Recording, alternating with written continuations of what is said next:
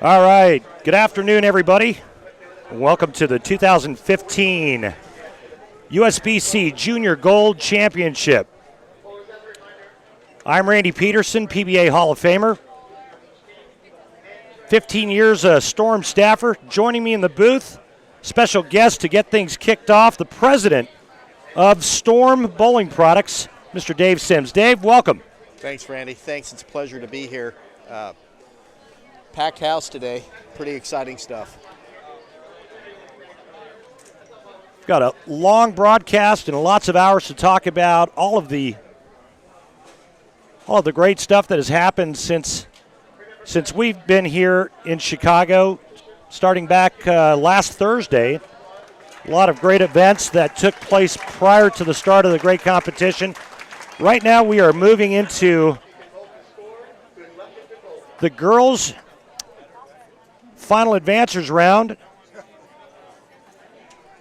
We've got under 20 on 47 and 8 and under 15 age group on 49 and 50.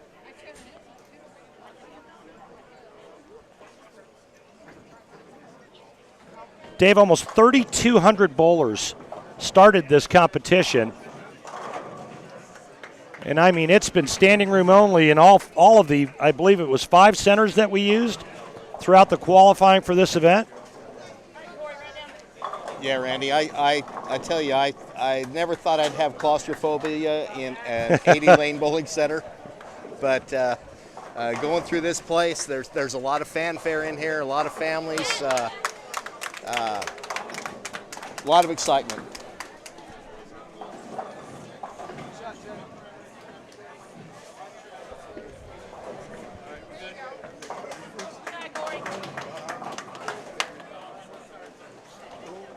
And right now we've got the top, I believe, what is it, 48 under 20?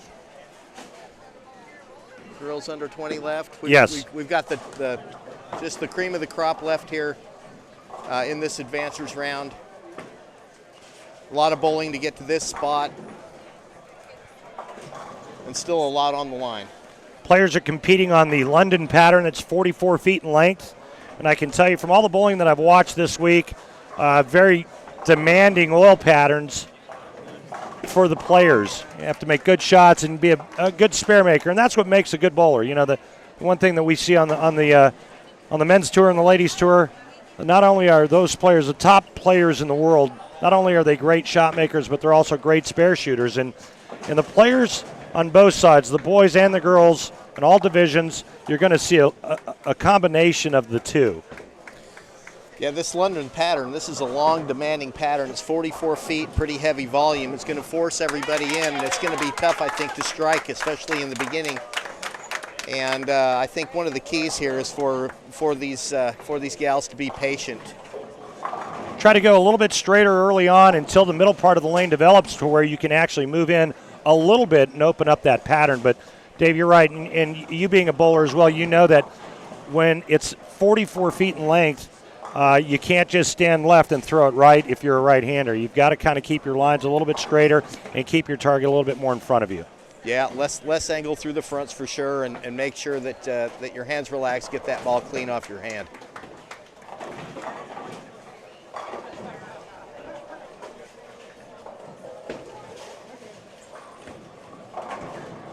And a nice shot on lane 50 by Megan Doris.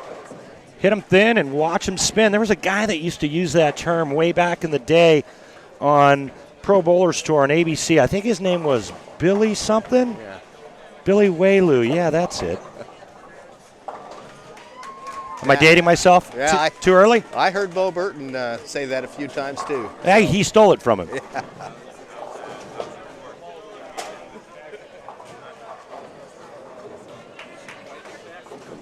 Not sure what the issue is, folks, on 47 and 48.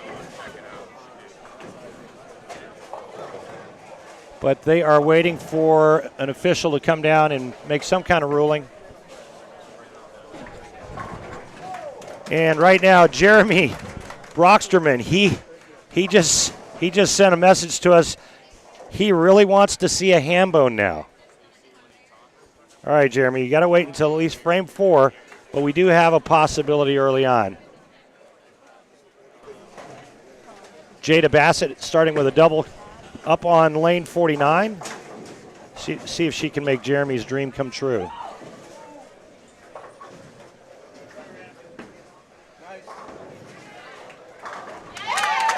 Another great shot right there.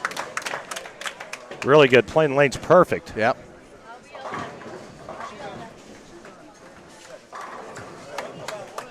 And a good ball on 48. And 47 and 48 underway. Jacqueline Evans up on the left lane.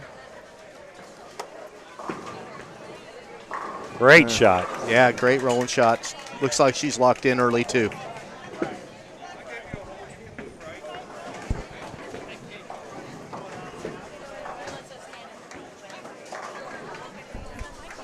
It's too small for me to read their names, so I'll look up there to read their names.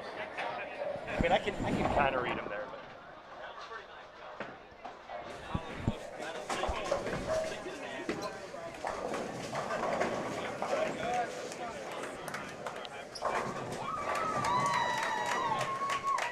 So, Dave, let's talk about the involvement from Storm. This being the first time our company has sponsored Junior Gold. What was the genesis behind this? Well, Randy, you know, junior bowling is very important for the sport and very dear to our hearts. And, you know, I grew up bowling in the junior leagues, as did many of the guys there at Storm.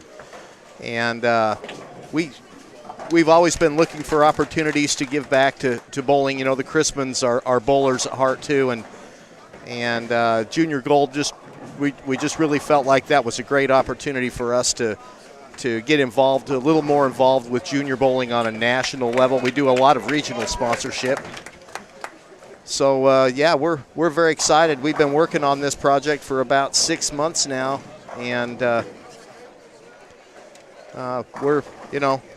it's a fantastic event. Well, a lot of thought, a lot of preparation, a lot of hard work, and a lot of staffers from Storm were involved in this event and still are. But let's go back. I arrived Thursday, and Friday we had a matchmaker event, and it was probably one of the biggest matchmaker events. I know it was the biggest one I'd ever been involved in. We had, what was the number? Over 500 kids that went through the matchmaker session. I've got it in my notes somewhere. Yeah, it was 530 kids that actually went through matchmaker. And the amount of staffers that we used for that and how smoothly it ran with getting the kids measured, to getting their lane assignments, to getting the latest and greatest Storm and Roto Grip bowling balls in their hands.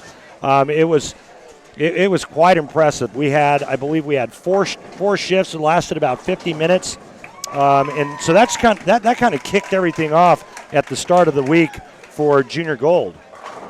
Yeah, 4 shifts, 50 lanes. We had 5 different stations too. So a lot of these young bowlers got the opportunity to try the latest and greatest from the Storm and Roto Grip lines, and get some tips from some of the industry's best, some of the best bowlers around, and of course our staff. And I think it went fantastic. The next day we had a registration and an autograph signing that lasted a little over 6 hours, and it's myself, Pete Weber, Norm Duke, Wes Malott, Carolyn Dorn Ballard, and Rhino Page. And we signed autographs for 6 hours, standing room only. The line was out the door for the duration of the 6 hours. We estimated that we signed approximately 3,000 to 4,000 pieces each. And it was amazing. I don't know how many pictures. It was by far the biggest autograph session I'd ever been a part of. It was incredible. Yeah, and Junior Gold isn't just about the kids. I mean, the bowling is about the kids, but there's a lot of parents and a lot of grandparents here and a lot of family that come to support these athletes. And even during registration, I'm sure that there was the opportunity for for some of the adults to be able to meet their bowling idols.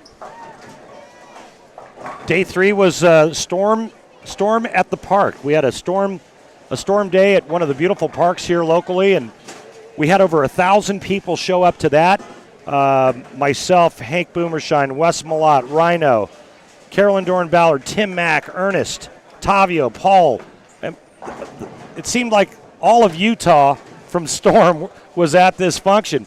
Over 1,000 people participated and had fun. We had wiffle ball.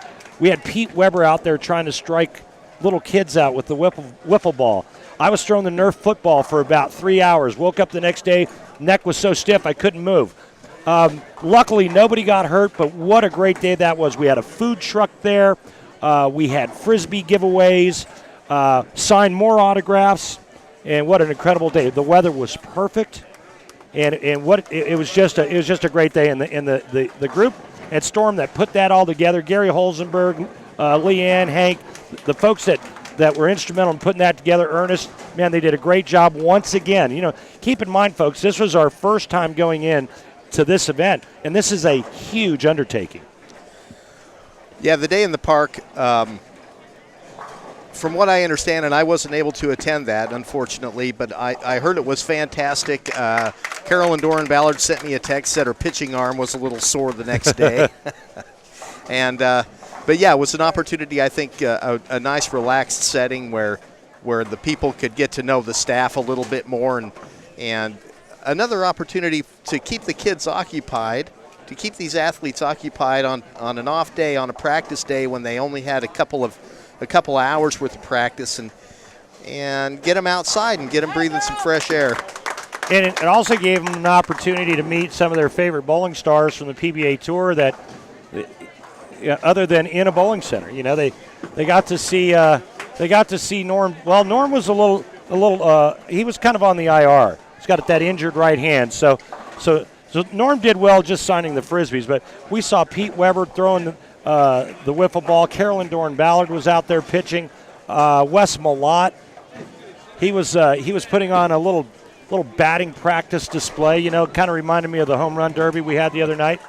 So it was kind of cool in that it gave the kids an opportunity to view some of the superstars outside of the bowling arena. Yeah, Rhino Page, AJ Johnson. We had a lot of the stars here.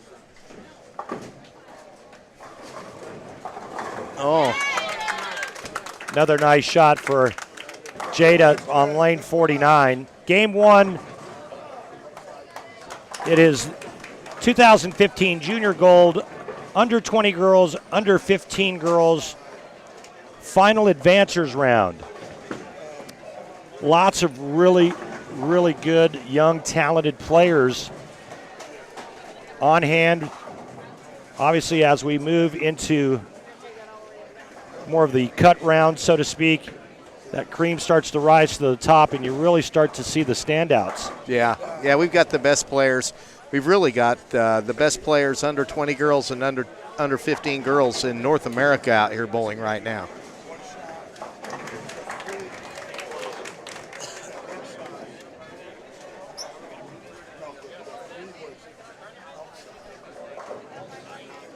Megan Doris up here, spares at a premium.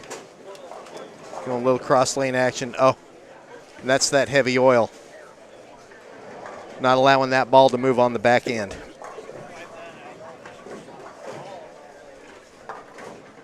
And that was back-to-back missed 4-7s. Yeah. Lane 49 and 50. Again, we talk about how important spare shooting is, especially on a tough oil pattern when you're not throwing a lot of strikes. Yeah. And it really tests all facets of your game. Yeah, you got to go right at him right now. Nice shot there by Madison Janik.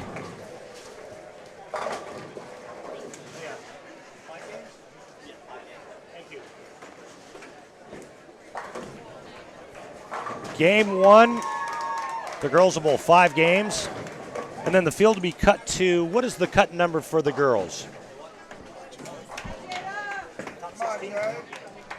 It'll cut to the top 16.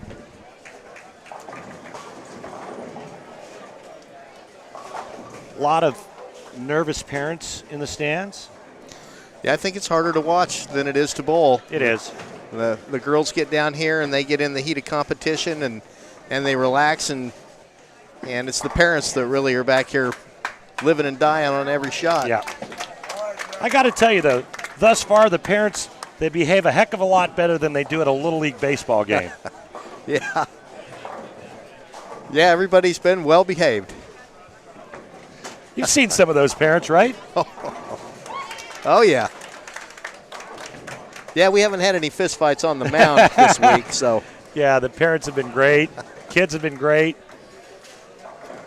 A lot of fun here at Junior Gold. And it's an experience. You know, it's a great experience for the kids. And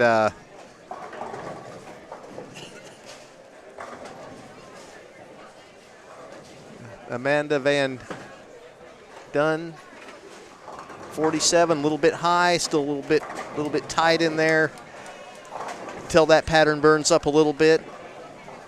Yeah, early on this pattern, Dave, straighter is greater. Definitely keeping your target in front of you. Going a little bit straighter. Got another comment here from our folks that are watching. Let's see. Let's see what I can find here. Oh, another good ball by Jada. Ring and 10. Brandy Hensley says, what about that ball went out for burger and fries and came back with steak and baked potato? It's a Randyism. Just go with it.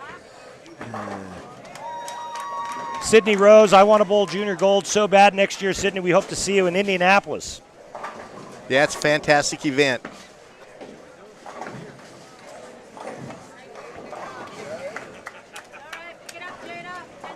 Practice your spares. So important to be a good spare shooter. Right now, it's hit the head pin and make your spares.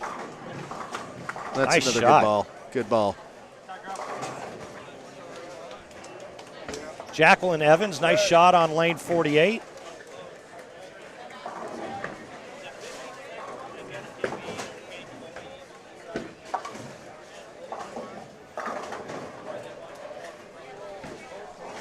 You know, when I first got here and we were setting up to do the live feed, I was a little chilly. I brought a sweater with me, and then all of a sudden the body started to fill in, and then humidity in the building went up, and now I'm nice and cozy. Yeah. No need for a sweater. You get here in the morning, it's a little cool in the bowling center, but you're right. As it fills up, the heat goes up. You know, one of the things that I forgot to mention was all of the stuff that was going on prior to the start of competition. One of them was the seminars that Hank Boomershine put on, but it was also the seminars prior to this event even starting that were on the Storm Junior Facebook and on the Storm website, and all the information and tips and everything leading up, and then those great seminars the day of the signing at I think, what do you call it, the Administration Day. Yeah, registration. Registration Day. Yeah. Yeah, you know, and the opportunity, Hank Boomershine, who's a gold level coach, putting those seminars together, and Leanne Barrett Holstenberg, who's 27-time titleist on the ladies tour. I mean, there's a lot of knowledge. Hank's been around. He's been a tour rep. Chris Schlemmer, Steve Klimkin. There's a wealth of knowledge there, and the opportunity to share that is important to us. And so that Storm Junior Facebook page, everybody should be visiting that, whether you're a junior or not, to pick up that knowledge. Lots of great information on the Storm website, whether it's equipment, whether it's videos, instructional videos. And that's what we do. We're diligent when it comes to putting out information that helps not only our consumers be more knowledgeable about our product, but also to help bowlers be better bowlers. That's our goal. Jay, I need you here. Okay. On the under 15 girls and 49 and 50, they're a little bit ahead of and of course there's half the gals on the lanes over here that there are on 47 and 48 with the under 20 girls starting to finish up this first game.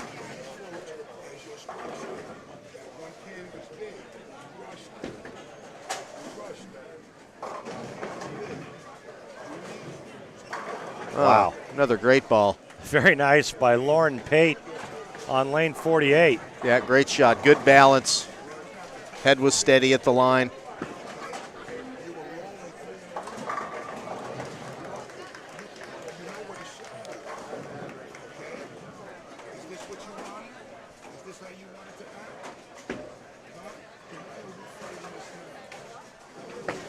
Peyton Kuntz with a good shot on 49. Good balance.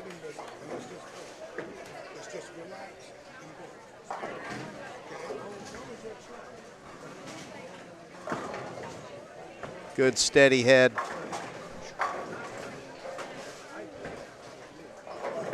Couple of good shots there. Good ball on 47.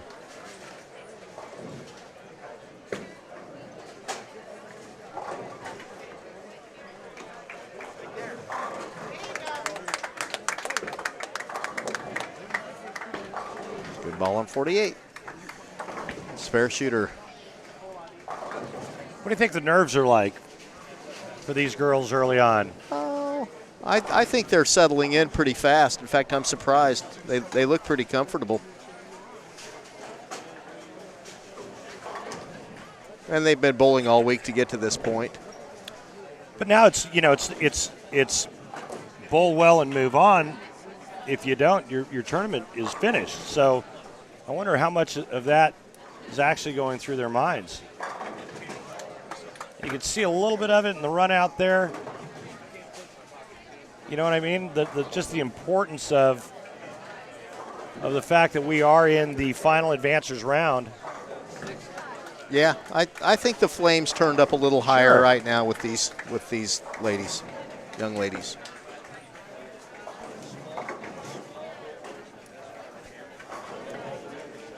Because you're right, every shot matters.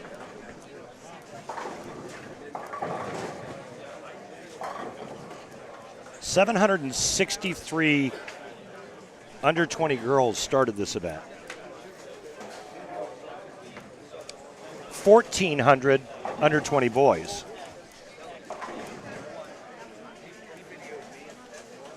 What's on the line, you ask? Well, Junior Team USA spots will be awarded to the top 4 boys and top 4 girls in the under 20 division after 24 games of qualifying. Additional spots will be given to the winner and runner-up after bracket play. Scholarships, notoriety,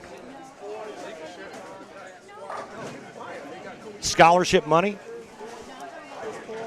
Seen a lot of coaches from universities here recruiting.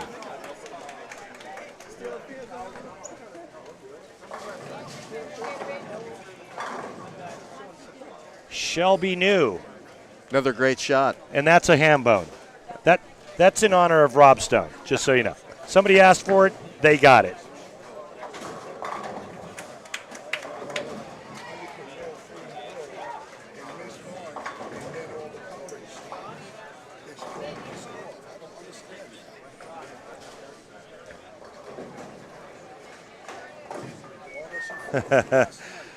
Yep, they're chatting about the ham bone. Erin Campbell is rooting her friend Shelby on, and Shelby came through with a nice 4-bagger. All right, Lauren Pate. I like that game. Yeah, she gets Keeps through it the in front ball of her, good. rolls it good. Yeah, she got through that good. Got good balance at the line.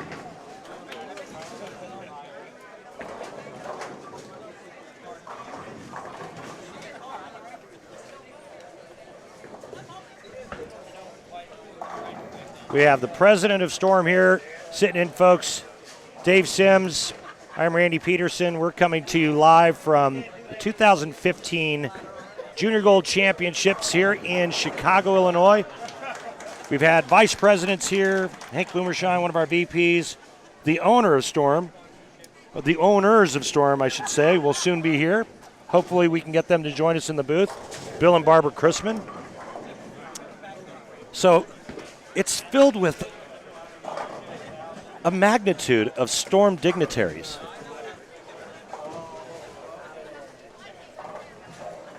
Well, we're just proud to be a part of this and to be a sponsor of this great event and come out here and have the opportunity to work with all these athletes and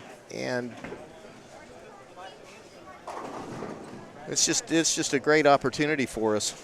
We're very pleased. It's fitting, the Bowlers Company being here at Junior Gold. Yeah, I wish I was bowling.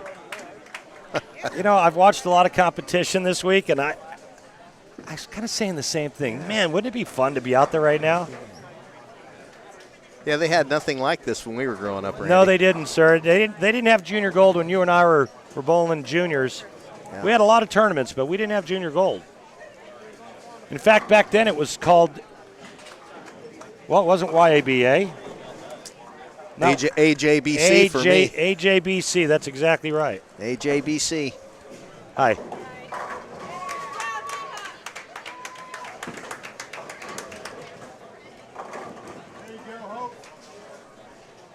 All right. We got a new foursome here on 49 and 50, the girls under 15 division.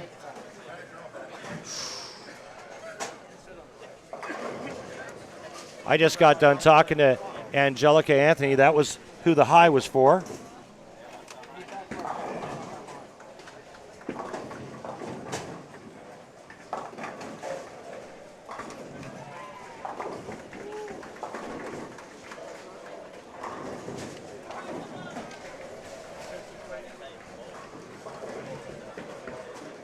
And there she is on the right lane. They're lane 50. And a great shot. You know, I think she owes a little bit of that to me for saying hi. And she came back and gave me a little fist. There you go. It's great. Nice shot.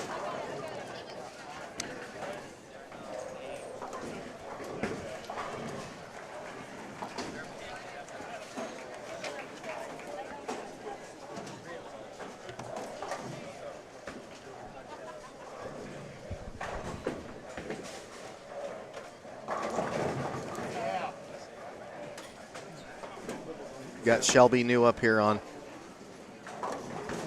lane 47, 4 strikes in a row, making a bid for a 5-bagger.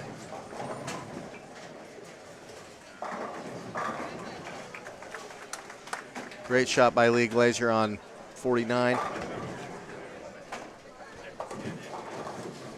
They won the national championship? The NAIA? NAIA championship? USBC Intercollegiate.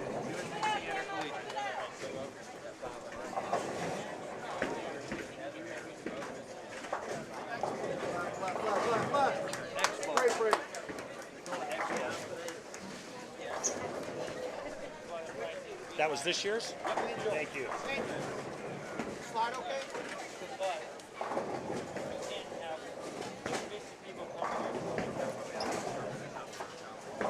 Lauren paid up on 48.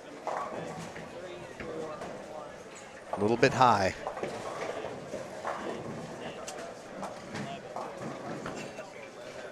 Leah Glacier high on lane 50. I think they are still a little tight, Randy. I think the lanes are tight, and I think maybe the nerves are still there a little bit.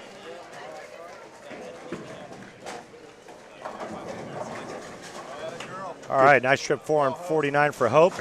You know, it's all about ball motion, as you know, Dave, and in seeing that right shape and then being comfortable enough and getting through some of the jitters to repeat shots. And we've got a player coming up here on lane 48, Corey Smith. She's a member of the NCAA USBC Intercollegiate Championship team. You'll see her right here on the right lane, lane 48 here in a second. Good shot there by Emily on lane 49.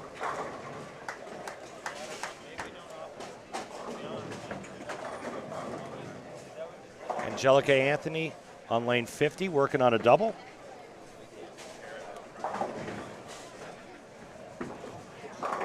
Oh, stone 9.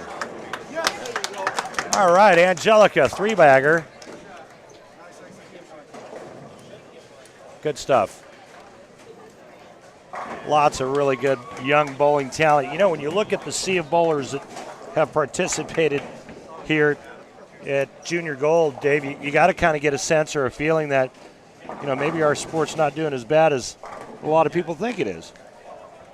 There's a lot of excitement at the youth level here. High school bowling is growing immensely. It's still in a growth spurt, and college bowling is doing fantastic.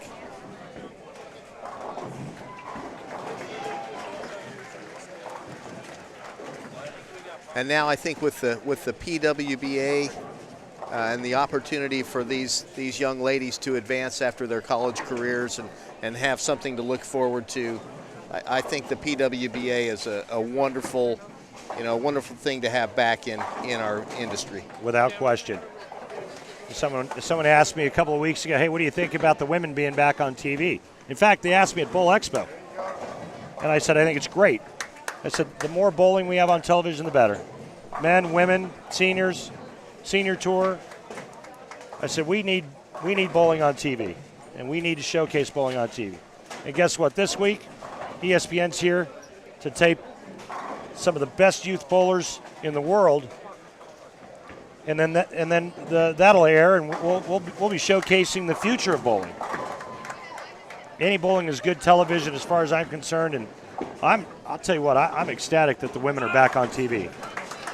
Yeah, and this Junior Gold, there's not too many opportunities for junior bowlers to bowl on national TV, and especially an under 12 or an under 15 bowler.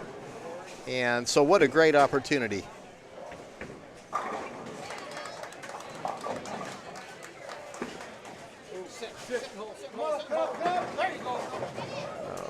Unlucky. Good shot, and didn't carry that Wally 7 for Angelica Anthony.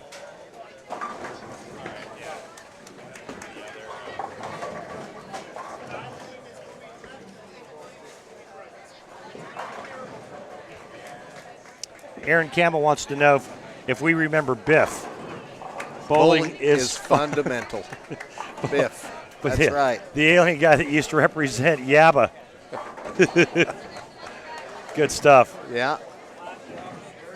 I think I still have a little Biff thing at home in my little archives there. And I beat Earl Anthony, too, at one point when I was a junior bowler. Did you? Yeah. Hey, that's a pretty good feat. He didn't lose to too many people.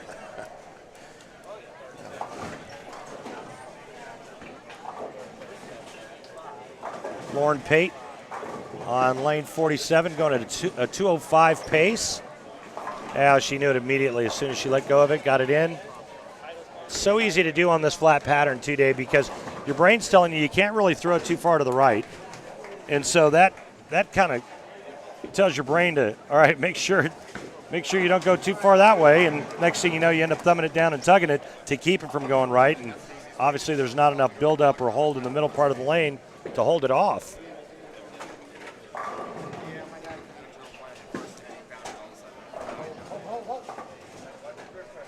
Yeah, this is definitely a test of your skills and your patience right now. You can tell that the better players have experience bowling on the tougher oil patterns, and it shows. They know how to play the patterns. They go nice and straight. Some of them, their spare games are real solid. Yeah, there was a lot of Scotch-Brite and Aberlon pads out too during practice here to get some surface on these balls to get them to slow down. As soon as they heard they were bowling on a 44-foot pattern, you saw a lot of kids down there with Aberlon pads, and they started scuffing up their hooking equipment to make sure that they had enough surface to create a motion, a ball reaction that they would like to see, so they would have a chance on this long pattern. And that's really a good tip for everybody listening in, to make sure that you have some abrasives with you whenever you go to bowl a competition like this or any other competition, state, local, regional, whatever. Got to have some scuff in your bag. Yeah. I know the guys, the tour reps, Del Ballard and Jim Callahan and Tim Mack, our guys out there. They always make sure that the balls might be a little smooth when they go down the lanes because you can take it off, but it's hard to put it on. Exactly so right. Smooth the balls out and then take it off when you get down there to get them to roll in the right spot. Much easier to add surface than it is to shine it. Yeah.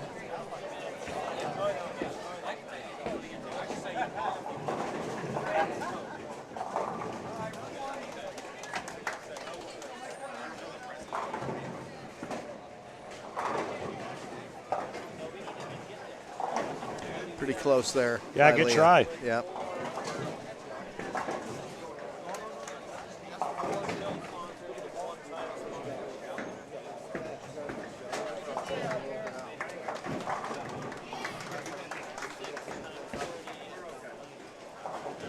Randy Peterson, PBA Hall of Famer and president of Storm Bowling Products, Dave Sims here with you at the 2015 Junior Gold Championships here in Chi-Town. Are you a Bulls fan or a Bears fan or any kind of Chicago team fan? I like the Blackhawks. Do you like the Blackhawks? Yeah. There you go. You just made a bunch of fans. My brother-in-law is a Blackhawks fan, and he kind of turned me on to them. And you know, I'm not a bandwagoner. I've been with them for almost a month now. So nice. Very nice. Yeah, the Blackhawks, didn't they win the Stanley Cup? I believe so. They beat the Tampa Bay Lightning, didn't they? Yes, sir. You know, I don't follow hockey much. I remember when I used to live in California, specifically Southern Cal, we had this guy that the Kings actually brought into town way back when. His name was Wayne Gretzky. That's it. Yeah. And I still didn't know anything about hockey, and here he is, the greatest hockey player of all times, playing for the Kings. Marianne DeRupo, I'm doing just great. Thanks for asking. How are you?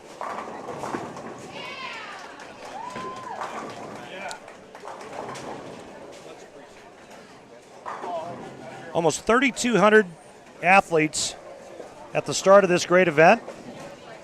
We're now down to the under 20 girls, under 15 girls final advancers round.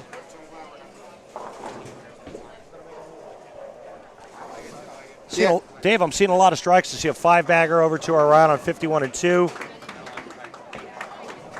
Yeah, a turkey over there on that pair too. 2 turkeys over there. And a 4-bagger right here on lane 50. Yep. A ham bone, I should say. I'll let you say that. Matt Martin wants to know if Dave likes the Cubbies. That's my mom's favorite team. But no, Dave's not really a Cubbies fan. And Matt, Dave said get back to work. Meanwhile, we have Tavio and Paul standing here. More of our phenomenal staff from Storm. And, of course, they all know who we're talking about when we refer to Matt. And they all know why we say get back to work, Matt. Can't wait to see what his next post is. So, Dave, we thought we'd have a little fun since we're here in Chicago. We would let you do the second half hour of this live stream in your best Harry Carey impression. No, I don't have a Harry Carey. Well, you got to start, Dave. 6-bagger over here to the right to the left on 45 and 46. So the girls have figured it out. And you know what? What I think I like about what they do early on is go straighter. Yeah, that's Dakota Hazelwood over there. She goes double, 8 spare, 6 in a row. What do you want? What? Oh, Dakota Hazelwood. And a spare there, so she's off to a blazing start. 250 game right out of the gates. Yeah, what a great start. Get a bunch of pins. That'll loosen up your swing a little. Absolutely.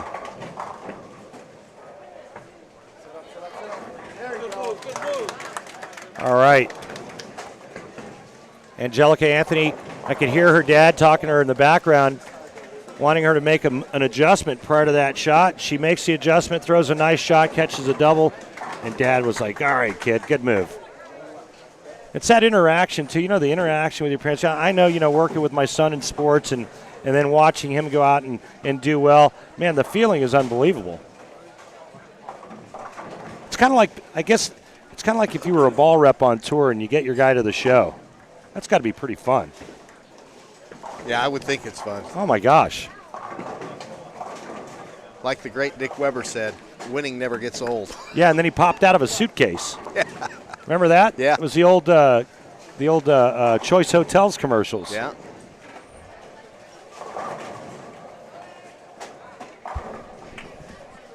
Remember, I was bowling a tournament. I want to say we were in. I want to say it was St. Clair Lanes, maybe the last ABC show in St. Louis. I get done bowling a bad game on the high end, and I'm making the flip.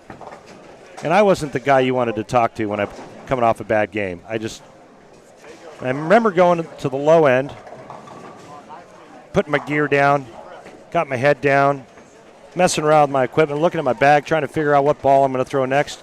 And I hear this guy go, "Hey, Mr. Peterson, good luck this game." And I'm like, great. That's all I wanted to hear. Somebody talk to me, right? And I look up, and it was Dick Weber, sitting next to Juanita.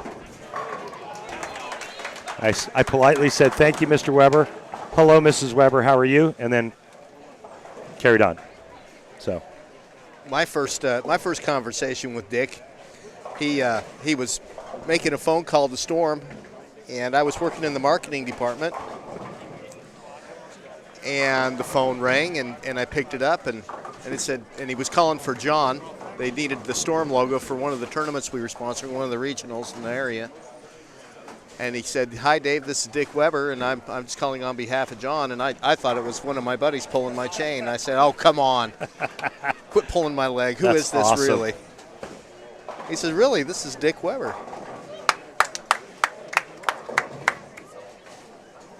And I said, "Oh, Mr. Weber, I'm sorry." And he said, "It's not Mr. Weber, it's Dick." he always said that. And you know what? He of all the great players, and I mean, in no disrespect to any of them, but he was the only guy I called Mr. Weber. Or, Mr. I watched Marshall Holman and Mark Roth throughout my growing up and as a kid, and I wanted to emulate them. And then I went out on tour, and I never once called him Mr. Roth or Mr. Holman. But Dick, he was always Mr. Weber. And it didn't, and yet you're right. First thing, it's not Mr. Weber, it's Dick. It's Dick. No, it's not, sir. It's Mr. Weber. He was our Arnold Palmer. He was bowling's Arnold Palmer. Yeah.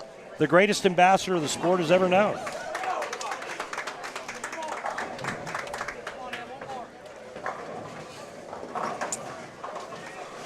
Emily Schrader with the double over there on lane 50. We've got the first one in the 10th. All right, it looks like we've got a message here from Nick Knippa. Nick, I can't read Russian writing. Can you translate that for us, Nick? We'll say it on the air. Sorry, but I don't know what that says. All right.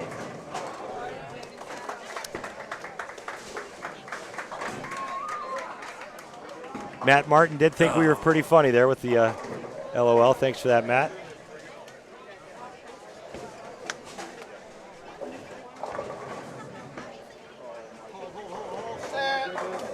Oh, nice shot.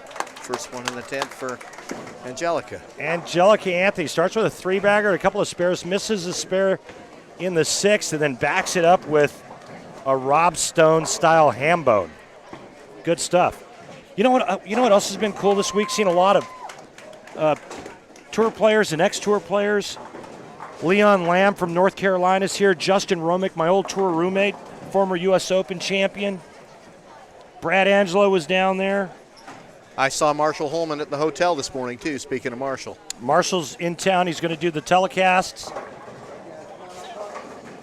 Oh, nice shot. Boy, she's rolling it nice. She's playing the right part of the lane, making the right adjustments. She's going to be in the 240s with good count here and a great start. She's got the right ball speed, too, for this pattern. Keep it nice and soft. You don't need a heavy hand. You need some hand.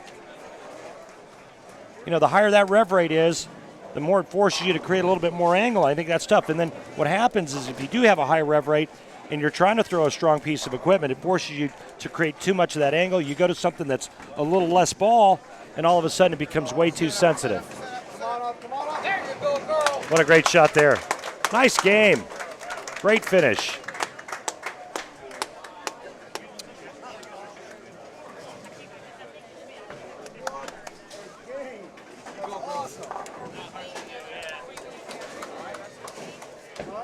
We are going to 59. Randy, I also think that the faster pace with these under 15 girls, you know, they've only got two to a lane, and the under 20 group is 4 to a lane, and I think that faster pace is definitely helping the scores go up a little bit over here. I think it's a huge advantage anytime you can keep that rhythm going. It's much easier to keep and hold rhythm with 4 on a pair than it is with 8 on a pair. And with 8 on a pair, the pattern's going to burn up a little faster too. Absolutely. Transition much quicker. Yeah.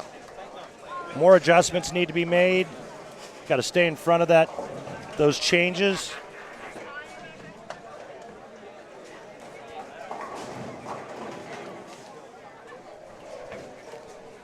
You know, you mentioned earlier about the 3,200 athletes or so that are here for Junior Gold. And it's a fantastic turnout. It's the biggest Junior Gold they've ever had. It keeps getting bigger every year, bigger and bigger. And we had some conversations with some of the folks that brought their kids and even some of the other kids from their area running qualifiers and getting these kids out.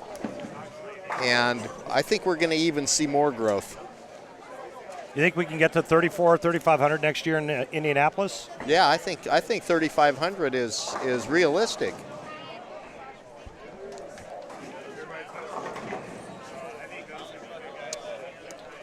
All right, once again, folks, we are just finishing game 1 of the under 20 girls division, and our under 15 girls division are actually moving into game 3. We are bowling on the London pattern, 44 feet in length. Seen some good scores here early on, especially on the under 15 girls side. Oh, nice shot there, Haley Cummings catching a double. That'll get her in the 190s.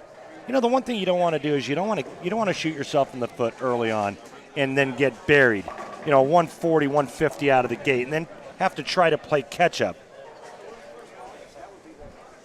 Yeah, and really none of the girls in the under 20 over here have really buried themselves this game. They've all kept it in play and made a lot of spares, and that shows the experience that they've got.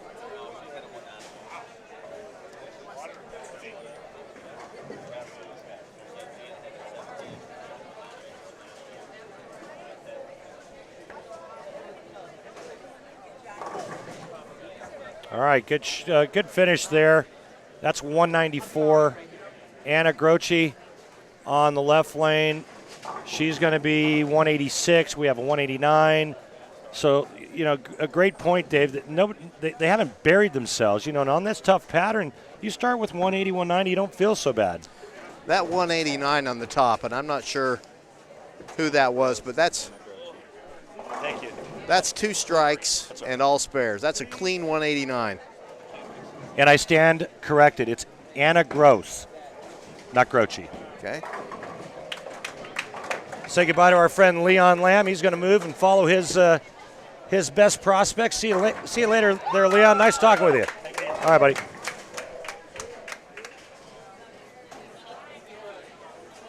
And a nice finish by Amanda Van Duyn. One more strike. She'll be in the 2-0s. Yeah.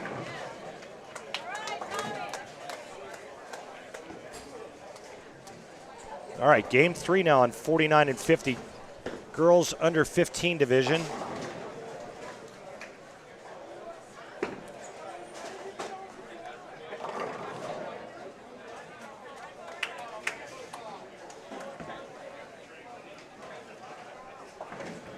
Mabel Cummins up on lane 49, I believe, was she was top 5 last year in this event. How good she throws it. Well, I'd say she could teach a lot of players here some really good habits. You see how solid she was at the foul line?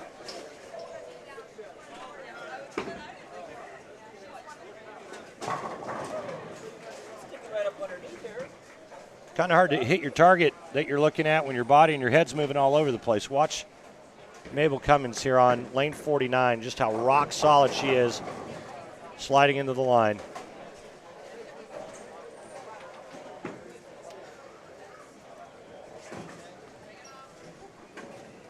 And that was the Randy / Bo Burton kiss of death. Yeah. Yeah. The curse. I learned from the best. Oh, nice shot there. Another strike. Lauren will be in the 2 teens. Pretty solid 8 games over there on that side. Pretty solid.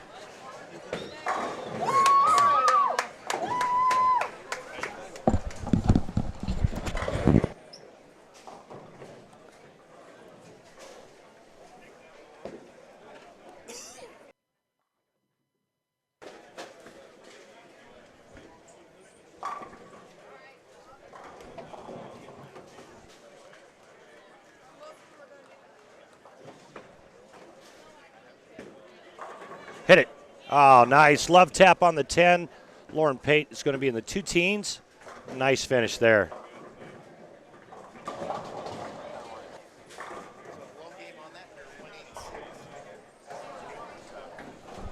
Low game on that pair, 186. Good start for all 8 contestants Yep. over there on 47 and 8.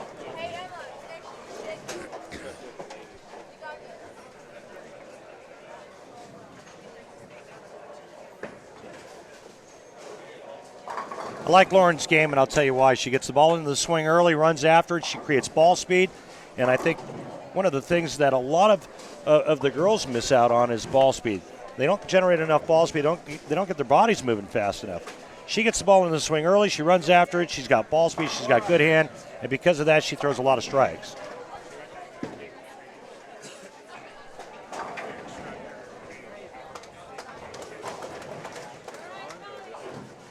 Yeah, and she's got good timing, and she gets around the ball at the bottom pretty good.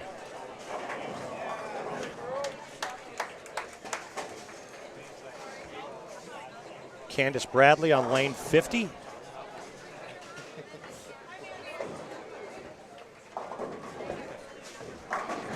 Oh, pretty good shot there.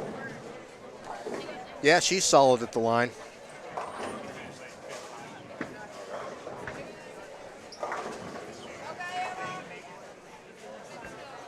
Some ball speed there by Emma Elfrink. Started with a double, looking to convert the 2-5.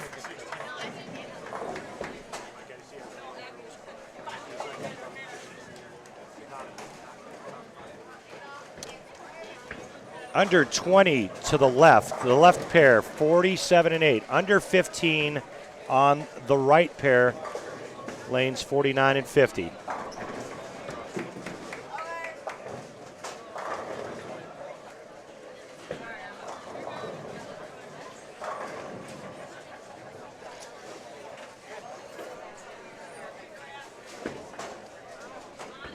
Catherine Corbin is leading the U15.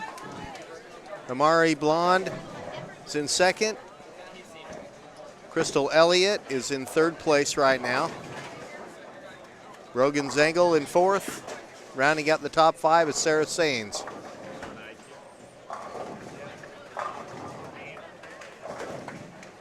We talked earlier about the huge matchmaker event. It gave all of the kids a chance to throw the latest and greatest equipment from Storm and Rotogrip. And so we featured from the Storm side Skyrocket and Optimus Solid. And from the Rotogrip side, we featured the new Menace, the new HP 4 ball, and the new Haywire. There's a lot of buzz going around after that matchmaker event about those 4 bowling balls. Yeah, the pro shop was buzzing in this building, from what I understand. Once again, unfortunate that I was not able to attend that matchmaker. I love going to those things and interacting with the bowlers. Yeah, the Rotogrip ball's due to release in about a month. August 11th? Is that the release date? I believe that's correct. Oh, nice shot there by Page on lane 48. Yeah, and the two new Storm bowling balls are readily available now and at your local pro shop. Skyrocket has got the R2S cover stock with a booster core. Optimus Solid is R2X cover with the new Tri-Sphere core. Yeah, we're very excited about that Optimus X.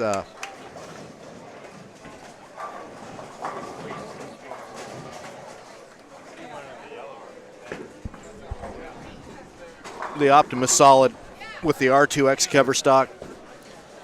That R2X, that's a new generation of reactive cover for us, and R&D's done it again.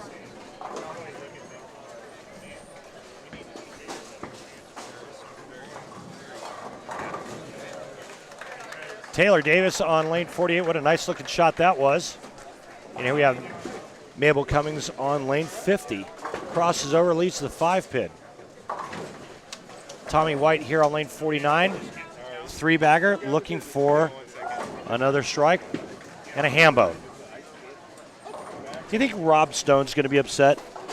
Hi, Marshall Holman. Marshall Holman stopping by to say hi. Great to see you, Randy. Great seeing you, Marshall. Marshall. How are you? Good. Hi. We're just having a little chat, you know. If you get bored later, why don't you stop by and I'll put you right here next in Dave's seat, or you can have my seat and you can chat with Dave. I will. I'll be back maybe 15, 20 minutes. You got it. Right. Thanks, Marshall. Let me know. Yeah, I'll put you right in. Very good. Great seeing you. Thank you. Nice seeing you. All right, folks, there you have it. We're going to have a special treat. Marshall Holman will be joining the live feed here in just a bit. Hey, and you know what? You know what's really cool about that? We got him for free. Absolutely free. It's on Facebook today, and I couldn't tell if Randy was just commenting about Always a pleasure to see Marshall. Grew up idolizing him. Then I had the opportunity to compete against him. We got a great Marshall Holman story for you. First time I ever bowled against Marshall in match play. Old Showboat in Las Vegas. Packed house, standing room only, 80 lanes. Showboat was a big place. It's Thursday night of match play. It's game one. I'm going to bowl Marshall.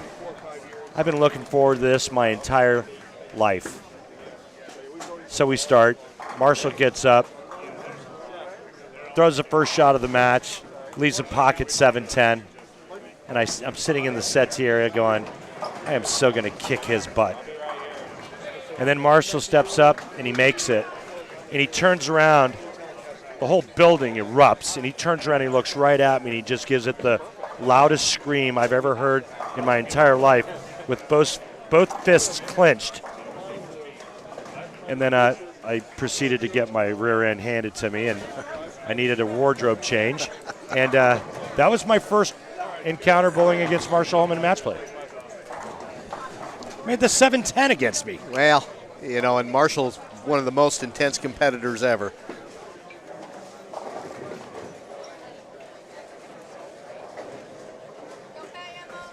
Boy, was he fun to watch. Yeah.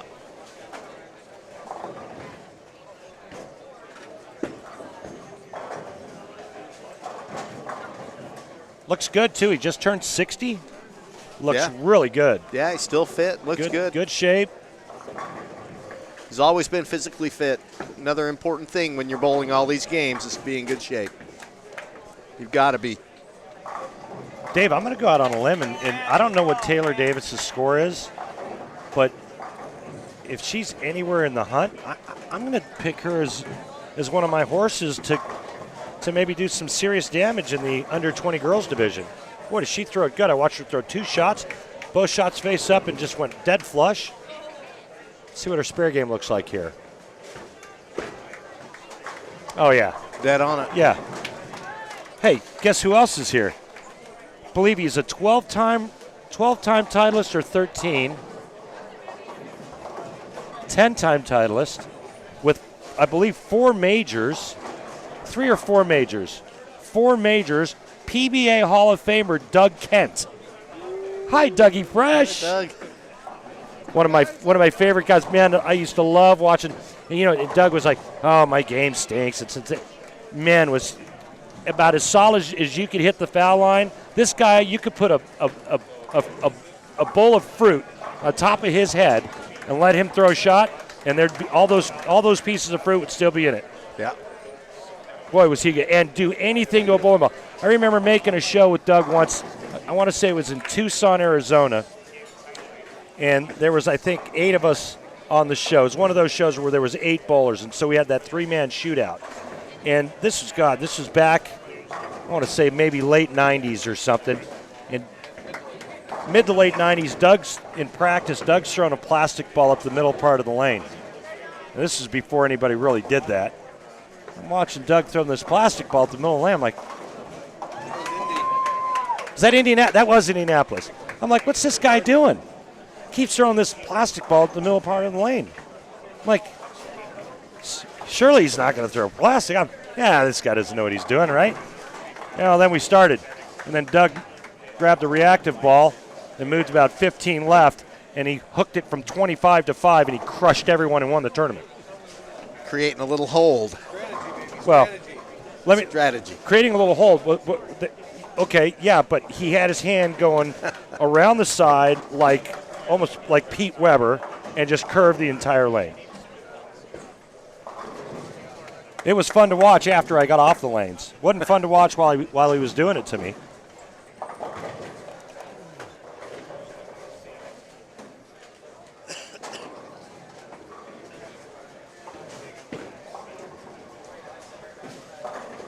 Chip that 9.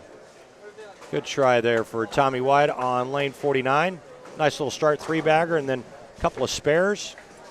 Laura Branch, lane 47, going for her 7-pin. Good shot.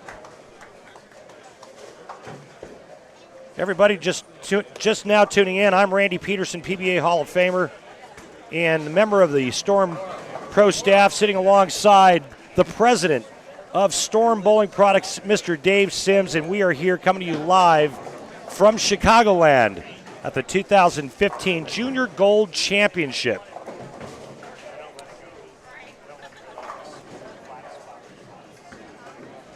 I feel like we're kind of doing the British Open because we've got hours upon hours. Yeah, it's live from It's live from the Junior Gold. Live from Junior Gold. In beautiful Stardust lanes in suburban Chicago. This isn't my first time here. I was here last summer working an event for Storm. Was that an ABT event? Yeah.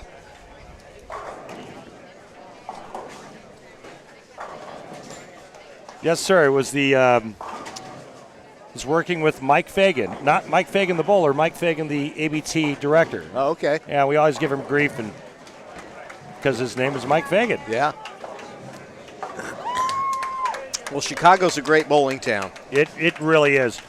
Going back to the early 1980s when I first started on tour in the Brunswick World Open at Brunswick Northern Bowl. Bowled that for many years, and then the Tournament of Champions was here for a few years. Jumped around a little bit. Lake Zurich, I believe, was one of the spots. Bowling at Bill Spigner's old center up in Hawthorne Estates. Yeah, it was a Hawthorne Bowl or Hawthorne Lanes. Yeah. Yeah, Hoffman Estates. Pardon me, Hoffman Estates. But the name of the bowling center was Hawthorne? Hawthorne. Yeah. Yeah. Nice bowling center.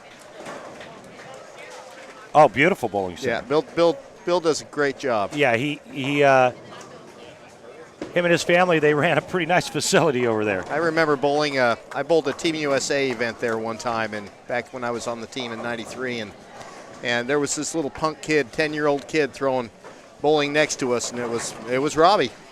It was Robbie. Who turned out to be a good player in his own right. He made a couple of match play appearances there during the tournament. Yeah. That we had there. Good bowler in his own right. Obviously, Bill Spigner, a PBA champion. Yep. Yeah, we're proud to be affiliated with Bill, too.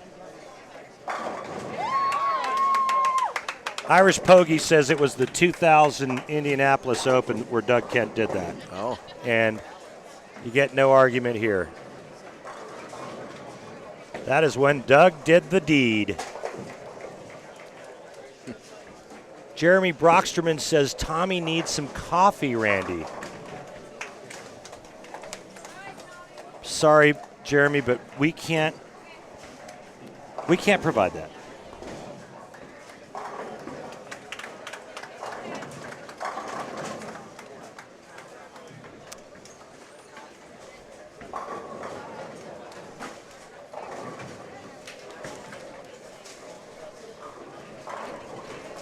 Jasmine Mason up here on lane 48. Watch this game, Randy. Working on a double.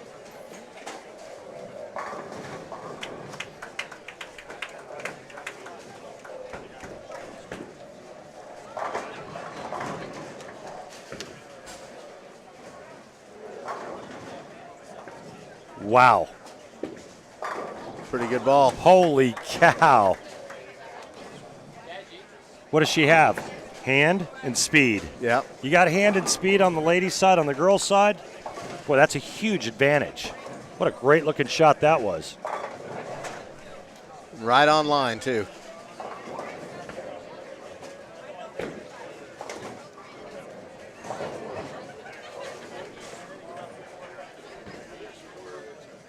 Candace Bradley up on lane 50. Just a little light.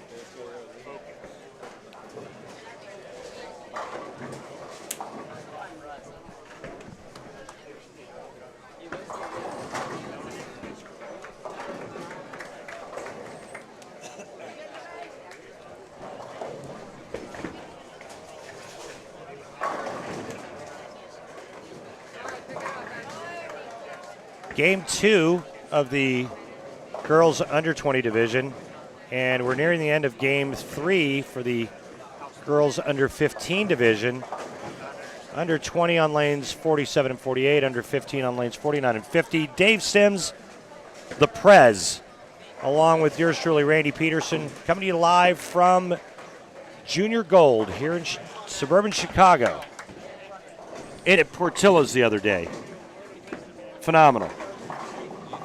Is that the hot dog joint? Well, they got, yes, but they have a little bit of everything. Oh, do they? Oh, boy. Yeah. I've heard about the hot dogs. Phenomenal. Yeah. They have beef sandwiches that are tremendous. Malts and shakes. Yeah. Chicago's got some great food. Boy, I'll tell you what, if I lived here, woo, we'd have to increase the gym membership.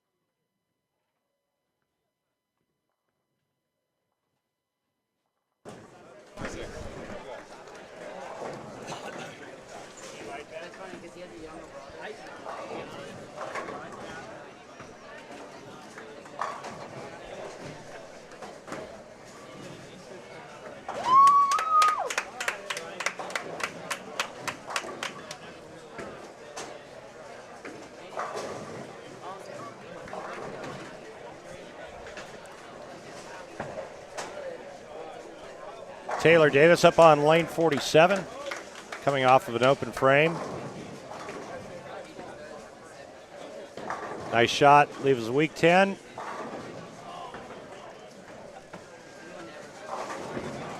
Good spare by Candace Bradley. And a good finish by Emma Elfrink.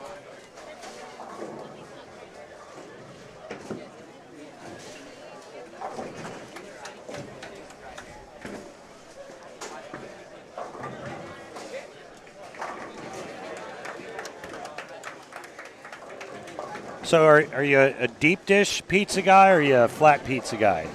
Because they have both here in Chicago. Yeah, I'm more of a flat. Yeah? Yeah. Fold it in half, wring it out. Thank you, Dana Gard. Thank you very much. Appreciate it. She said, doing a great job, Randy. What about Dave? Dana? He's doing a great job as well.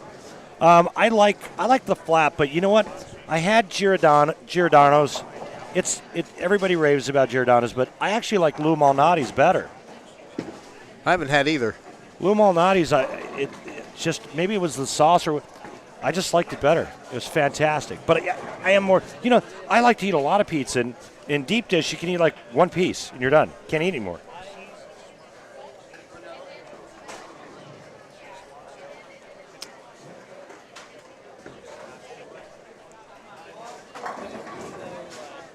Amanda Fry says she misses bowling this tournament. I could see why. Great tournament. And how about a great shot by Jasmine Mason for a four-bagger? Boy, does she throw it good. All right, can I change my horse? I'd like to change my pick now. Because this was before I actually saw her throw a shot. So I'm going to change to Jasmine. You can have two horses. All right, I'll take Jasmine as well. Yeah.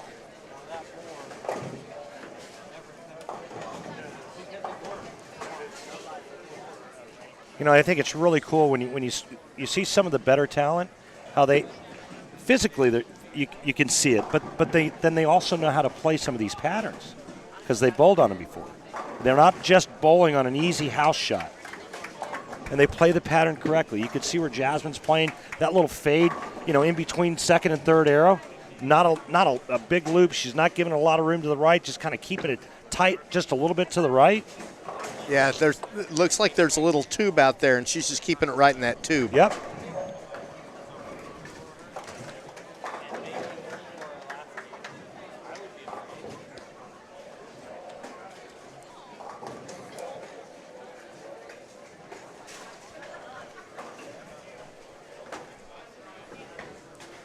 So on the U20 girls, Brianna Clemmer is leading with a score of 42-32. Sydney Drummett with 41-62. I watched her bowl earlier. She can play. Holly Ann Johansson with 41-36.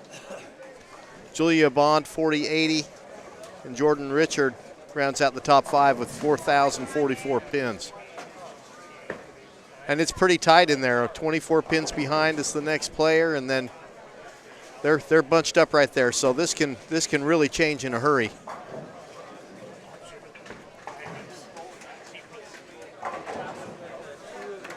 See if we can get a top 16 score. I believe that's what they're cutting to, the top 16. Yeah.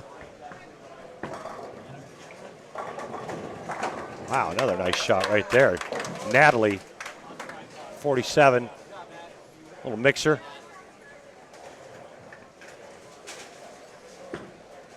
Jasmine Mason is in 15th currently. And rounding out the top 16, Tara Quinlan with 38.79. Yeah, she's only about 140 off of fifth place, so that's not very much. Remember, different oil patterns throughout this competition: short, medium, long. Different bowling centers. It's a great competition. Yeah. Yeah, they're bowling all over town. It really is a true test of your skill.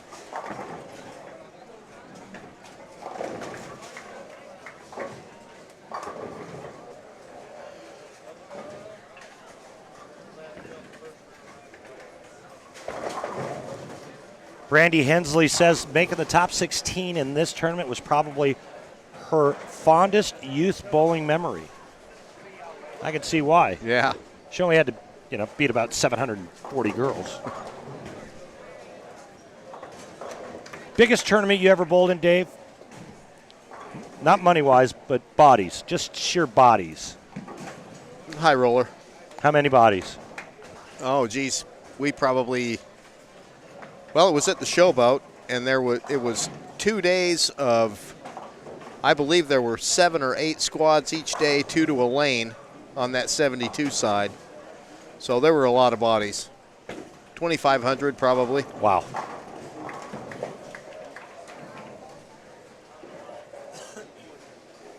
Other than maybe the USBC Open Championships, of course, there's Sure. a lot of bodies there, but that goes over a period of time. Right.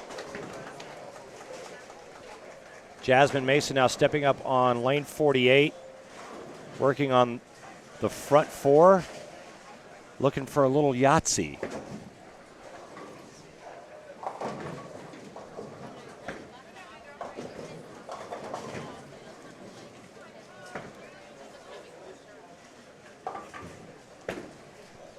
Lily Shell misses a 3-6, 7-10 on the left lane.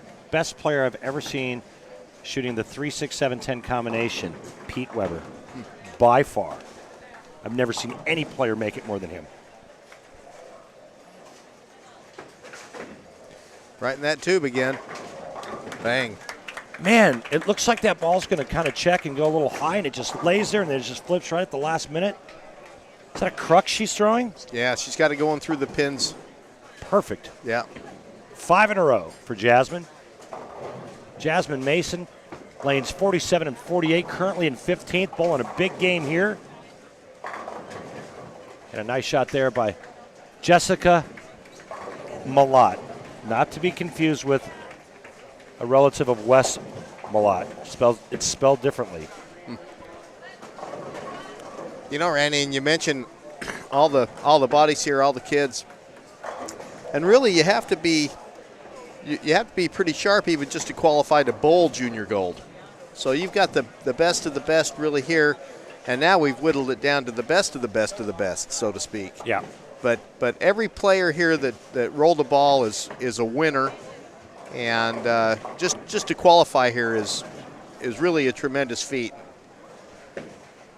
Yeah, I couldn't agree more with when just looking at the sheer numbers and the competition, how the competition structured, the 5 qualifying games at each center on 3 different patterns, short, medium, long. Of course, we had to reduce one of those qualifying rounds to 4 games due to a power outage that actually happened right here at Stardust when we had some really bad weather that moved through on Monday at the start of the tournament. One of the transformers went out. And so that was very unfortunate. And I got to be honest with you, I think the USBC did a great job in handling that huge delay. I mean, it could have been disastrous. They did what I think was the right thing to do. And I know there's probably a lot that disagree with, reducing that one game. Maybe it was on the long pattern and they felt their child had a better advantage on the long and whatever. But what else were they supposed to do? They had to find a way to get all of the bowling in that one day, and that was really the only way to do it. And the only way to be fair about it. Yeah, and sometimes you got to make tough decisions. Absolutely. You make them every day at Storm. And you know what? They had to make it an executive decision, and I think they made the right one. Yeah. Oh yeah, we still have the best players left in this event. So. Without question. Yeah. Yeah.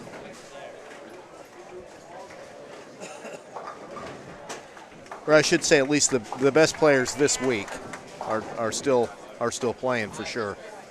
And some of the best players in the country. Yeah.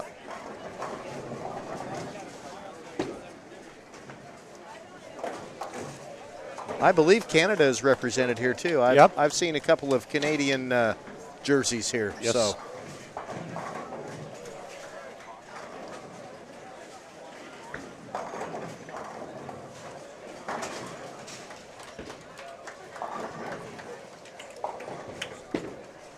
All right, game 4 is just getting underway here on lanes 49 and 50, girls under 15 division. Did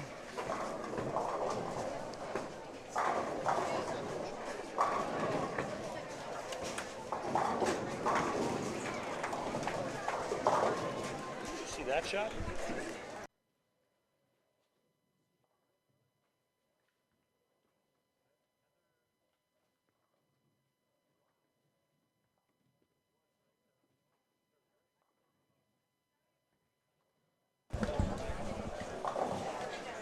All right, here's Jasmine.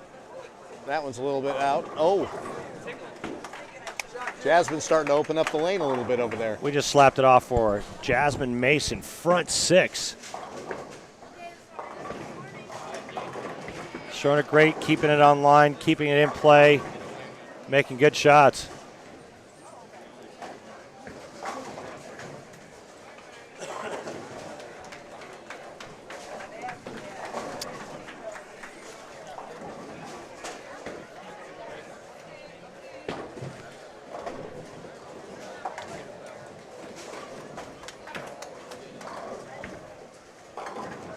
A lot of Storm and Roto Grip balls going down the lanes this week.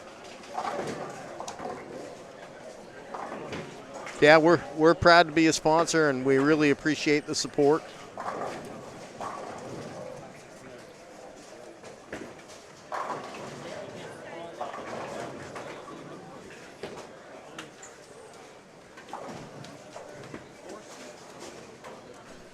You know, nice shot. Jalen Hoden converting the 1-2-10 washout on lane 50. Sorry, Dave. Wonderful. No, you know, at Storm, our goal is, of course, to give you the best opportunity to score every time you step on the lane. That's our goal, and give you a wide variety. So no matter what your skill level or your game, we've got a Storm ball that'll fit it. Well, I think that's one of the things that we do as well as anybody in the industry, if not the best, is filling those gaps and giving the consumer an opportunity to build a complete line from top to bottom. Jessica Malott, lane 48, 258, and that's the scary part about shooting that, chopping that 5-pin. 2015 Junior Gold. Randy Peterson along with Dave Sims, president of Storm Bowling Products, came all the way out from Brigham City, Utah to join us and be here with his entire crew, the Storm staffers, and to witness this great event firsthand. Dave, we really appreciate you making the trek out. And it's kind of fun watching these kids. Some great talent out here.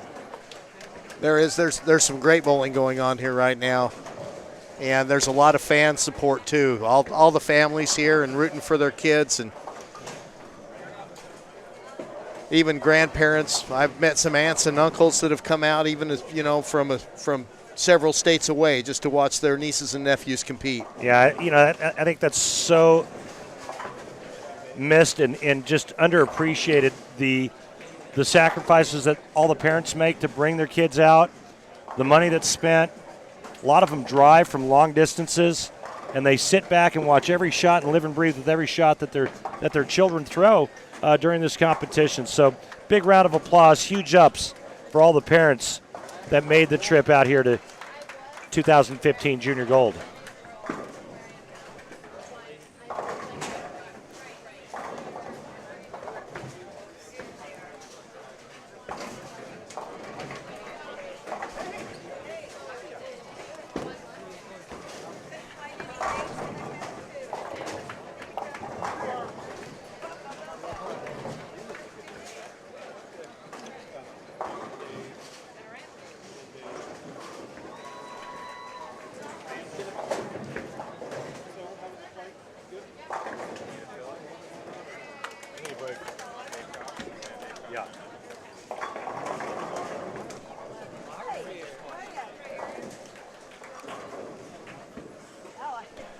All right, Dave, I'm going to take a break. We're going to bring in a special guest here to sit in with you for a few minutes. Oh my, wait a minute. It's Barbara Christmas. Hi, Barbara. Hi, Barbara. How are you? Hi, Randy. It's good to see you. Thank you for the kiss. Where is your husband? I lost him about 20 lanes. Okay. All right, no worries. Would you care to join us at some point while you're here in the booth for a little? I would say. Well, you know what? That's why we're here. We tee up. Barbara Christman, ladies and gentlemen, is here. Bill Christman, the owners of Storm, they're here. Dave, I'm going to leave you in good hands, though. Dave Cost, our public relations, he's kind of the social media guru at Storm. He's going to come in and join you. And, you know, Dave's never short for words. So I'm gonna take a little 5 or 10 minute break, and I'll see you in a little bit. Okay, thanks, Randy. We've got Jasmine Mason again here working on 6 in a row on lane 48.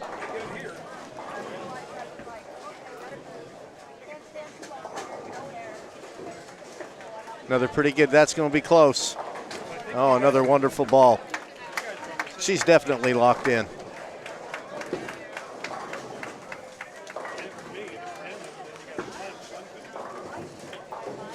Allie Landecker a little bit light there on lane 49.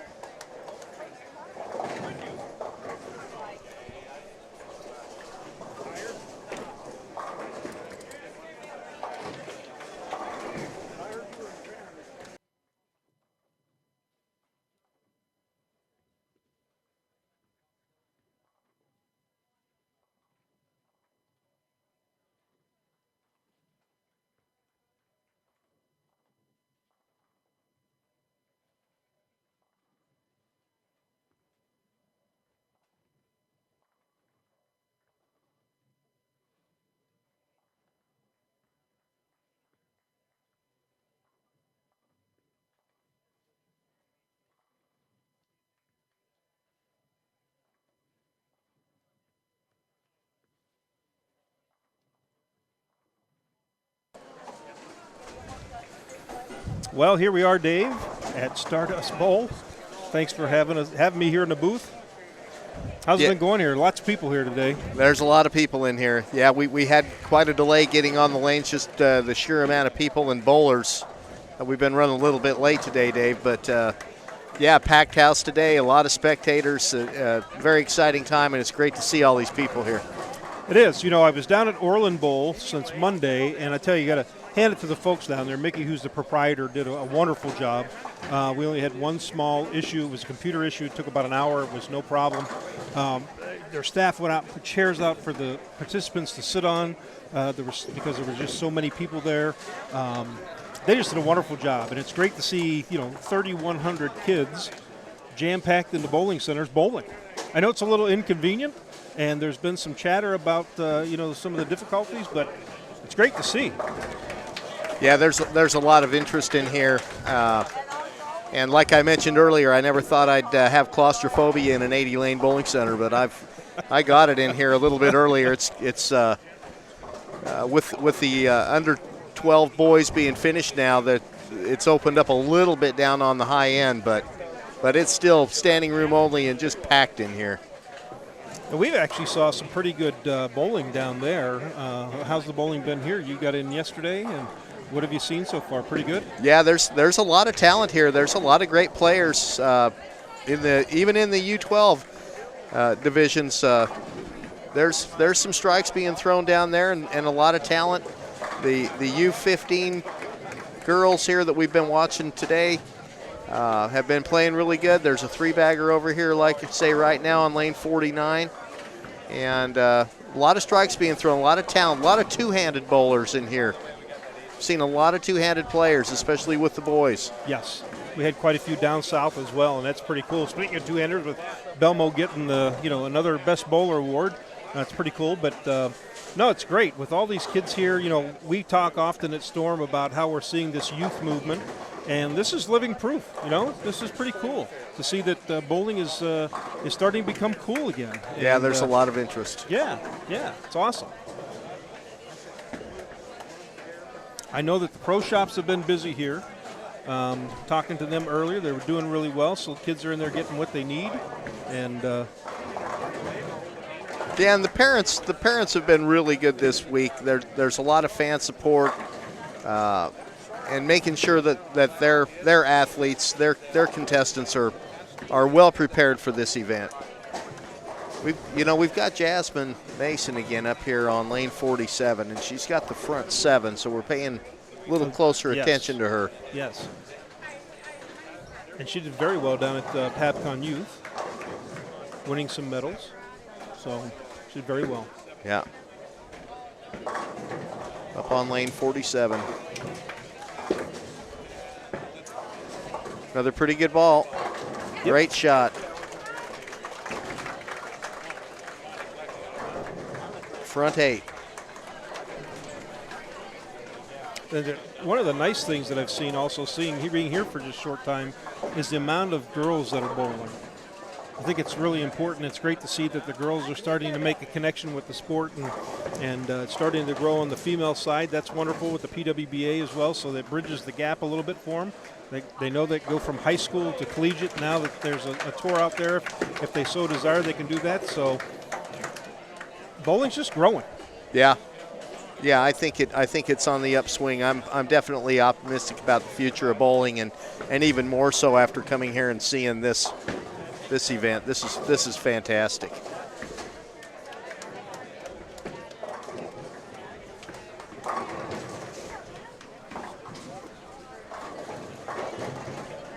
I couldn't tell what Jasmine was throwing. Was that a Optimus solid? It's a crux. Crux. Okay. Yep. She's rolling a crux down there right now. So we got Laura Branch up right now with that 3-6-7-10 split. Get over there. Tough spare. Jalen Honan. Crossover.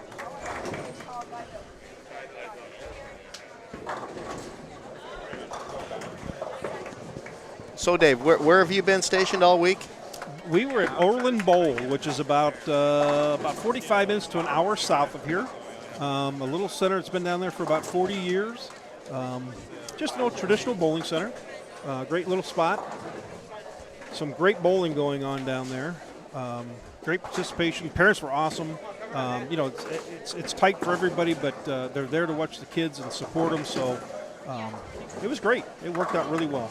Yeah, and I'd like to give kudos to the Stardust here. The folks here have done a great job. I know the fire marshal's been in here a couple of times. It's been so crowded, trying to keep people moving around and make sure that there's alleyways here so that you can get in and out of the place. But they've done a bang-up job here. The place is clean. It runs good. You can't ask for more than that out of a bowling center. And these guys have done a great job. It's quite a task, to take on a project this big. It takes a lot of time and effort, as you know, to host something like this and something of this scale. And it's a long week for everybody, participants, parents, bowling center employees. And it's just been a lot of positive buzz from what we heard all the way down south. So it's been going really well. So, Dave, you've been here for the whole event. Tell us about the match, the matchmaker that we did on Friday. Oh, wow. That was incredible.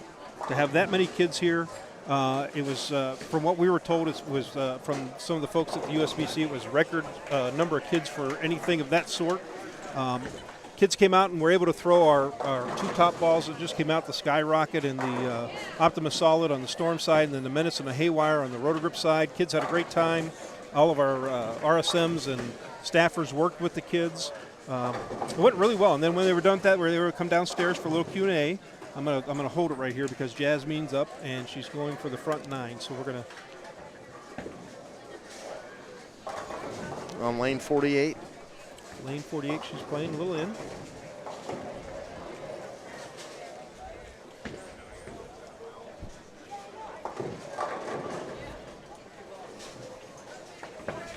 Looks pretty good. Hold the line. Another great ball. The front nine. The front nine. What a special treat to have the live stream right here and have the front nine right in front of us here. Great shot. She's made 9 fantastic shots.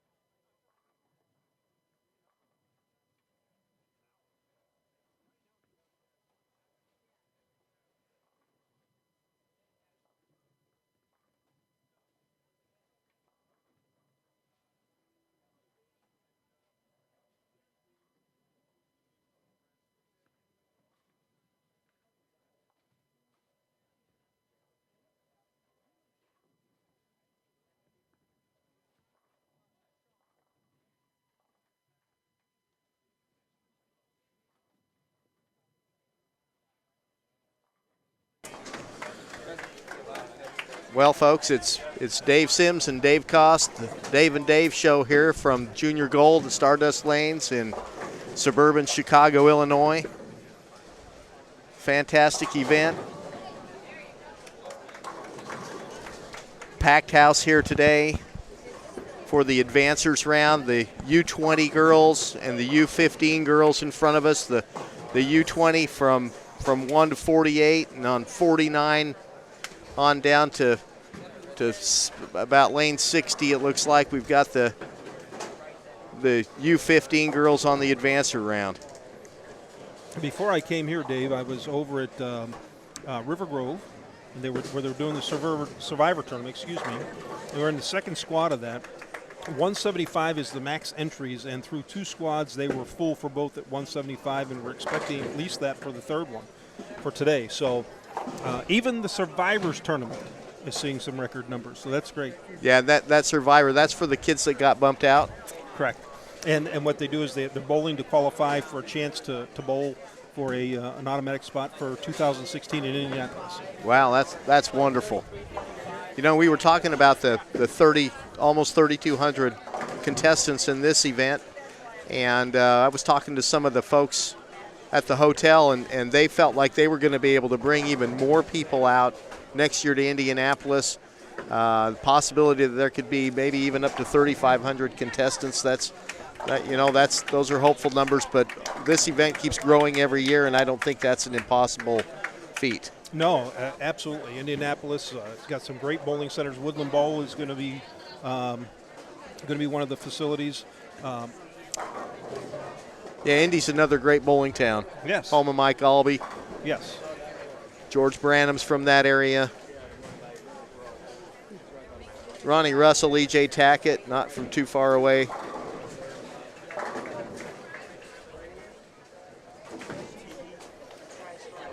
Congratulations to E.J. Tackett for winning his first PBA national title at the Extra Frame tournament in Lubbock. I got to talk with him a little bit the other night. He and Ronnie Russell were in for the motive booth on Saturday. For the registration? For the registration, and he was pretty excited about that. You know, talk about a great guy. It's just a matter of time. So who were the pros here for the registration that all these folks could meet? We had Norm Duke, Pete Weber, Wes Malott, Randy Peterson, Carolyn Doran Ballard, and Rhino Page. And all those guys did a great job. We had, if I had to guess, we had about 8,000 come through the booth on Saturday for autographs and photos. It was a great turnout. That sounds crazy. It is crazy. It was crazy. It was crazy. But it was great to see. I mean, there were just people. There's just been people everywhere, and that's a lot of kids.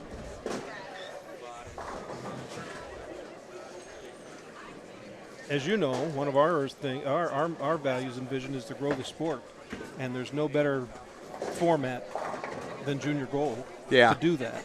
And to see the numbers for Junior Gold growing is pretty nice.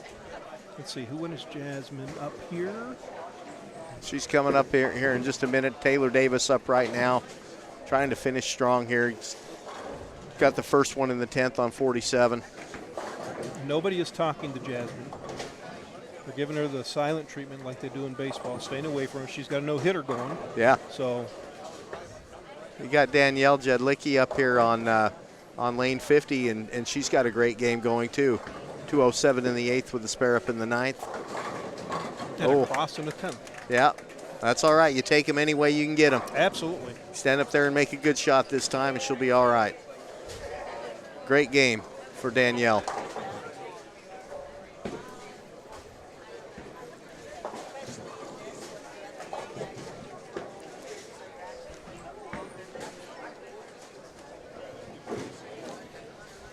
And it almost seems like these other gals over here on 47 and 48 were just kind of trying to get out of the way. Exactly. And see what Jasmine can get done here. Jasmine Mason with the front 9 up on lane 47. Also, she's in the top 16 right now. She was 15th before this game. She's going to make a big move up the leaderboard here.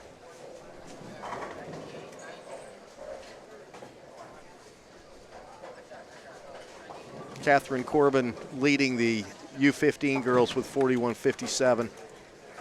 Crystal Elliott in second. Nemari Blonde with 41.04 in third.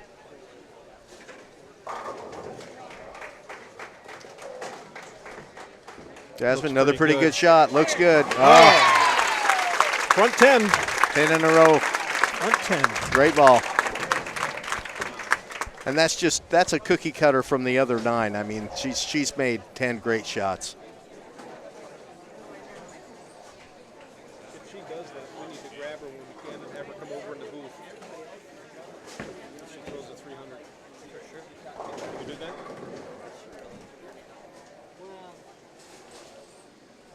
I'm on mute.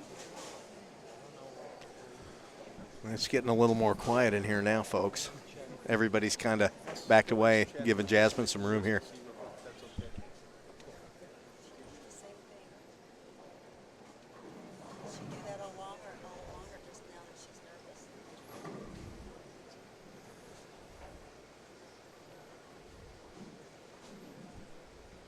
Going for 11 in a row here.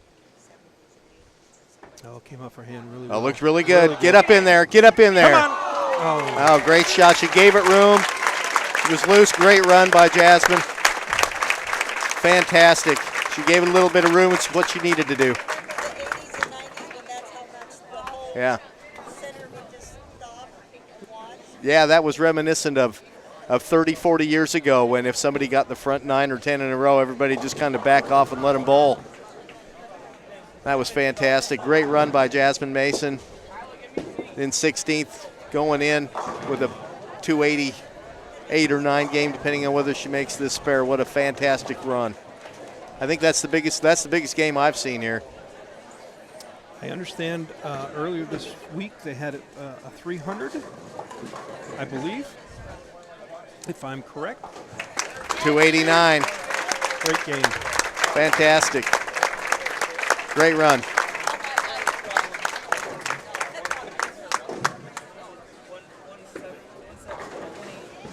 And very impressive, especially on this demanding London lane pattern, this 44-foot heavy oil pattern with oil from edge to edge.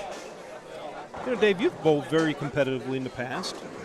And, you know, I got to thinking, this really equates to kind of like the U.S. Open of bowling for juniors. Yeah. Would that be accurate? Would you Yeah. agree with that? Yeah. In terms of demanding conditions, travel schedules, sleeping schedules, alternating, getting in a van or in a car and driving an hour to the furthest center.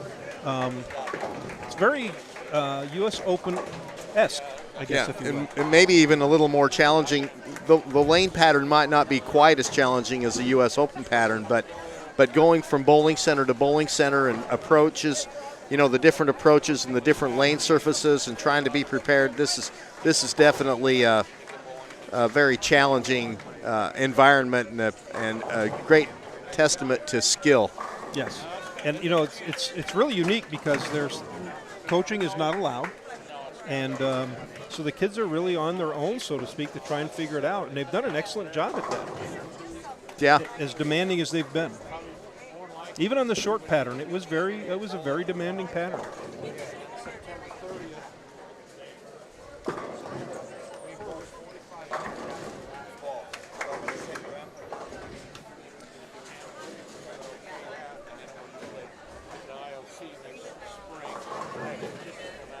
Laura Branch is on 47, finishing up the game for that pair. Finish up a good strong finish for her.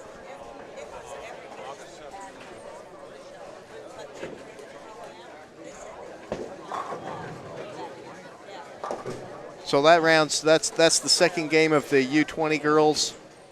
We're actually in the middle of the fourth game of the U15 girls over here on the other side. And I think another thing that makes that game from Jasmine so special is the fact that you've got 4 on the lane over here. There's eight ladies bowling on this pair over here. And it's tough to get a rhythm. It is, yeah, because it's one of those things where you have to wait a little bit, you get a little something going, and then it's a little bit of wait. Throw a good ball, then it's a little bit of a wait. It's very impressive, to be honest with you. Lanes change a little bit more because of all the traffic. Yeah, absolutely. The building temperature is warmer because of all the bodies, so that has some influence. And CBS Sports, by the way, is down there loading in right now with the TV pair for tomorrow. We're going to be taping the shows tomorrow afternoon at 2, 5, and 7. I know they air in August. I believe they air August 11th. I could be wrong, but I believe it is August 11th. They'll air on CBS Sports Network. So everybody that's not able to be here to see all the exciting finals that will take place, tune in to CBS Sports Network. Go to cbssportsnetwork.com to figure out what station in your area that it's on. Double check bowl.com to make sure that I'm correct about August 11th. And should be exciting to see how everything shakes out tomorrow. It's going to be a great crowd. It's going to be some good bowling, great bowling, and on the junior bowling biggest stage. Yeah, and not too often that a U12 boy and girl, the U12s are going to get to bowl on television. And it'll be very fun. Lace them up just like the big guys. Yeah. So it's going to be exciting for those bowlers.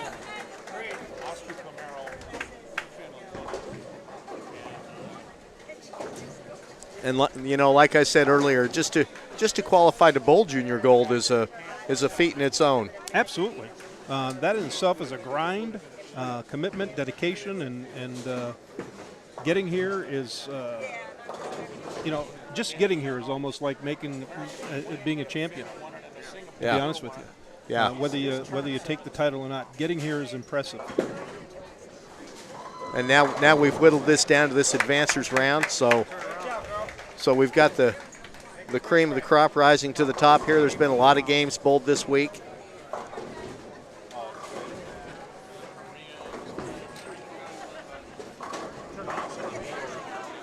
Hey, Dave is a former competitive bowler yourself. Over the years bowling on lane conditions, of course, those things have changed a little bit, but having bowled in a number of different tournaments as you have with the different lane conditions, if you were sitting here with a Jasmine or a Wesley Lowe or somebody like that, or one of the other participants, what would be your word of advice in terms of keys to success and understanding that it's a marathon, not a sprint? But what are some of the keys that you would tell them as an experienced bowler yourself, and how to attack the lanes? Well, and like I said earlier, I think it's very important to be patient. The first game isn't going to break in, or the first open frame, and everybody's going to have a bad game here and there. So you've got to be patient. You've got to keep the ball out in front of you and keep it in play. And really, I think one of the things that is overlooked a little bit is make sure you breathe. You want to breathe from your abdomen, and that will help you to stay loose and get that ball off your hands. So to me, those are really the important elements to it and make your spares. You got to make your spares. Yeah, it's pinfall tournament. Spares are crucial.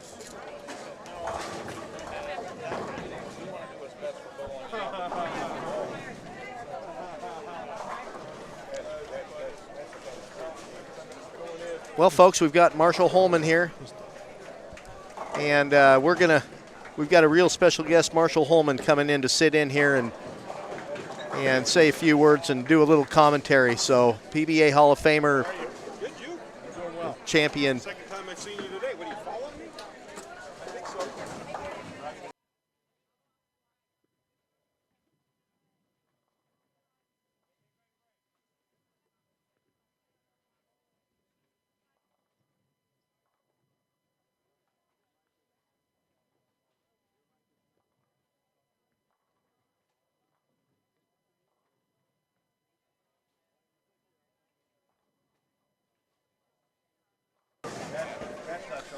I'd like to welcome Marshall Holman here. It's a pleasure to have you here, Marshall. Thank you. It's nice to be here. This is, boy, what an exciting event, to have so much participation by the future of our game. It's a great thing. Yeah, it is. It's a packed house here today at Stardust Bowl in Chicago.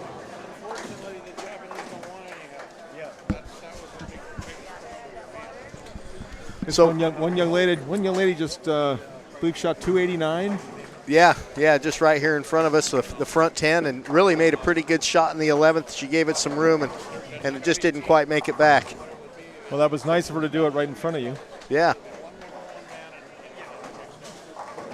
So, Marshall, what are your initial thoughts seeing all these kids out here bowling?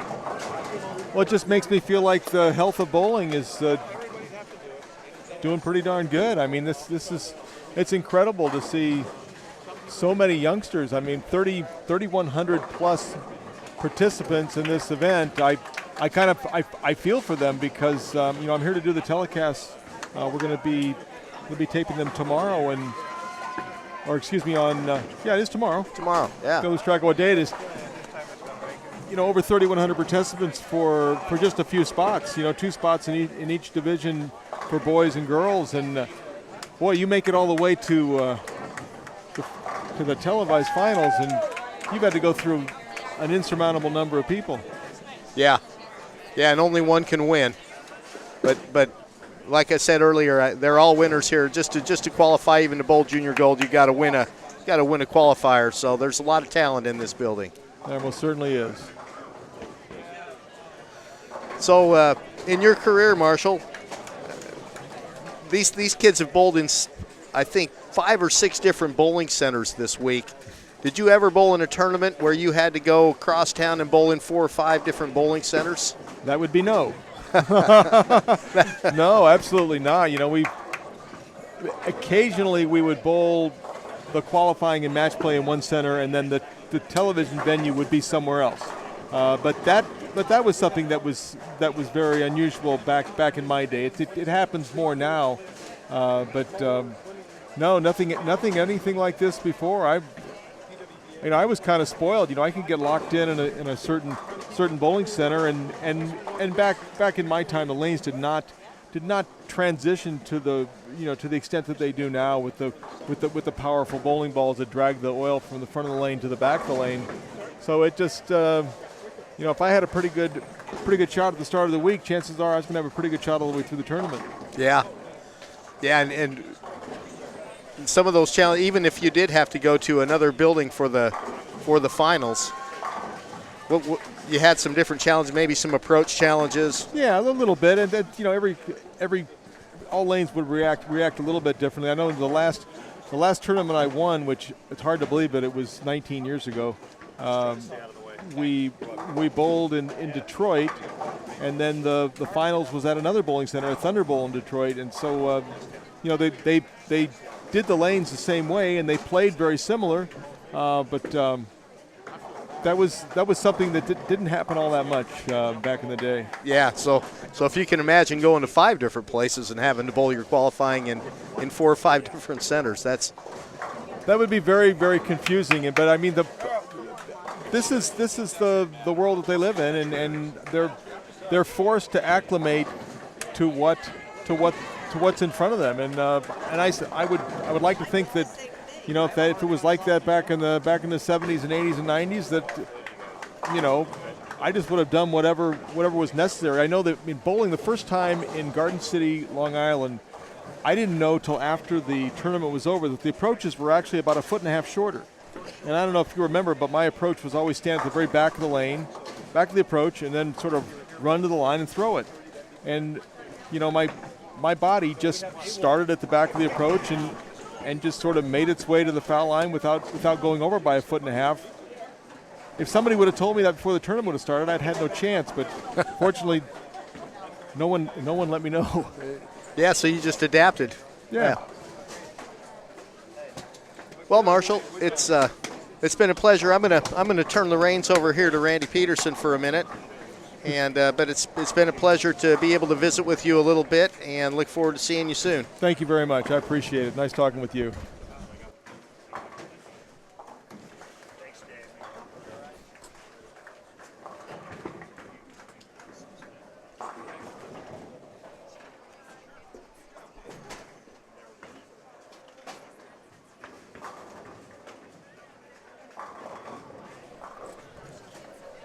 Hi, Marshall.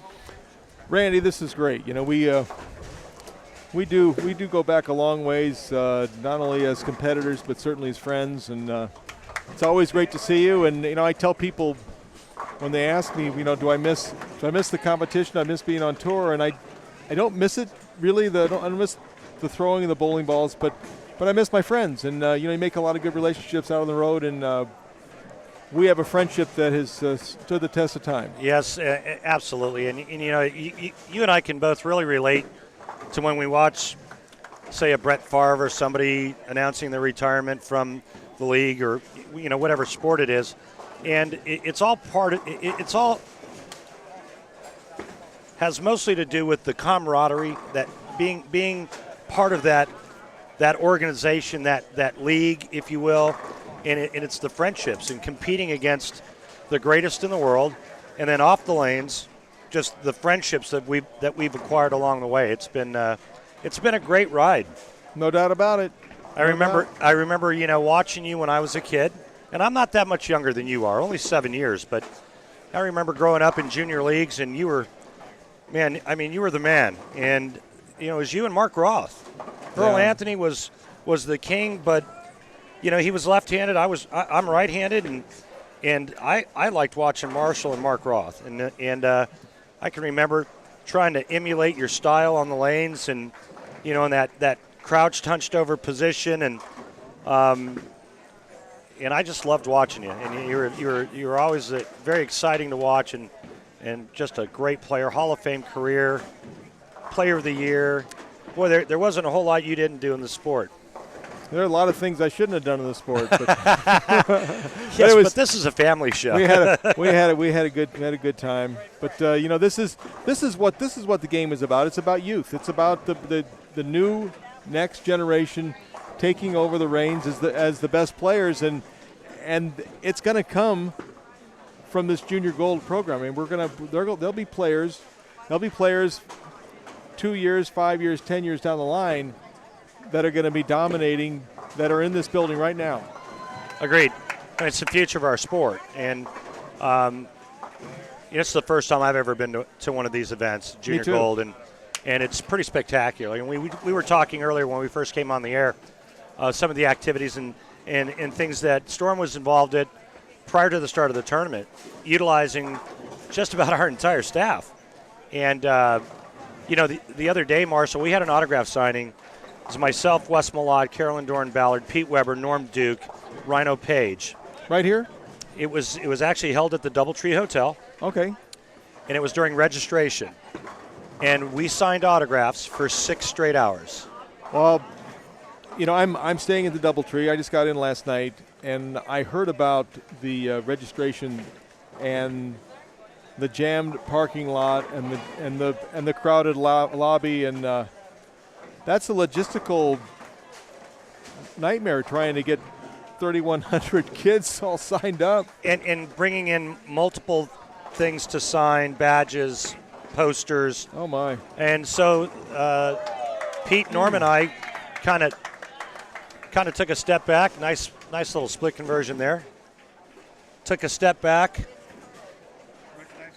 There's someone just handed us a phone, a picture of me getting ready to either toss a beanbag at a cornhole or throw an underhand pitching with the wiffle ball. We had a little day in the park with Storm. I'll get to that in a minute. Fun.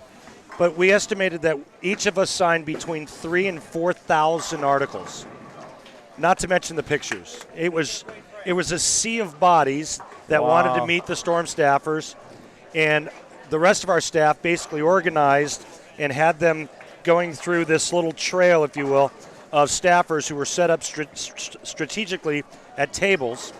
And all the hands that we shook and the pictures and how are you and where are you from, and it was 6 straight hours. I went to the bathroom twice. Wow. That was it. It was tremendous. You did get up to go to the bathroom, did you? I did, yes. Oh, that's good. Yeah, well. You have to clarify that for me. Yeah. My bad.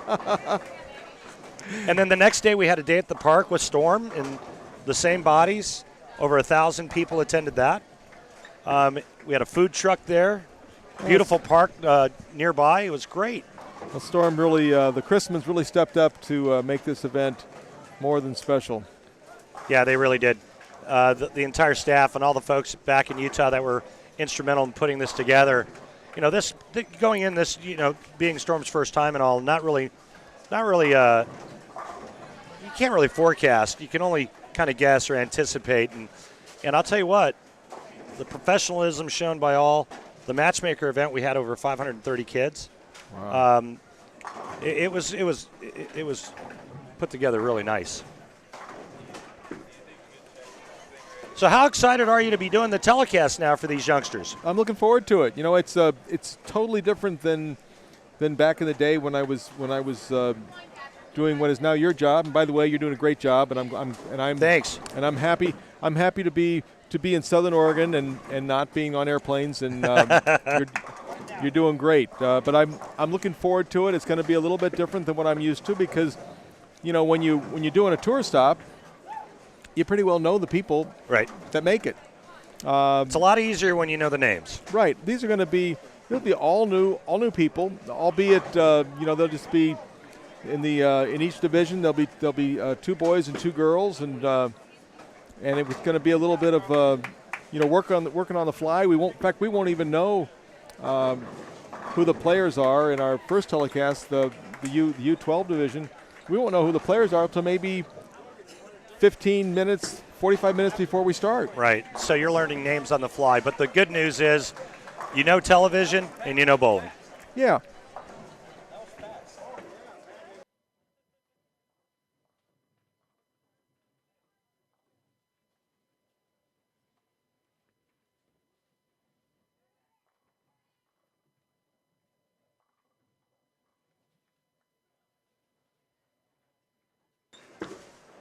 Well, I'm looking forward to listening to you call the action. I've always enjoyed all the telecasts that you called over the years, and so I'm looking forward to listening to you, my friend. Now you're doing some other shows as well. Yeah, I'm going to be doing some other shows for the CBS Sports Network for USBC. I'll be doing the Men's U.S. Open tournament. I believe that's in the Dallas-Fort Worth area coming up in sometime this fall. Mm-hmm. So I'm looking forward to that. You know, it's nice. It's nice to stay involved at a small level. I enjoy being able to do a couple broadcasts a year, and yeah, I'm excited about it. Well, and you know, the sport needs Marshall Holman. It needs the greats to still be somewhat involved on any level, really. You know, Carmen Salvino, you still see him at some of our events. Yeah. You know, if the late great Dick Weber was still alive, you'd still see Dick, and it's great to be able to see Marshall Holman. We get Mark Roth at a couple of our events. You know, the tournament named after you and Mark, the doubles event. It's always great to see you guys there. And it was great. It was great being in balmy tropical Indianapolis in February. That was some kind of cold, Randy. Yeah, it can get a little chilly there in February. Yeah, too bad we weren't in Florida. That's right. That's a good month to be in Florida. But you know, it's a good bowling month, and Indianapolis is a good bowling town. And oh, absolutely. Chicago's a great bowling town. You've bowled in Chicago for many, many years. I remember we were talking about it earlier when we used to bowl at the Brunswick Northern Open, or the Brunswick World Open. At Northern Bowl. Glendale Heights. Yep. It's good. It's a really good bowling town. Great food here in Chicago. I think a lot of people really don't understand or know just how good the food is in Chicago. Mm-hmm.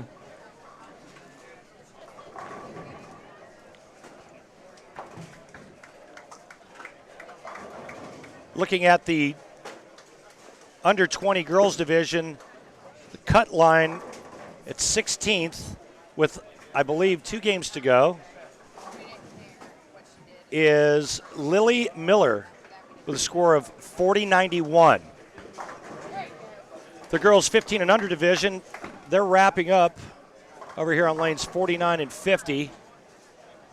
Seen some good scores today. You know, these patterns are not easy. Mm-hmm. And you know, I've been at 3 different centers since I've been here.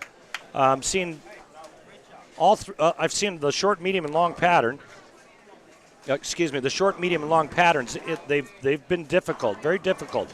The long pattern, when the lanes were broken down correctly, yielded some of the best scores that I've seen. But as you know, what happens with longer patterns and players that have a lot of hand, they tend to move to the middle part of the lane way too soon. Too soon, yeah. And we see it time and time again on our tour. Sure enough, I saw it here today. 44 feet, London pattern. You go down and you watch some of the 20 and under boys have a lot of hand, using really strong equipment. They're into 5th arrow, and guess what? The ball doesn't push right. That's one of the things that really gets me about our sport. I think one of the true arts that's really missed nowadays is playing the gutter. You don't see that anymore. That's a lost art. Yeah, you see, I guess Duke likes to kind of push up the lane from outside, but it's not the true gutter that was played years ago. It's something that the only time I could ever play the edge, I had to do it with like a real hard plastic ball. When the lanes were just trash everywhere else. Right.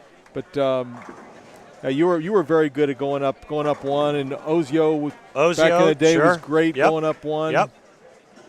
I always like to throw the ball a little bit to the right. Sure. So if I played one, I would occasionally throw it into that gray board. Right. And now the only time you see anybody really getting out there is on, say, a cheetah pattern, and then when you do get it there too quick, it goes Brooklyn. So it's not a true gutter shot. Not the true gutter shot where you used to have to throw it with the grain of the wood up, say, 1, 2, 3. Well, I sure miss those days.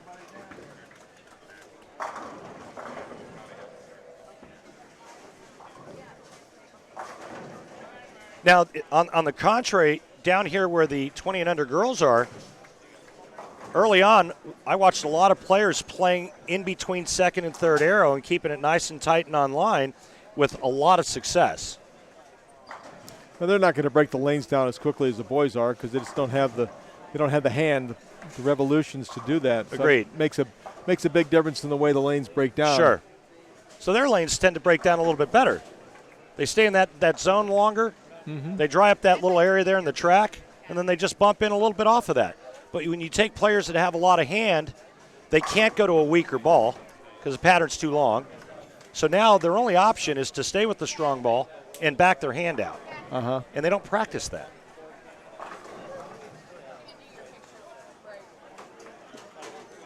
Marshall, we have a question from Ken Merriman. He wants to know why you're not bowling the PBA 50 Tour. Well, I really haven't bowled much. I haven't bowled hardly at all in the last 6 or 7 years, and I didn't bowl much. I really stopped. I stopped touring back in '98, 99 is when I kind of retired from the game, and then I bowled some leagues when I went home after I stopped working with the tour, and I just kind of got to the point where I didn't want to bowl league anymore. But I've got a friend of mine that's asked me to bowl again, and so I may start bowling in.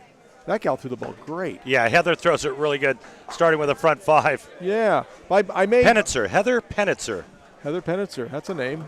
I may start bowling again a little bit, but I'm not. I need to tell my mind that this is just fun. Yes. And that's hard to separate when you've competed totally at a sport at the level that you competed at. Especially if you're wired like I was and somewhat still am wired, but it's got to be just for fun. And I used to tell people that when I was bowling in league, after I left the tour that it's.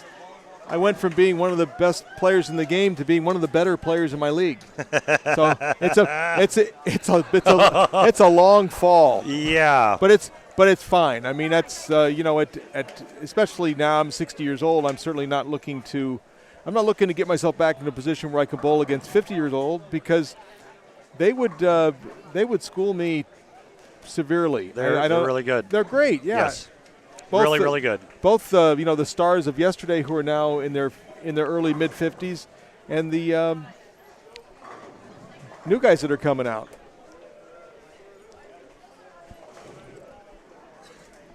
A lot of great players on the PBA 50 Tour, and a handful of those players still compete on the regular tour. You got Weber, and you got Amleto, and you've got Duke and Walter Ray. Yeah. Mike Scroggins just came out, and what did he do? He went on to win, I believe, at least 2 events. Doesn't surprise me a bit. Brian Leclerc came out, and Brian Leclerc won an event, his very first title. I was very happy. I keep track of the bowling to a certain extent, looking at the PBA website. I was very happy to see Brian Leclerc win. He's a very, very nice guy and has been working toward that for many, many years. Yeah, he's a phenomenal talent, and it's one of those head scratchers. Why hasn't this guy ever won? Yeah.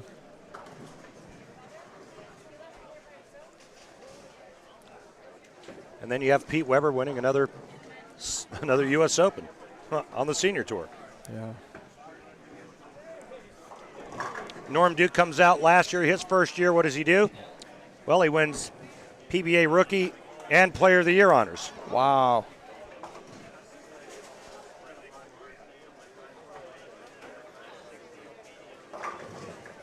I finished second twice last year, lost to Weber in one event in Fort Wayne, Indiana, and 2 weeks later I lost to my roommate that week, Jack Jurek. So you know what I did? I made Jack pay for the room. Ah. Remember that back in the day? If your roommate won, he had to pay for the room that week. I had roommates early in my career, and then I pretty well stayed to myself for most of the time after that. Heck, we would room 3 in the room at times. Oh yeah, back when I first started. Yeah. And you'd room in the cheapest places. Oh you yeah, could when you're find. young, you got no money. You're trying to make it on the You tour. don't care. And you're just scratching. That's for sure.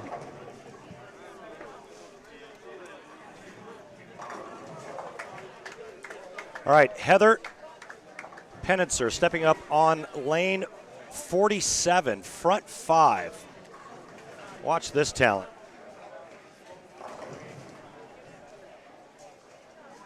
Just going to come into frame here in just a second. We'll see if we can't maybe adjust our camera just a little bit. There she goes.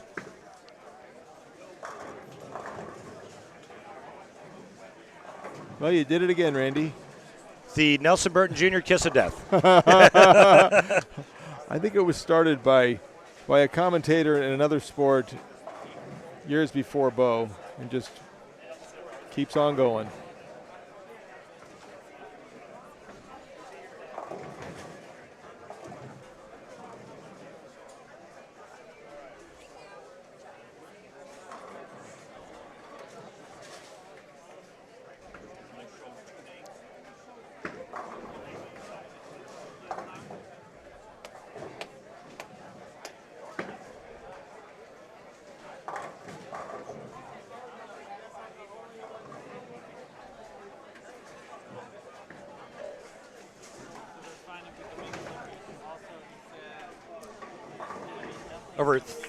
Over almost 3,200 bowlers started this event. Is that a lot? I should say so. Yeah. Good stuff. You go down and watch the boys under 20 division. Boy, you'll see some really good talent there. Along with the under 20 girls division here right in front of us. Lots and lots of good young talent. And a lot of these bowlers are currently collegiate bowlers or will be soon. Yes. And in fact, I've heard that there are quite a number of college coaches that are here taking a look at this talent. Yeah, this is like the place where you want to scout the talent. No doubt. It's all here.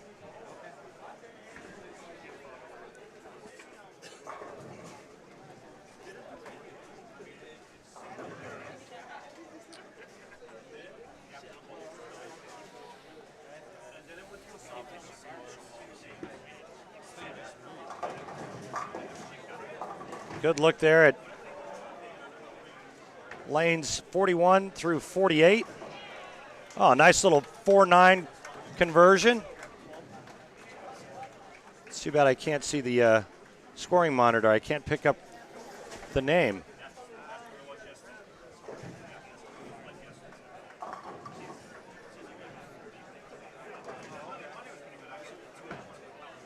So now, Marshall, I know you're a prominent businessman back in Medford, Oregon. What are you doing with yourself when you're not broadcasting and it's past tax season?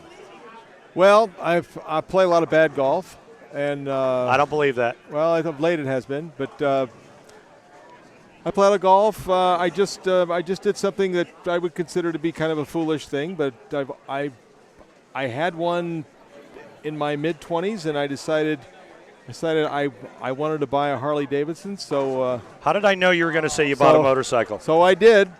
I bought a big. Let's see it. I have a big. I wish I could show everybody, but I can't.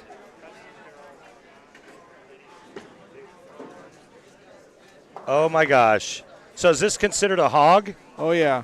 That's awesome. Yeah, it's a big. It's a Harley Davidson Road Glide. It's an absolute blast, and to be very much respected and. And you feel okay on that? You feel safe on that? Yeah. I've got friends that ride. So and the Pacific Northwest is a beautiful place to have a motorcycle. There's great places to ride.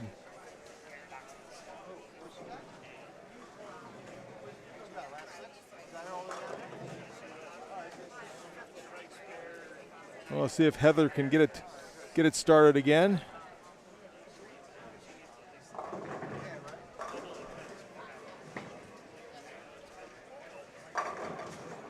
Well, she leaves a flat 10, but got good speed. It's nice little flip on the ball. Throws the ball nice.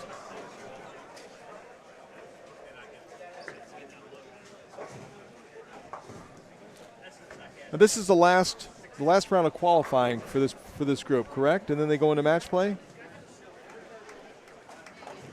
Yes, they'll go into the round of 16, or I'm sorry, they're going to cut to the top 16. Uh-huh.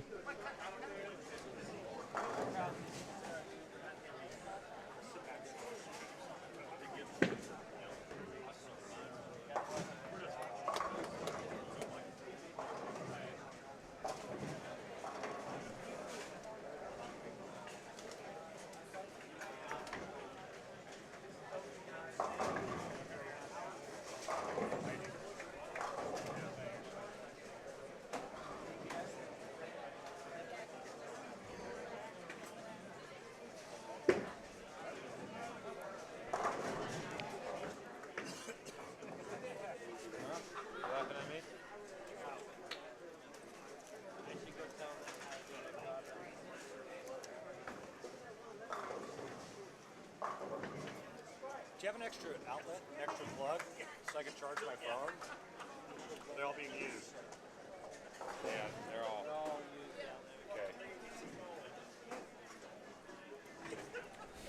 used. Okay. Marshall, what is your? What would you say would be your biggest win ever on tour? Oh, it had to be the Tournament of Champions in 1976. But when I won Fresno in 1975 as a 20-year-old, beating Carmen Salvino, there's something special about your first victory, because until you've won, even if you think you're a pretty good player, you really never know if you can actually do it until you get the job done. Sure. So, beating Carmen in a tournament that wasn't televised, it was just whatever won the position round won the tournament, and that was a heck of a day. In fact, Carmen takes credit for making me a star, because I won my first 2 tournaments at his expense. Thanks, Carmen. I was fortunate enough to win a doubles tournament with Carmen. That's right. In Cheektowaga, New York, just right there in Buffalo. Now, you won the 1976 Tournament of Champions. Did you not turn around and win it 10 years later? I did, and then in 1996 and 2006, I didn't. and I'm like 98% sure I won't be winning it in 2016. So keep that in mind when you're making your wagers. Good stuff. Good stuff. Oh my, that is so funny. Coming on 40 years. Wow, it's amazing. When I won the TSC, yeah. 40 years since you won a Tournament of Champions. Wow. Yeah. Oh, well. Time marches on, and the youth shall be served, and that's why we're here. And the older we get, the better we were. Sure. Something like that.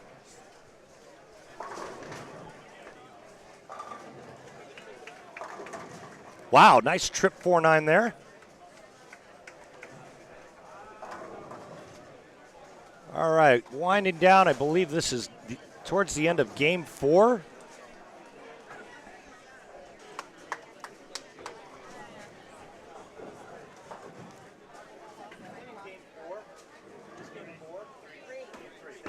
Randy, I think it's Game 3. I'm just guessing now that I got confirmation from like wow. 30 people. Did you get the number of that bus that Marshall just ran me over with?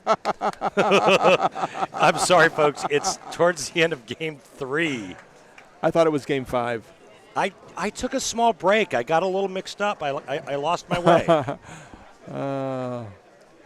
There's Heather on lane 47. It's a good-looking game there.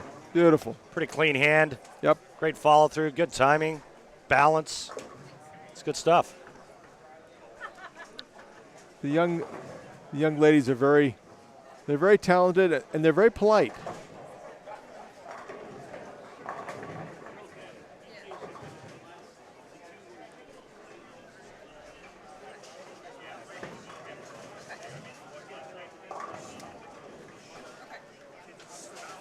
So you're still bowling some on the senior tour, correct? Well, I bowled last year. I bowled about 8 events last year. The year before, I bowled, I believe, 4 or 5 events. I won the first one that I actually competed in. Oh, cool. After not bowling anything for 6 years due to 3 knee surgeries. My last knee surgery got me back to bowling again. Started bowling league, kind of like yourself. And all of a sudden, we started bowling 300s and 800s. And I'm like, hey, you know what? I feel kind of good. So I was working an event for Storm in Dayton, Ohio.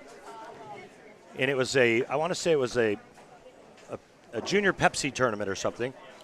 And the senior tour was rolling in right behind it. And the proprietor, Mike Irwin, talked me into staying and bowling the event. So I said, well, what the heck, I'm here. So, I'd been practicing, working a little bit, drilled some stuff, and bowled practice session. I'm like, man, I feel good. I got a nice shot. I got a little right and a little left. And I shoot 147 the first game. And I looked at Steve Todd, who was our regional sales manager for that area, who was helping me, and he was being my ball rep that week. I looked at him and I said, this was a big mistake. Go to the next pair, and I shoot like 230, and I shoot 240, and I shoot 250. I bail the block out, nice block. Make match play. Lose the first 2 games in match play. I'm like, this was a huge mistake. Next thing you know, I make the top 4 for the show. On the show is Mike Edwards, Randy Peterson, Bob Learn Jr., Amleto Monicelli. Beat Mike, beat Bob, beat Amleto. I needed the first hit in the 10th, got it, and I won. You didn't leave a solid 8? No. For those of you with good memories, if there was ever the quintessential worst break and worst reaction in the world, nothing against Ernie Schlegel, who I know and respect and like, but when you left that solid 8 and he reacted as he reacted, I couldn't believe it. That was brutal. It was wrong. That was so brutal on all counts. He became Muhammad Ali. Yes. I am the greatest. I am the greatest. I am the greatest. I can't believe it. He should have been, I'm the luckiest. I'm the luckiest. Yeah. But you know Ernie, and you know how he is. And in Ernie's mind, what another great Beautiful. shot by Heather. In Ernie's mind, he willed that 8-pin to stand. You know that. Probably. So I was talking earlier, but when we saw you, my greatest Marshall Holman story ever. And I know that I think I've told you this story before. So just you're gonna have to sit through it again. So okay. I'm bowling you for the very first time in match play. It's 1985-ish at Showboat, and I am just, oh my gosh, here's this young kid gonna bowl his idol, and you get up, and you remember Showboat back in the day was standing room only packed, and you get up first ball, and you go pocket 710. And I'm sitting there on the bench, and I'm like, oh my, I am gonna bury this dude. And then you got up and made it. And the whole place stood up and went crazy. You turned around and looked at me, raised both fists like in a boxer's pose, and yelled directly at me so loud that I actually overheard you over the entire crowd. I then soiled myself and then proceeded to get my rear end handed to me by you. So thank you very much for that. That was great. You got your revenge. I did many times after that. No, just one time. It was Toledo. A couple of years later in Toledo, I got my revenge. Yep, that's all right. But that was pretty spectacular. Well,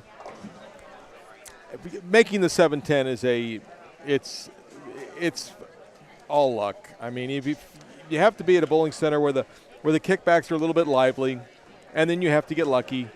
You have to be unlucky to leave it in the pocket. Yep. But you have to be a lot luckier to pick it up. So I think it's the worst break in bowling, quite honestly, because it's a shot that's pretty doggone good. Looks like a strike. It could strike, but now you come away with an open frame. Yeah. Speaking of the 710, lane 46. Did you will that 710 to stand? Again, it's the curse of Bo. I saw the young lady throw that ball, and that was not a pocket 710. That was right on the nose, and Everything collapsed except for those 2 pins. Wouldn't it be cool if she made it? That'd be the best. Well, That would have been really cool if she made it. that would have been. So yeah, I think the 7-10 split's like the worst break because you don't even come away with a spare. Yeah. How about you're on a string? Now you can take the lead in the match on television. Oh, and you go blow out 7-10. It's happened One to of you. Yeah. Me? Yeah. I haven't had to worry about that in a long time. I really do miss the competition. But you know what I miss is I miss bowling really good. I miss bowling sure. at that high level, the highest of levels. I miss bowling on TV. I miss that feeling that you get when you step up in the 10th and you need one. But here's the problem. I can't get back to that. My body doesn't respond like it used to. No. I have to practice a lot to even throw decent. My body doesn't respond well to that. I was talking with Mark Baker a couple of nights ago, and I was telling him how I really don't bowl anymore. When I do bowl, my hand, it comes off the side of the ball. It doesn't stay underneath the ball like it used to. And he said, Marshall, your legs are 60 years old. Yeah. You had such great legs when you were bowling in your prime, and your arm swing just sort of followed and fell into line with the legs, and it made you be able to stay behind the ball and do all those great things that I used to be able to do. And right. And that's why you need younger players to be the future of the game. I mean, it's great. It's great to still keep playing, and I think that the senior tour is wonderful for the guys who are out there, and gives them a chance to still compete.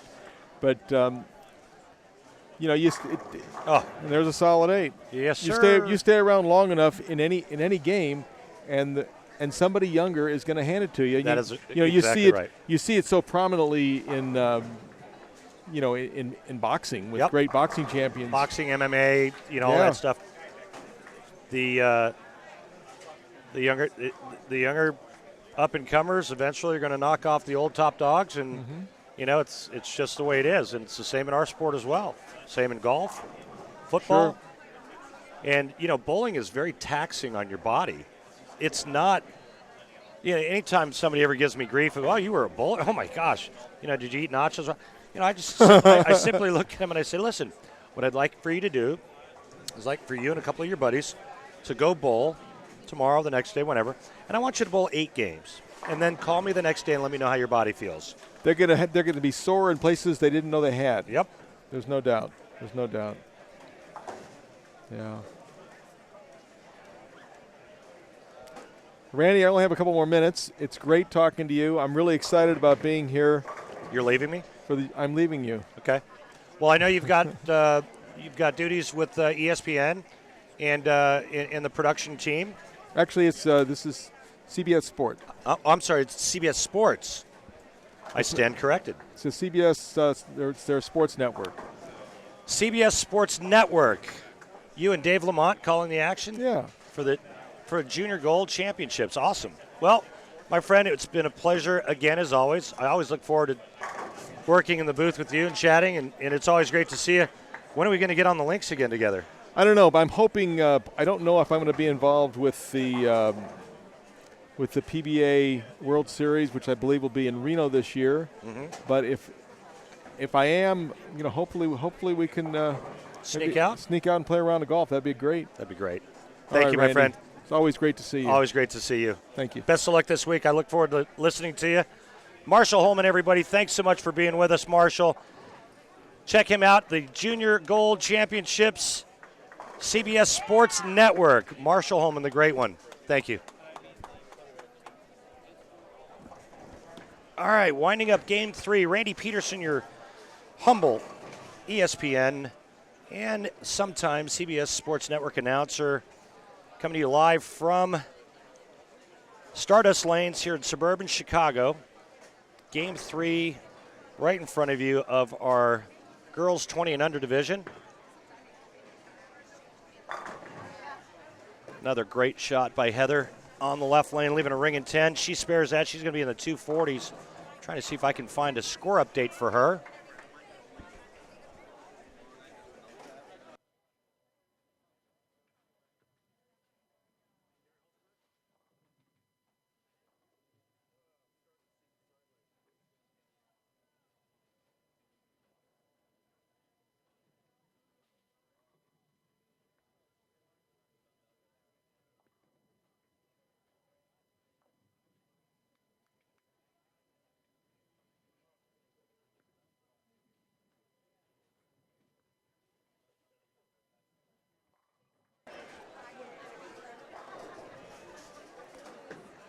some of the finest girls and boys from around the country here trying to take home the hardware. I want to thank everybody for joining us online. I'll try to get to some of your questions. There's a question here. It's kind of hard for me to read their name. Randy, who do you enjoy watching the most out of all these junior bowlers and why? I would say Pete Virgos from Apopka, Florida, because I'm his coach. Is that bias? Honestly, I enjoy watching all the good bowlers, and I enjoy watching the competition. I enjoy watching the parents, too.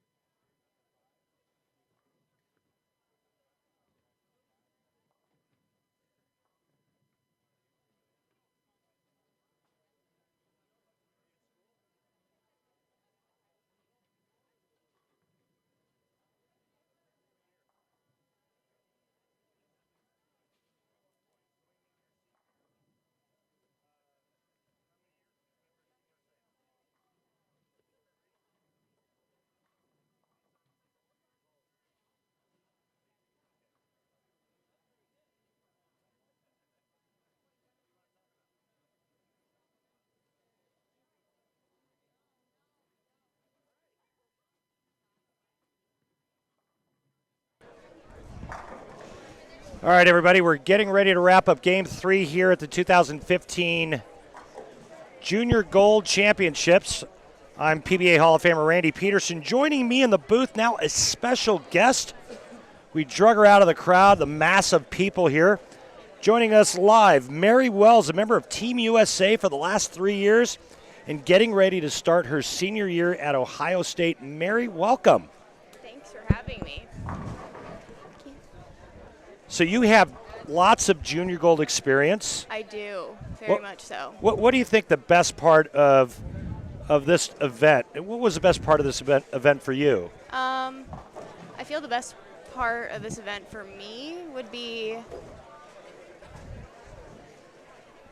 bowling against the best people in the country.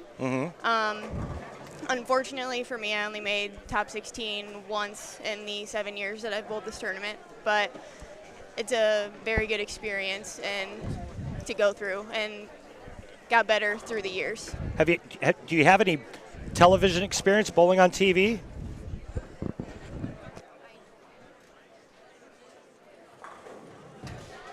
Any TV experience? I do not, actually. Yeah. So what do you think? What do you think it would be like if you went out? Do you have any aspirations at all about bowling on maybe the ladies' tour now that there's an actual tour? I do. Once I finish school, I would love to. And what do you think it would be like if you made a TV show for the first time in your career? What do you think that experience would be like? I think I'd be nervous. I think it'd be a great experience, but definitely nerve-wracking at first. Hang on 1 second. Okay. All right. So, Mary, what are you studying in college? What's your major? Actuarial science. Okay. So, enlighten me on exactly what that is. I'm just a dumb bowler. Basically working with numbers a lot. Oh, okay. I'm sorry. An actuary. Yes. Yes. That's like accounting to like the 10th power. Yes, it is. Yes. I know what that is. I actually know a guy who has an actuary. Really? Yeah. It's awesome. Yes. Yeah. He's actually in the bowling business too. Ooh. Yeah, and according to him, this guy's like the smartest person he knows. So you're really smart. I like to think I'm really smart. Yeah, you are. If you're studying that and you're going to Ohio State, you're really smart. In fact, you're so smart you don't need me for the rest of the show. So you're smart, you know bowling, you've got experience at this event. Yeah, I'm done. It's all yours. Take it away, Mary. All right. So, how's the bowling team at Ohio State? I actually do not bowl for them. You don't? I do not. Are they happy about that? Probably not. No. No. So what are you doing with your bowling then? Well, I just went adult, so. Okay. So is it just Team USA in adult tournaments, league? Adult tournaments and league now, just to finish school and then plan on doing more tournaments as time goes on. Right. Yeah. So when you get out of school and you're official, you've got your degree, you're going to make a lot of money, aren't you? I hope so. Yeah. I hope like so. Buckets. I hope so. Like so much. So what made you decide to get into that field? The actuary field? Yeah, the actuary field. I'm a very big math person. Always have been. So. How much would it cost me to have you tutor my son? He's 16 and he doesn't do well in math. Not that much. $20 an hour? Yeah. A free ball? Free ball. There you go. Yeah. I have access to that. Yeah. Yeah. Yeah. That I can do. So you were just into numbers. You like math. Yeah. And then you just kind of gravitated towards that. It was either that or accounting. So.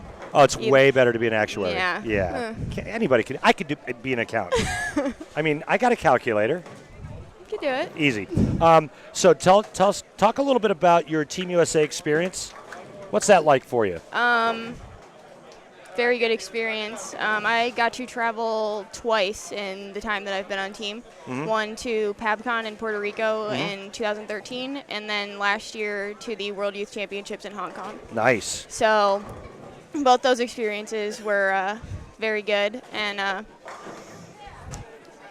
came away with medals, which is always a positive thing. Absolutely. So wearing red, white, and blue, there's no other feeling than doing that. And it's great that I get to come here and watch this year and see the new people that are going to get to be on the team. Right. So that's a very good thing for me to see. Right. Did you like Hong Kong? I did. I've been there. Yeah, it's a very good experience. That was my first time being out of the country. No kidding. So Was it kind of what you expected? a little bit. Yeah. I mean, it was different by far, and definitely a good experience to share with the coaches as well Right. as my teammates that went. So I would love to do more of it. Did you get to go to the Hard Rock there in I think it's called Kowloon, there in Hong Kong? I See, I went don't there. think Yeah. so. I did a 7-city tour in 8 days in China. I flew into Hong Kong, stayed there for a day and a half, and then drove across the border into Guangzhou, China, and did 7 cities in 8 days. That's a China's lot. different. Yeah. And that was in the mid-'90s. And we went to one place. This is when they had a big bowling explosion in China. And I was on Brunswick staff at the time. And Brunswick, having capital equipment, they were building all these new bowling centers. So they sent me over with an interpreter by the name of Alan Chan, who speaks both Mandarin and Cantonese. And so we started in the southernmost city, went to the northernmost city, which was a city called Harbin, which is about 2 hours from the Russian border, and finished in Beijing. We went to this one place. It was a city of about 13 million, and they'd never had a 300 game. Every place that we went to, we did the lanes. We had to clean the approaches because they would dump baby powder on the approaches. And then if you would look past the foul line, there was like this half moon because they would slide past the foul line and drag this baby powder out on the lane, which was starting to eat away the finish on the synthetic lanes. So we would have to strip all the baby powder off the approaches. We would do the lanes. So we went to this one place and we walled them up, and I shot 300. And it was the first 300 in the city of 13 million. Well, China, their television's controlled by the government. Next thing you know, the news comes out, news channel, and it was crazy. And then the next day we got up and flew to the next city. Short-lived, but it was fun.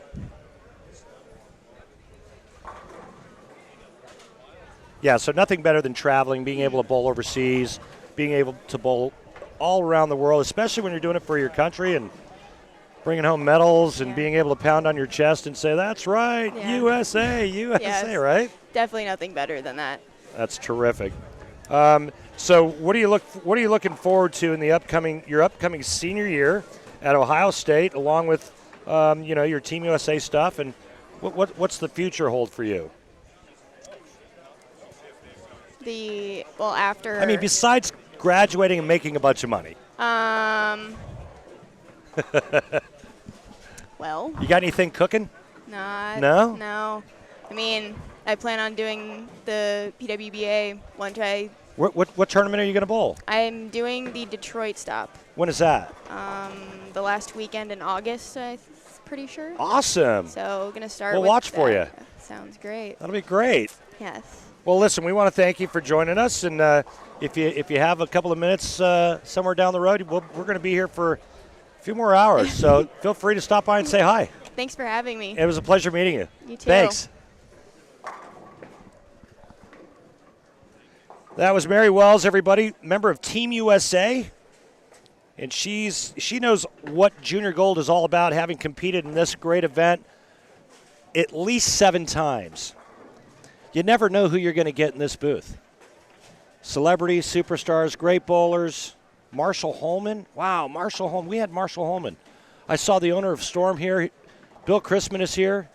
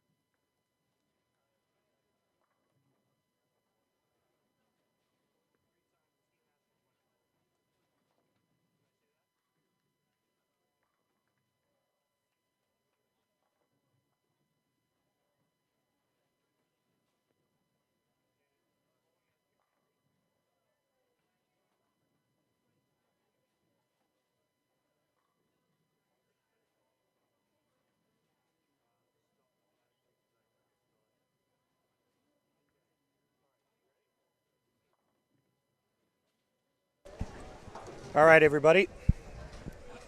One of the beauties of my job is being able to interview and talk to different people. We had Marshall Holman. We just had Mary Wells in the booth. And I've got another special guest joining us. This man needs no introduction, so I won't introduce him. All right, moving forward. How about this guy? You know, I've known this kid for, gosh, I don't know how many years now. How old are you now? 19. So I've known you for at least 7 or 8 years, maybe longer, maybe 9 years. I was like 11, 12 when I was bowling. Okay. Well, joining us, folks, right now is a 3-time Junior Team USA member. He's bowled a Junior Gold tournament countless times. He's a 3-time Teen Masters winner, currently bowling for McKendree. Greg Young joining us. Greg Young. I gave Greg Young a lesson, or lessons. Few, yeah. In Merritt Island, Florida, when Norm Duke and I would come over there and do exhibitions, Greg, and I worked with you when you were just a little guy. Yeah, Norm was taller than me back Norm then. was tall. Norm Duke was actually taller than Greg. Now Greg's about 6'3", 6'4", and you know, I every time I watch you bowl, Greg, it's like I'm just like, oh my gosh, this guy is amazing. Look at this kid throw it. How you been, man? I've been good. Just here watching Sarah. Now, who's Sarah? My girlfriend. Yeah, and Yep. Sarah's from where? She's from Illinois. She doesn't even have to stay at a hotel. She's right in the area. So it's a home game. Yep. That's awesome. Now, did the parents let you stay there as well, or did they kick you to the curb and make you stay in a hotel? I'm with Brian and Shannon. I've been basically just running around with them. So they basically kicked you to the curb? Yeah. Yeah. Yeah. Okay. So how's what year are you starting at school? Sophomore. Okay, and how was your first year? What was the experience like? It was actually really, really good. I loved it a lot. Shannon and Brian are amazing with the kids. And are those your coaches? yeah. Okay. They're like parents, basically. Shannon and Brian O'Keefe. Yeah. Now, does Shannon still work for USBC? No. So she's done at USBC, working as a coach at McKendree full time. Head coach for the women's team. She's head coach for the women. Brian, her husband, head coach for the men. No, he's like the director of bowling. He's Director of bowling. Yeah, he's kind of with both. You know, I mean, I think it's pretty fair to say who your head coach really is. You're sitting next to him. Absolutely. Okay, that was a bold-faced lie. So what was the first year like for you? Did you travel at all? Did you get to bowl at a lot of events? Yeah, I did. What was the success like for the team? We had really good success as a team. I think our lowest finish was probably around 4th or 5th. We obviously wanted the national championship, but we came up short there. But as a team, throughout the year, we learned so much together that it was crazy to see how far we came from the beginning of the year. What's the outlook look like for this upcoming season? We got a new recruit, Alex Martin, and another guy, Lane Schmidt, I think his last name is. And we have a bunch of other really good kids that have a lot of potential. And with Brian coaching them, I feel really good about it. It's always good having him as a coach. What's some great advice that you could give? If you could give some great advice, well, you've got your girlfriend bowling here, but let's can't go there. Some of you didn't know. They walk up to you, Greg Young, man. I've watched you bowl, winning Team Masters and this, and Junior Team USA success and whatnot. What advice would you give to a young man bowling in this Junior Gold tournament for the first time? Honestly, for me, the biggest thing for me is mental game. Just got to stay aware of everything, got to take everything slow and just enjoy the moment and not get upset when things go south. Just stay in it. So just try to enjoy yourself. Just enjoy yourself, relax. You practice, you could make shots when you need it. Just relax and throw the ball how you do. Right, and it's easier said than done, especially when your scores start to go south because, as you know, when you start bowling poorly, anxiety sets in, stress sets in. But I think that's a great tip because so much of this game is mental. And, you've seen it, I've seen it over the years and being involved in PBA for over about 35 years now that we've seen a lot of players with really great physical games and not that good a mental game, and they never really made it anywhere. It could destroy you. Yeah. So good mental game and a good mental outlook, man. That's a great piece of advice.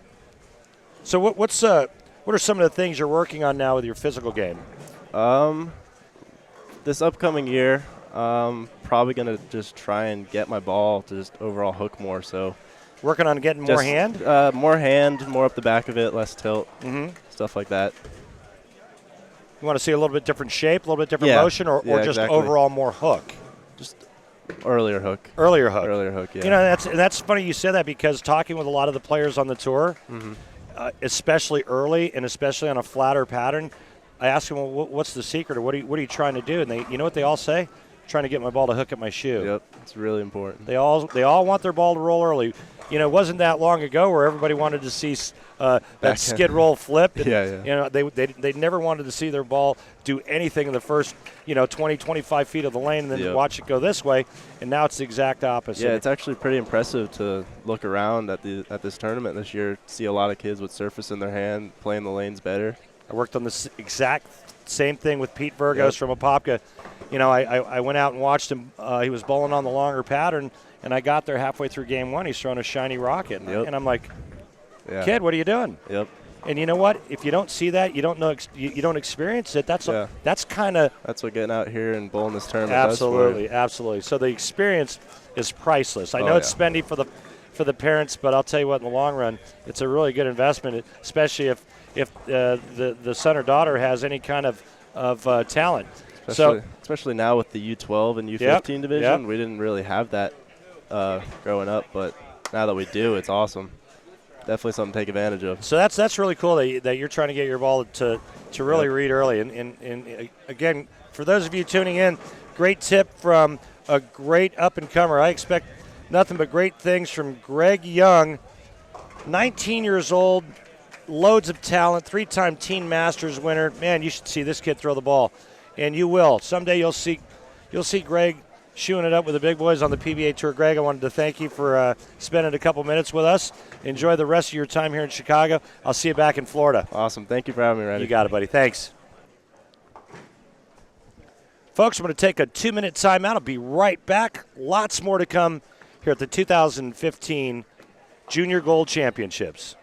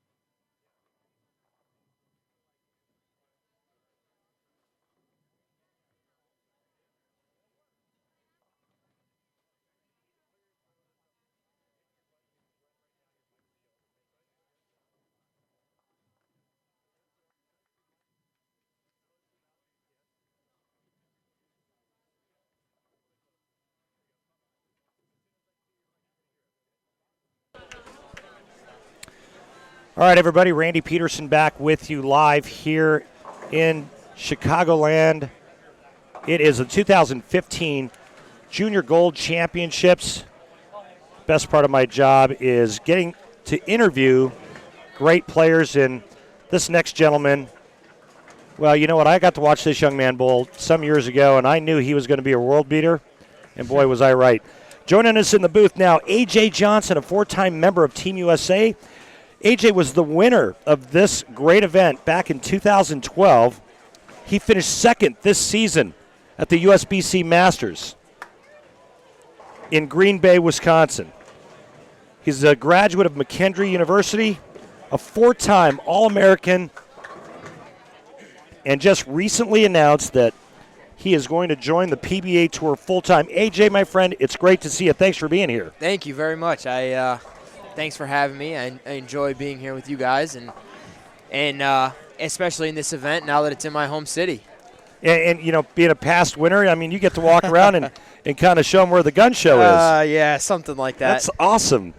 No, I've been fortunate this week that Storm has been able to have me a part of a lot of the things going on this week that I could give back and still feel like I'm a part of an event that was so good to me. Well, you know, AJ is a member of our pro staff and has been an integral part of the proceedings that went on prior to the start of the tournament, the day in the park, the signing of the autographs, the matchmaker events. I mean, you've been there with all of us throughout the start of this great event, days before it.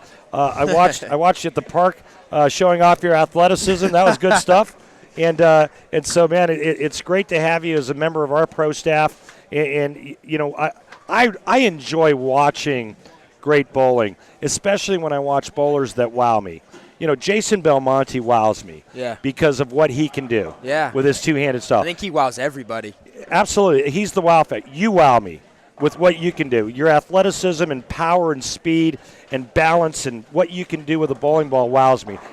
And I like watching that. Well, I thank you very much. I get a lot of recept from all of that, but to hear from somebody that's had success on tour who now talks about the PBA all the time, is the voice of the PBA on ESPN, you know, it really does mean a lot. I enjoy watching great bowling, and I enjoy watching the wow factors, and you're one of those guys, and you're going to, you know, you've already proven that you've got it. And the only thing lacking that day on the show there at the Masters was experience, and that's it. Yeah. Those lanes blew up and turned into an ugly mess. Ugh. And you know what? I tell you what, my friend, I promise you, the next time you make the show, not if, the next time you make the show, you're going to be ready for that.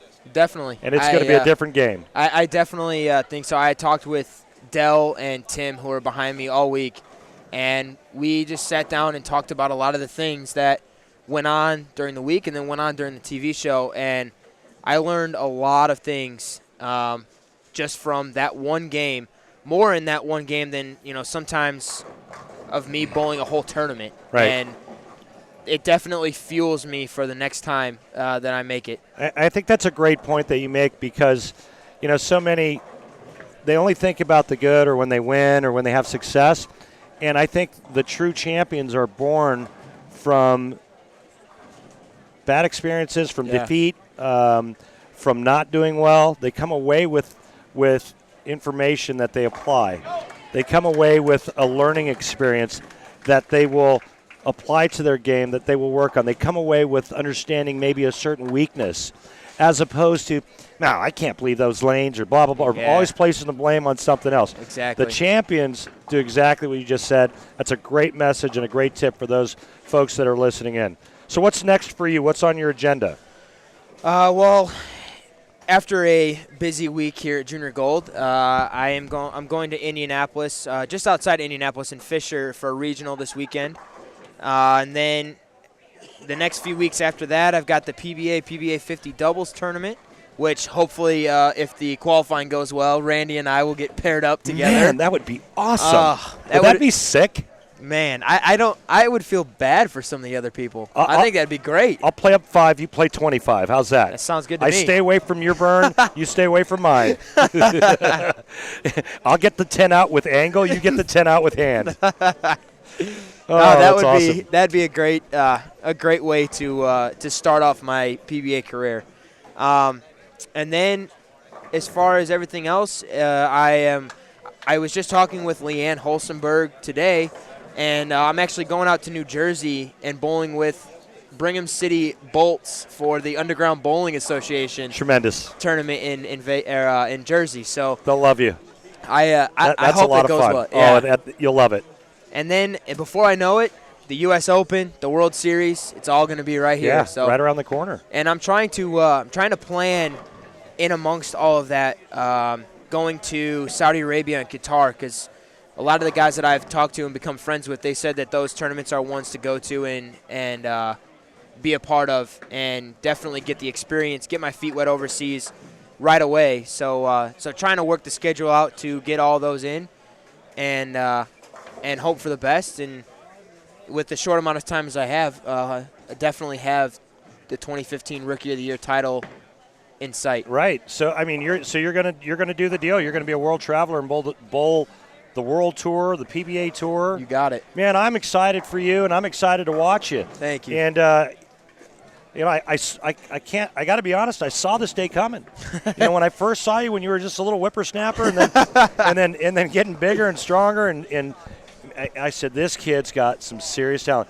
And then you and I went back and forth with having some conversations about, hey, did Storm sign you yet? Oh, Yeah. no, Randy, I'm still kind of working on it. I'm like, let me see. Gosh, dog it. Let me see if I can't call over there and see if I can light a fire under somebody. And, hey, have you guys paid enough? And oh, trust me, you're on the radar. And next thing you know, I got a text from you. Hey, Pards, I signed. And I was like, we got another winner in our stable, baby. That was cool. I believe I remember that day. It was my last year bowling the Junior Master Tournament in Dayton, Ohio. And I was there. Yeah. I was there for that. Yeah, you were the Storm Pro. Yeah. Storm was sponsoring the event. Yes. And you were kind of watching me the whole week, Yes. and then talked to me about that at the end of the event. Yes. And that's right. Long story short, I think that's where I first saw you, though. Yeah. Because I worked that event back-to-back years. Yes. And I think that was the first time I saw you. Yep. And that was that would have been 4 or 5 years ago. Yeah, that was 5 years ago, probably. 5 years ago. Yep. Well, that's good stuff. You know what, AJ, I'm going to take a little break here, but you're going to be in good hands because Mr. Dave Cost, he is going to put both hands on the wheel, and he's going to drive you home. All right. Thank you, my friend. Great seeing you. I can't wait to see you on the tour. And there's another TV show in your future right around the corner, my friend. Thank you very much. Thanks again for helping Pete Burgos today, my guy. Oh, of course. AJ was down there helping him out a little bit, watching his ball motion. Yeah. I just moved him right a little bit. He shot 235 the third game, so a couple big games, you never know. Exactly. Thanks, buddy. No problem. Thank you. What's up? All right. Uh-oh. You want to go take a look over there? Which we seem to have trouble with Dave's headset.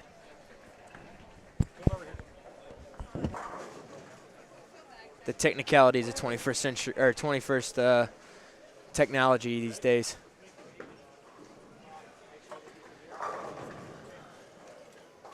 I believe we're getting ready to wrap up Game 4 of the U20 girls division here. I think the tournament leaders are coming on in the next game, so we'll get a chance to look at them as they wrap up the advancers round before match play.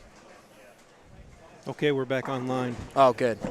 We got it figured out. Randy broke something. Who knows? Leave it up to Randy, huh? I don't know what you guys were talking about, but I want to talk about what we talked about yesterday down at Orland Bowl, which was kind of just walk the audience through what you've done as an amateur, Team USA, bowling junior gold, being a junior bowler. Let's talk a little bit about that part of the A.J. Johnson that many of our listeners out there and some of the kids here, when they play this back, because it'll be archived, that they could learn from. If there's any advice that you give them, based on where you've come from and the things that you've done and where you are today. Yeah. And how important Team USA bowling has been to you, junior gold bowling and junior bowling. Yeah, definitely. Without this event, I definitely would not be where I am today. It taught me a lot about the game, a lot about myself as far as the bowler side of everything. But the best way to kind of give advice for this event for youth bowlers, the year that I had success and ended up winning, I kind of took each day in separation. I kind of treated each day like it was its own tournament and just tried to do the best I could for those 5 games. Forget about the previous 5 games, forget about the previous frame, the previous game, and just focus on what I was doing right then and there. And it seemed to work out very well. I agree. I definitely think that it was a lot easier for me to kind of let the bad frames, the bad games go away, learn from them, but not let them bother you for the next days, the next games coming up. So that it wouldn't cost you the rest of the week.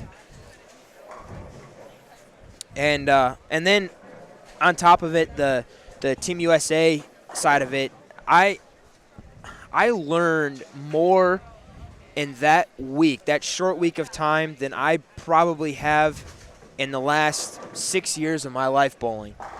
The guys that run that program are so knowledgeable and have the best way to describe what they're trying to get through to each bowler in many different ways so that they understand it. Not only that the coaches kind of know what they're talking about, but that the bowler understands what they're trying to talk about, and relating it to them is one of the biggest things that I think some coaches kind of struggle with. Is they're not too sure what their bowler wants to hear or wants to know, and they have trouble relating it. The Team USA coaches know how to relate it no matter what style, how old.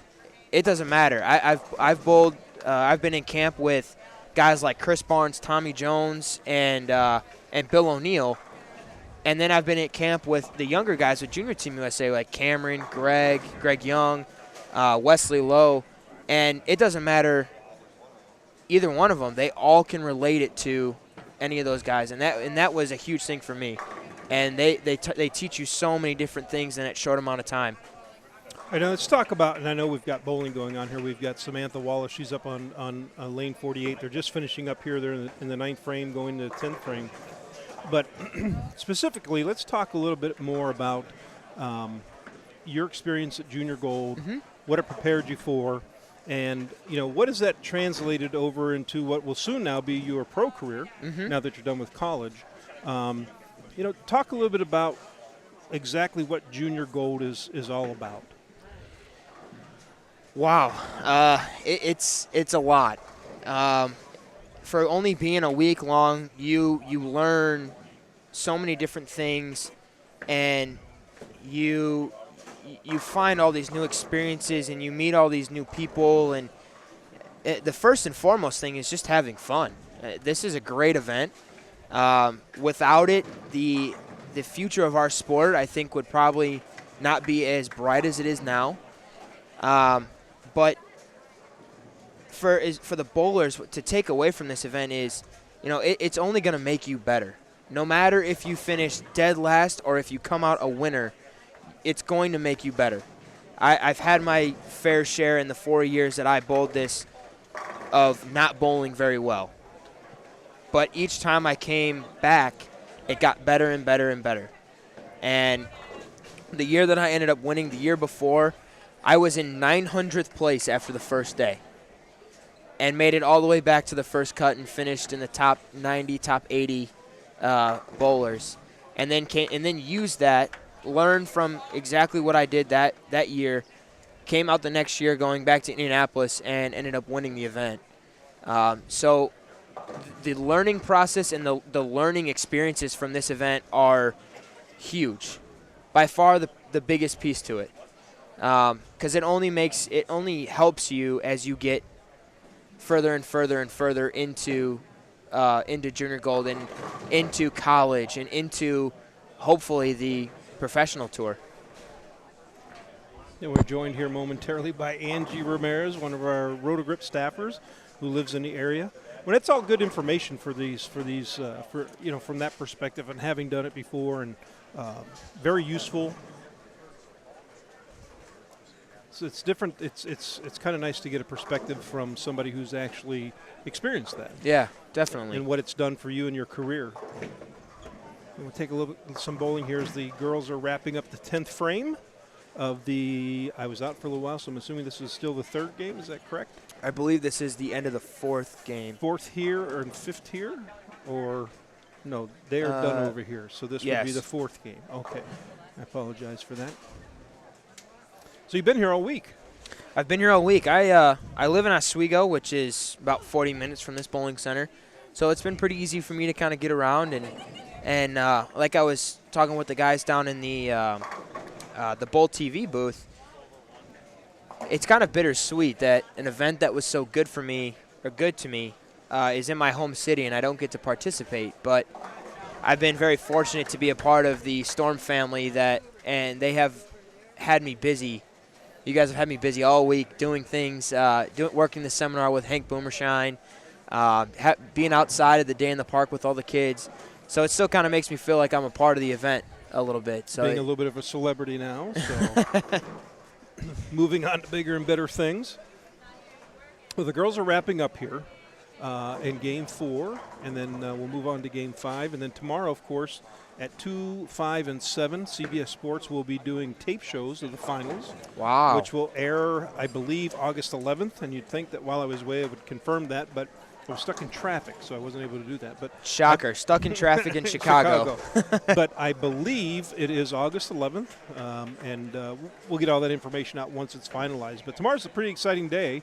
Now, when you won junior gold, were the finals televised then? No, they were not. Everything was on Bowl TV with USBC. They did live streaming all week, and they had all the pairs for the U15 boys and girls and U20 boys and girls on the 4 pairs in front of them, so that they could keep cameras on every given one. So having CBS Sports tape this year and televise the finals, I think is huge for this tournament and the kids bowling this tournament, because the guys that end up on the top are going to get TV experience, so that when they make it to college, if they're fortunate enough to make it to the finals with their collegiate team or singles, or making it professionally and making a TV finals, it'll help them. They'll have that experience much sooner.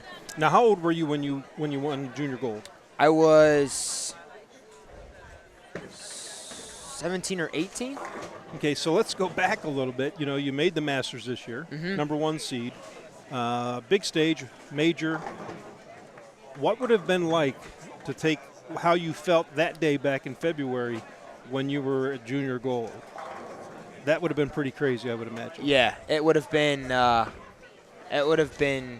Completely different. That's for sure. I think if junior gold would have been televised and had the atmosphere that a PBA telecast has, I think I would have been a little different. I might have bowled a little better. You think? Yeah. Nerves? I mean, because I know at the Masters it was your first time big stage bowling. Jason Belmonte, who's trying to win his 3rd in a row, which he did. But, I can't imagine because I've never been in that position. But, what's going through your mind, the nerves. And then, and bring it fast forward to what we're doing here today. You're going to have kids that are, younger than 20 years old that are going to be bowling on television. Now, it's not live like the Masters was. Right. But nonetheless, it still has that live atmosphere. Exactly. Cameras are still rolling. It is live. It's just not aired live. Right.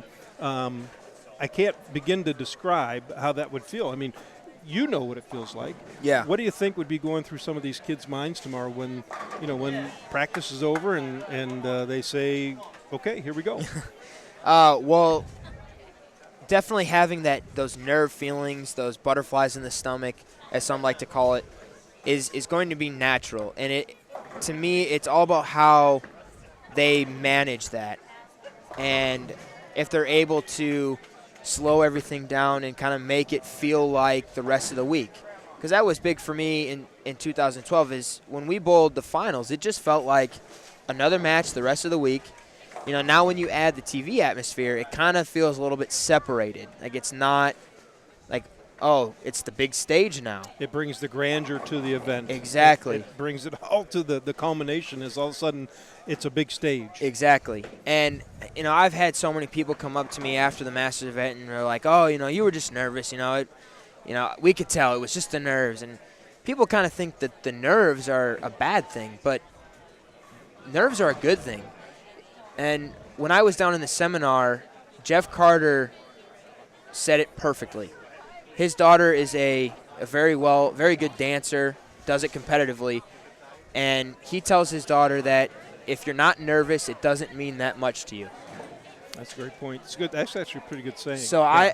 I kind of listened to that and was like, wow, that makes a lot of sense. And you're right, I was nervous before the Masters show, and I'm going up against the guy regarded as the best bowler in the world right now. It's live on ESPN, and it's a major title, and it's my first ever PBA title if I happen to win.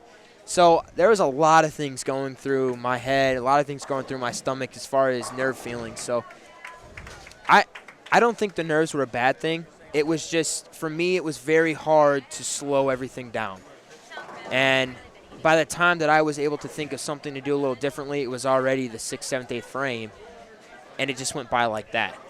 It was very hard to do that, and that was one of the big things that talking with Del Ballard and Tim Mack afterwards that we really hit on, so that when I make the next show, I know what to do differently, and the turnout is much different. Absolutely.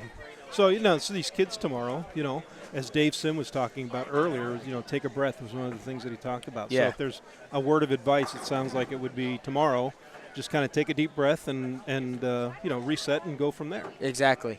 You can't forget to breathe because you kind of need that so that you can bowl. Well, it's kind of a requirement. Exactly.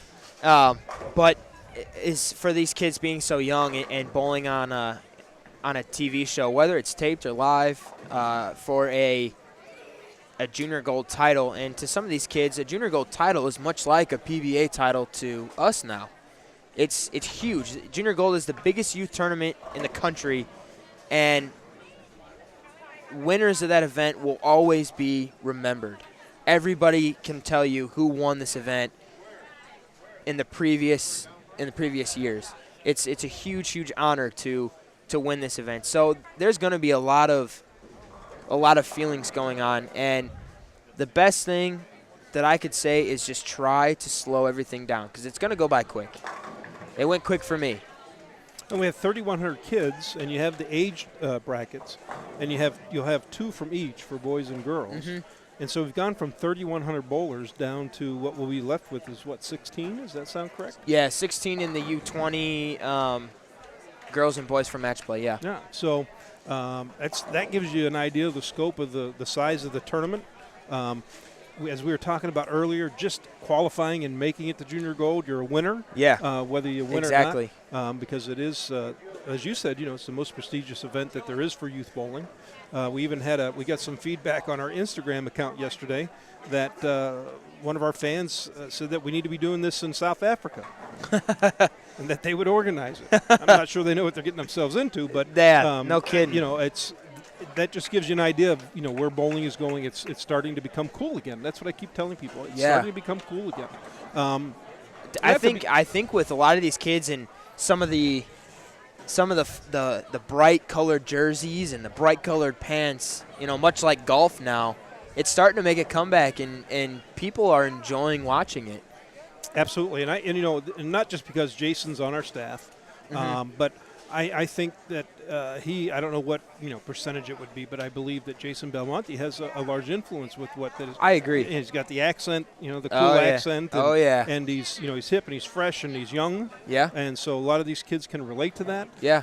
So not entirely because of Jason Belmonte, but I believe that he plays a role in that. Yeah, I would agree. I get asked a lot about the sport of bowling and everything, and my thoughts on the two-handed style and Belmo and Oscu and all these guys, and I said I don't have a problem with it. I said they're good at what they do.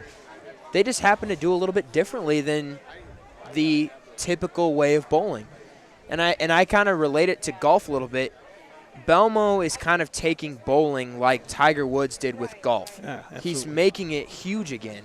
And I said, you know what? If he's going to do that for our sport, you just let him go and let him do whatever he wants to do, because it's gonna end up turning around and making our sport big again, and like it used to be, where they had the 32, 34, 36-week tour. Yeah, absolutely. And we just wrapped up the girls' game here, so they'll cross and we'll take a short break from the bowling. But no, you're absolutely right. And the funny thing, you talk about the two hands, and really it's there's the great debate, right? Yeah. But based on the rules, at release, they only have one hand on the ball. Yeah. So it's no different than a traditional bowler. Yeah. So it's kind of interesting the debate that goes around the bowling community as it has been. But, and not just Jason. We have yourself and Marshall Kent and Danielle McEwen and of course, those are right off the top of my head being with our companies. But I definitely see a youth movement. We're trying to get out ahead of that, obviously. Definitely. And there's so much talent out there. Of course, we'd like to have them all, but we can't. We've got probably 90% of the best bowlers in the world at this point. I would agree. So adding the Jesper Svenssons and the Daniel Fransons over in Europe, from Sweden, and then Wesley Lowe joining us, and Michael Tang. Cameron Doyle turns 18 in about 5 months. So I would probably be joining us at that time. And I would think so. So, let's talk a little bit about where you see bowling going, as a young guy, and how important that is that everybody support the sport. I know that there's been a little bit of negative feedback that happened here during the Junior Gold because of the power outage and everything, which is beyond anybody's control. Exactly. And it's been a little tight. There's a lot of people here, but that's a good thing. Exactly. That is a good thing, and I think it's important that we just kind of take a step back for a second and go, well, you know what? 3,100 kids bowling. Yeah. Last year they had 2,500. I talked with somebody earlier, and they really thought that they would come in between, 2,700 to 2,800. Yep. And just blew that out of the water. Yeah. And it's only going to get bigger. Going to be more entries next year. We're going to Indianapolis. And then the year after that is Cleveland.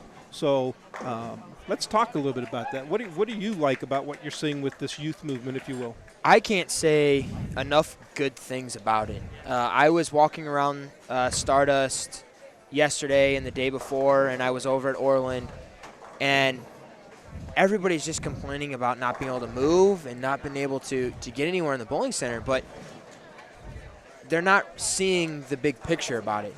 I think it's a great thing, because anymore now it's so hard to see. You don't see sold-out bowling centers very much. So to have this big youth tournament and to have it packed, bringing in fire marshals to keep track of the number of people in here, I think it's a good thing, because all these people are watching bowling, and all these people are going to continue to watch bowling, and they're going to watch their kids as they progress into college and into the professional rankings, and they're going to continue to watch the sport. And that's the biggest thing that we need is viewership. And I think it's grown in the last half of a year. I read an article after the Masters show, and they said that they had 6.5 million people watch the Masters show, and that's over a 65% increase in viewership than they've had in the last 2 years. So I think it's headed in the right direction. The youth of our sport is huge, and I think it's going the right way. I was watching the younger divisions when they were bowling stars, the U15 and the U12. The talent that these kids possess is absolutely incredible. I wasn't concerned about the score. I wasn't concerned about, where they were at in the standings. I was just watching them throw a bowling ball.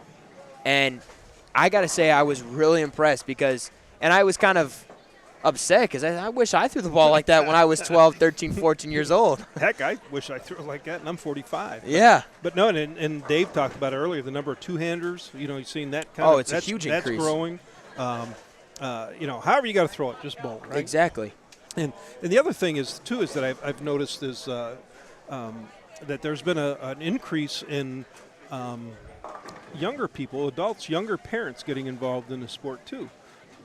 Seeing a little more in coaching. Yep. Seeing it a little more at the high school level. So it's been wonderful that it's all been brought right here to Chicago, and the centers obviously have done a great job. Yeah, I definitely agree. The numbers in high school and collegiate bowling in the last 3-4 years have grown tremendously. Almost anywhere you go now, you'll find a college school or a school with a bowling program, and I think it's great because there's a lot of kids that enjoy bowling. And there's, I was just helping out a kid earlier today that works with Randy back home. P.D. Virgos, mm-hmm. And he had something happen to him where he can no longer play contact sports because if he were to and get hit in the head, it would almost cost him his life. And he did a show for Good Morning America about how bowling has changed his life and how it's helped give him support and make life more positive because he can still play sports like bowling and golf and find enjoyment in all of it and not have to, worry about what had happened previous to him. Absolutely. Yeah, and Petey's pretty good. I'm sure Randy has spent plenty of time talking about Petey. But the girls are back up in bowling. And I believe we have the leaders should be right here going in front into of us. Today are right in front of us, yes. Yeah, Melanie Hannon right now is up on 47 with a split, but she should be able to get 2 of those at least. And then we have Sydney Brummett on lane 48. Looks like she is throwing an Optimus, I believe. That is an Optimus. And she just covered up the 7-pin to get her game off to a 2 clean frame start.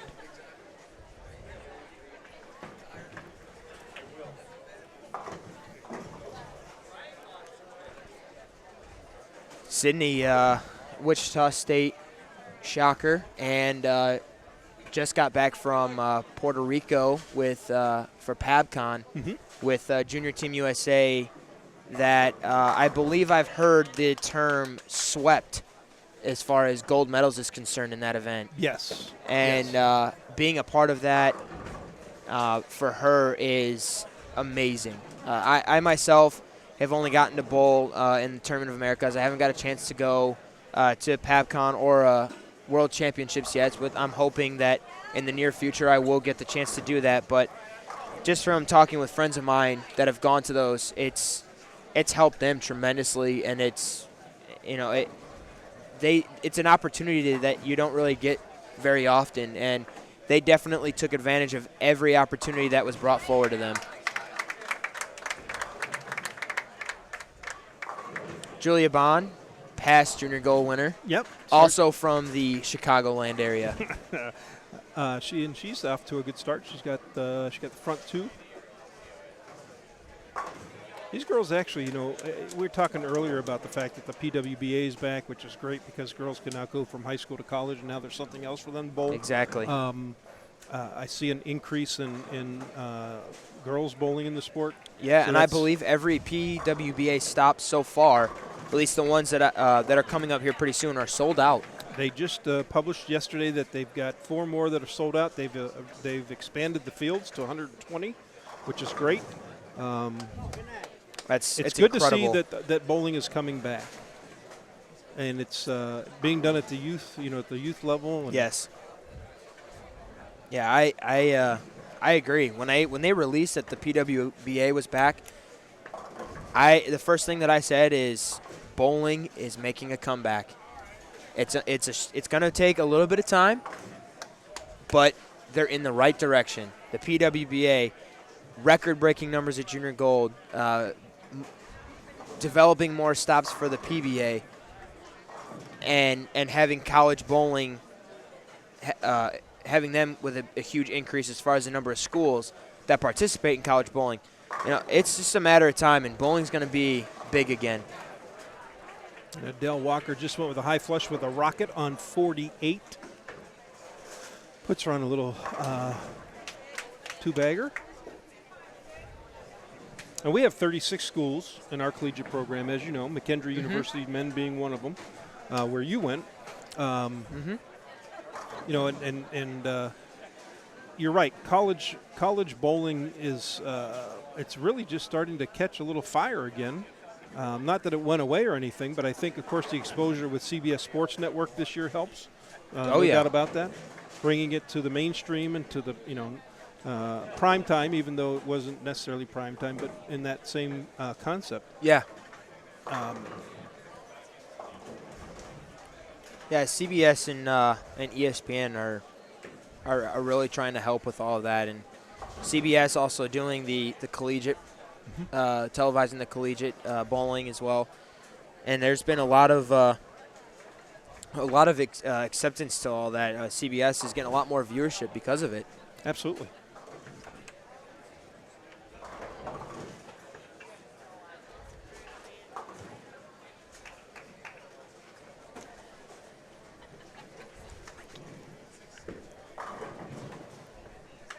Some more fans, obviously. Yeah, Sydney Brummond's dad, Julius coach Will Clark, who coaches in the area, and family members of the kids bowling. So, speaking of parents, Sydney's dad.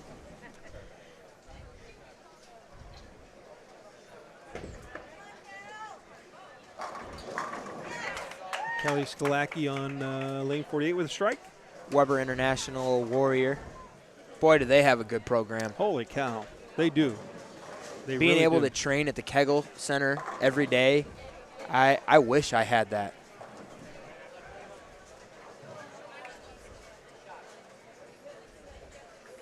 We got a little bit of history, possibly in the making. Brianna Klemmer up on 48. She won this event in U15. Then follows it up the very next year in the U20 division and wins back-to-back titles, and now she's in line to possibly win a third in a row, which I think has never been done, if I remember right. Yeah, we'd have to check on that, but you're probably right. That's pretty impressive. She throws the ball well. Yeah. She's got a little bit of a Pete Weber backswing going on with some height there. That power style is making its transition into the women's physical game. I watched a lot of U15 and even U12 girls that are developing the higher backswing, the higher rev rates, more speed. And I think a few years ago you didn't really see a lot of that because of how much they like to just keep it in play, keep it in front of them, make their spares. And I think they're almost smarter than male bowlers. We like to see the big ball motion, pins flying everywhere, and the girls are like, oh, you guys go ahead, do your thing. We'll just knock them down. We'll just knock them down, and we'll take our spares and move on. Right. Exactly. And Jordan Richard up on 47 leaves a 7-pin. But I believe Kelly Kulik has had a little bit of a part in making the power game transition into the female. I would agree with that. She definitely is, has the powerful base. Certainly in a power position in her once she reaches the line. And you can see a little bit of that in some of these girls out here, a little Kelly Kulik going on. And Liz Johnson, she doesn't really fall into the power category, but I tell you what, she's pretty powerful. Yeah. She does throw a very powerful ball. Yes, she does. It's funny you bring her up because Liz and I have become pretty close the last couple of years, and we kind of have a little bit of a joke that since the two of us have the same last name, she's kind of my bowling mom. So every time she sees me, she says, hey, son, how's it going? And people will turn around like, what? So it's pretty cool. Liz is amazing, not only bowling-wise, but off the lane. She's an amazing person. She is. I agree. And an unbelievably accomplished bowler. If you look at her resume around the world, it's incredible. Actually. And she's only 40 years old. Yeah. I don't know if she wanted me to say that, but she is only 40 years old. Seems like she's been around forever. Yeah. Yeah, I mean, her resume, I as a male and a young, rookie coming onto the tour, I only hope to have that kind of resume by the time everything is over with. So she's impressive, and she can do things, with as simple as her game is, she can do things that a lot of people can't, and play parts of the lane that people normally can't. It's amazing to watch. She has a PBA win. Yeah. She beat the boys. Yeah. So I believe Kelly Kulik, I believe, also has a PBA title, if I'm not mistaken. She beat Chris Barnes in the Tournament of Champions. Beat Barney. Couldn't think of anybody better to beat than Chris Barnes. Chris is a good guy. I think I think she wouldn't have had it any other way either. Absolutely. Well, to be the best, you got to beat the best, right? Exactly. So what's in store for you for the rest of the summer? Before the Fall Classic at South Point in October. Yeah, the team singles and doubles, which for the doubles portion, Marshall, Kent, and I are bowling together. So I'm hoping that that turns out really well. Two of the younger tour guys taking everybody on. But no, Randy and I were talking a little bit earlier. I'm going to regional this weekend in Indiana. And then coming back home, there's a few events around here, and then I'm going to the PBA 50 doubles tournament. And I told Randy, I said, if qualifying goes well, he and I might be able to get matched up together. And for me, just starting my professional career, that would be one heck of a way to get it going, to bowl with him in a doubles tournament. Now, is that the one that's in Fort Wayne, or is it? Yeah. Okay. Yeah. And then after that, I was talking with Leanne Holstenberg, and I'm actually going to be joining you guys in New Jersey for the underground bowling event on the Brigham City Bolts. UBA all day. Yeah. I'm kind of excited about it. I've been hearing a lot of things about it, and it seems like it's a lot of fun. Just don't miss a 5-pin. You miss That's a what I've 5-pin, heard. you get powdered, so don't miss a 5-pin. That's what I've heard. And then before I know it, it'll be time for the Fall Classic and then the U.S. Open and the World Series. And in amongst all of that, I'm trying to schedule me to get going over to Saudi Arabia and Qatar for the big overseas events. Get my feet wet over there and try and find as much success over there as well as in the States. So. Cool. Yeah, and it's interesting that you say that, because just talking to our staffers, to a person, they've all, and I think we talked about this earlier today, to a person, all of them have talked about what bowling internationally has done for them, for their careers, experiencing the different cultures and the different tournament formats, the larger fields. So it should be exciting. It should be fun for you. I'm excited. The only event I've been able to go kind of, I guess, overseas, if you want to call it, is I went to Mexico last summer with Team USA to kind of be the backup or the alternate for Mike Fagan and Nathan Bohr in an event to qualify Team USA for PABCON. So if one of them were to happen or happen to eat something bad or get sick, and they or didn't get hurt, they ended up doing very well. Yes, they did. They took every medal possible. So I was just there to help with bowling balls and help coach. And me and Fagan kind of had a really good relationship that weekend or that week, where I was kind of helping him on the lanes and help. So I kind of felt like I was helping him win medals. It's cool. Yeah, especially as accomplished as Mike Fagan is. Made me feel a little bit better. The king of swing. We've got Adele Wayner? I'm not sure. I apologize. Up on 48, she's covered the 7-pin.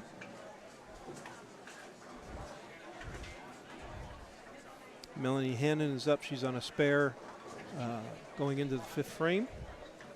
Oh, someone just commented up here and said that Stephanie Nation, now Stephanie Johnson, won junior gold 3 times in a row. So we do have a 3-peat champion. So then she has the ability to tie that then. She has the ability to tie. Okay. Thank you. Who told us that?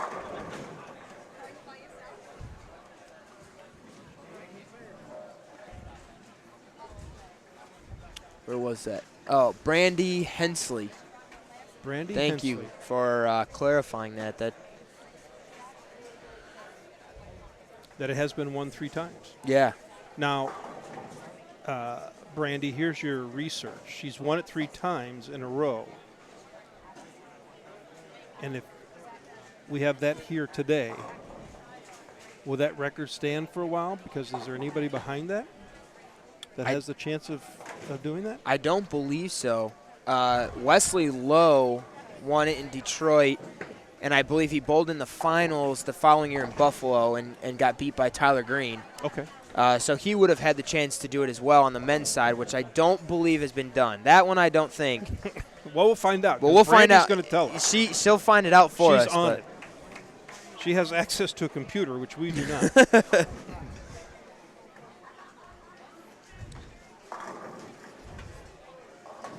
My previous collegiate coach, Dennis Knepper, telling me to go schedule a golf outing. I did that last week. I haven't had a chance to do that this week, Dennis. But I think I should tell you, you probably should hit the range a little bit because I shot 78, and I'll probably take you to the brink the next time we play. Oh, there you go. Absolutely. How could we forget that? Shannon Pluhowski is a 3 times in a row. Oh, wow. 2000, I think it was 2011, 12, and 13, I believe. Wow. So on the women's side, we've had multiple-time champions, and on the men's side, I'm not quite sure because I think women are just bowlers. Yeah, bowlers. I guess. Yeah. Like we were talking about earlier, they're smarter. Well, you said that. I didn't say that. Yeah, Shannon Pluhowski, Rotor Grip staffer, also a national staffer now for the PWBA. Yeah. So if you're listening out there and you're not bowling and you're a young person, a lot of things are possible. Yeah. Bowling is cool. Exactly. If you bowl, stay with it. Oh, she dumped that short. This is a bit of a grinding match going on here on 47 and 48. Yeah, these don't look very they don't look very easy right now. No, not at all. Generally, as we see, the longer patterns as they start to transition later on, they tend to be a little bit more open for the bowlers, and they have a little bit more room down lane to get the ball back. But from my experience bowling here in Stardust, they take care, Angie. See, Angie Ramirez, thanks for stopping by. Bowl well next week in Wichita. Yes, let me know. Okay. Yep. Thank you. Take care. But these, from my experience bowling here at Stardust, these lanes don't make patterns very friendly. We've bowled collegiate tournaments here. I've bowled a couple singles events here, and they like to hook, and they like to hook early. And I think some of these bowlers are starting to see that now, and the ones that are, making the ball changes and making the adjustments accordingly are the ones that are finding the hole a little bit more consistently, like we saw here with Sydney. I believe she switched to a high road, and you saw the result. Almost played a little bit of fallback. Exactly. And talk about how important it is as you progress in your bowling career when you get into the more competitive side of bowling, the importance of learning how and how important it is to know how to open up a lane not only for yourself but for those that are bowling with you, and in the process of using them to help you. Exactly. So to speak. You always want to be mindful of what the other players are doing around you, the pairs that are ahead of you, and the other bowlers that are on the pair with you, because starting a block, you can either make the pairs friendly and very much playable from the start or ugly. And I've been on both sides of that. I've seen them from the get-go get very, very tight down lane and scores not be, very high, where other people around us that make the lanes a little bit more scoreable are shooting 230, 240 out of the gate, and then you're finding yourself trying to scratch to the top and going to a pair of lanes where you're not quite sure what the other ones were doing. So you always want to be mindful of that and watch what they're doing. Not necessarily worry about how they're scoring, but where they're playing on the lane, where they're crossing, where they're laying the ball down at, and figuring out, the girls or guys that throw the ball like you, where they're at, and if they're scoring. Both excellent points. I know during the summer swing this year, we had a situation where a lane wasn't opened up correctly, and it created some issues, and some low scores. That day, I think the highest was score 190. The highest score is 190 for like 4 games. Yeah, and so just alluding to that and understanding for young bowlers that it's really interesting because there's more that goes into bowling than people think. Yeah. I mean, it's not an easy sport. No, it's definitely not an easy sport. I mean, a guy like Pete Weber, who's been doing it for almost 40 years, has 38 titles, and has won the hardest tournament on the tour 5 times. The U.S. Open. And once the PBA 50 this year. So he's done it 6 times. 6 times. But it's great about Pete, and I know we should be talking so much about our staffers, but to watch a guy be able to do what he does with a bowling ball is incredible.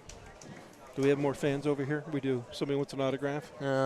Somebody wants an autograph. It's a parent of a bowler that is coming to McKendree.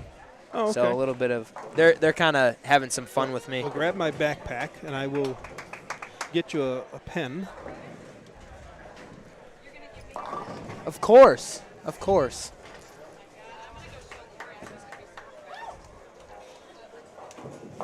Is she signing the badge? Is that what she's signing? Yeah. Okay.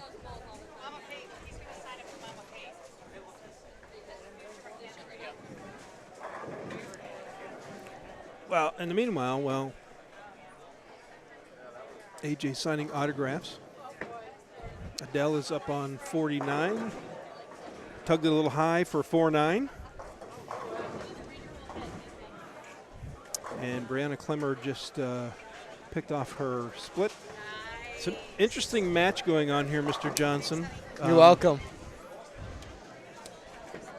It looks like right now it's just kind of a scratch and claw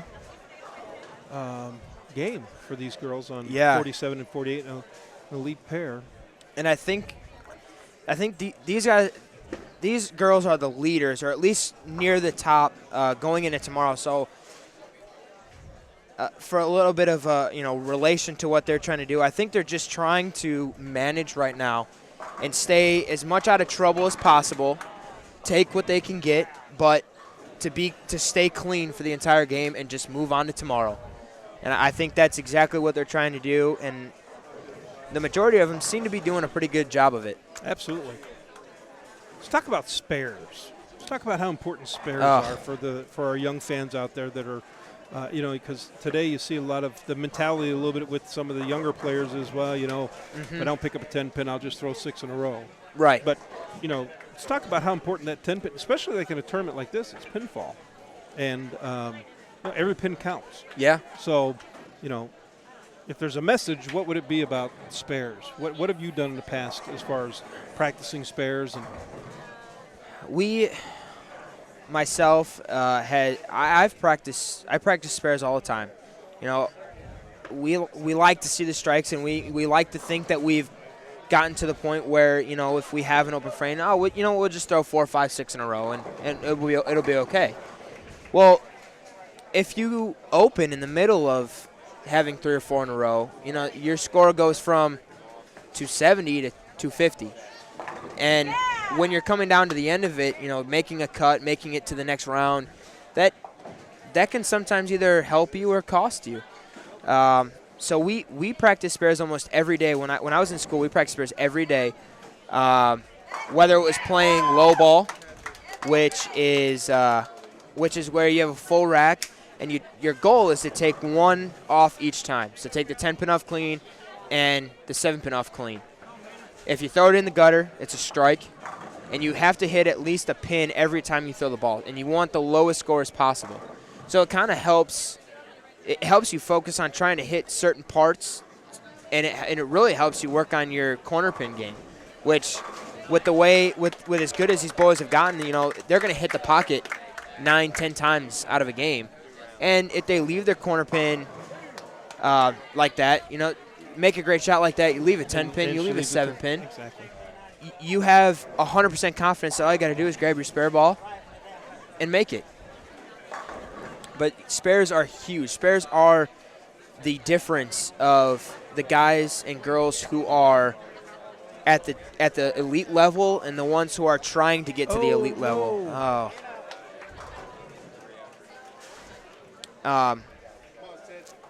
Every time that I go and bowl, my goal is to make every spare. Obviously, it's every bowler's goal, but to have to train and practice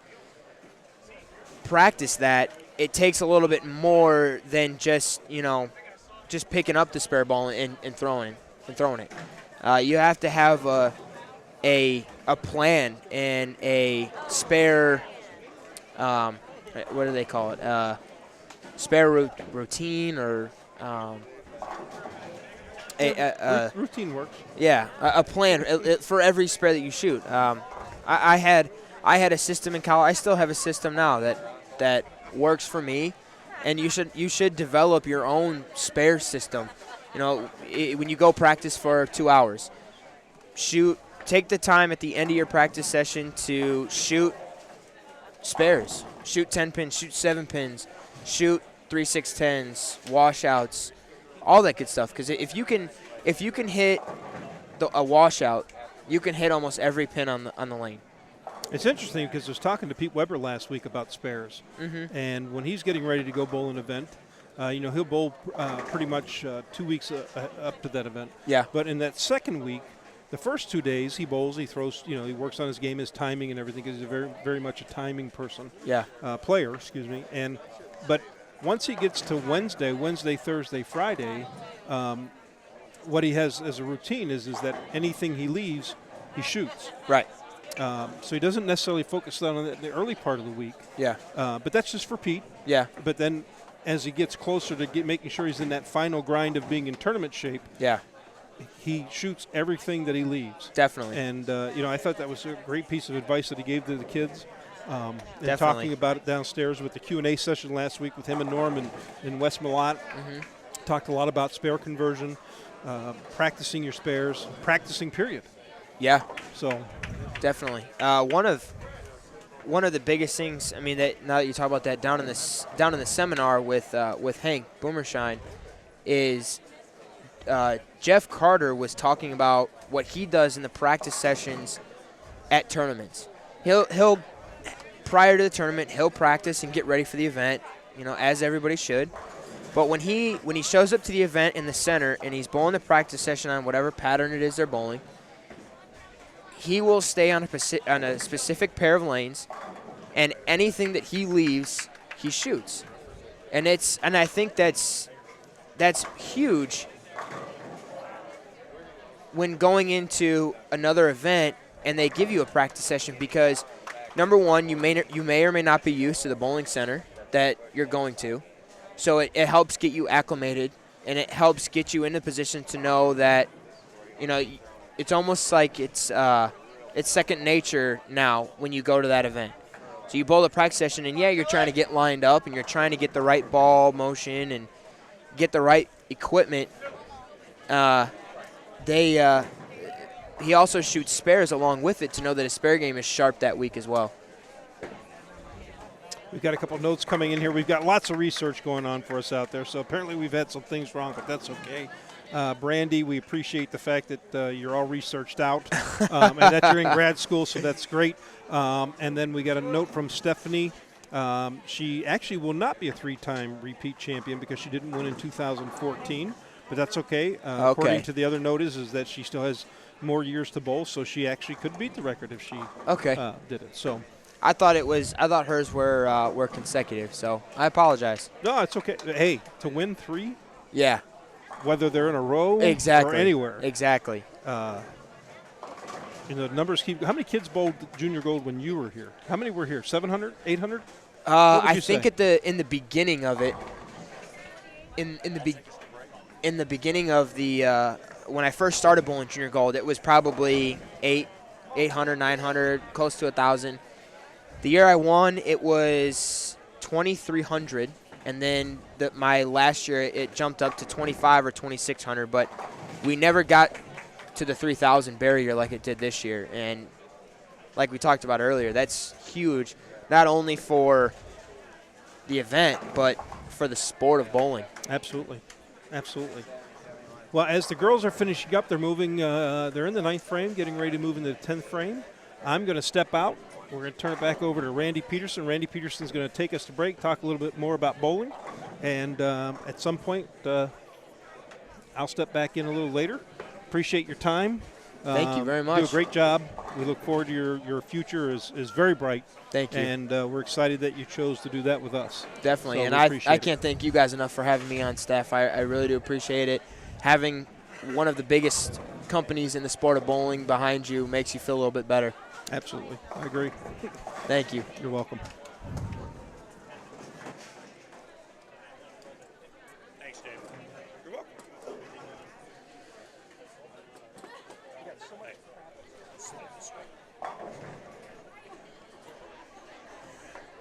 No. I just wanted you to move the chair. Oh.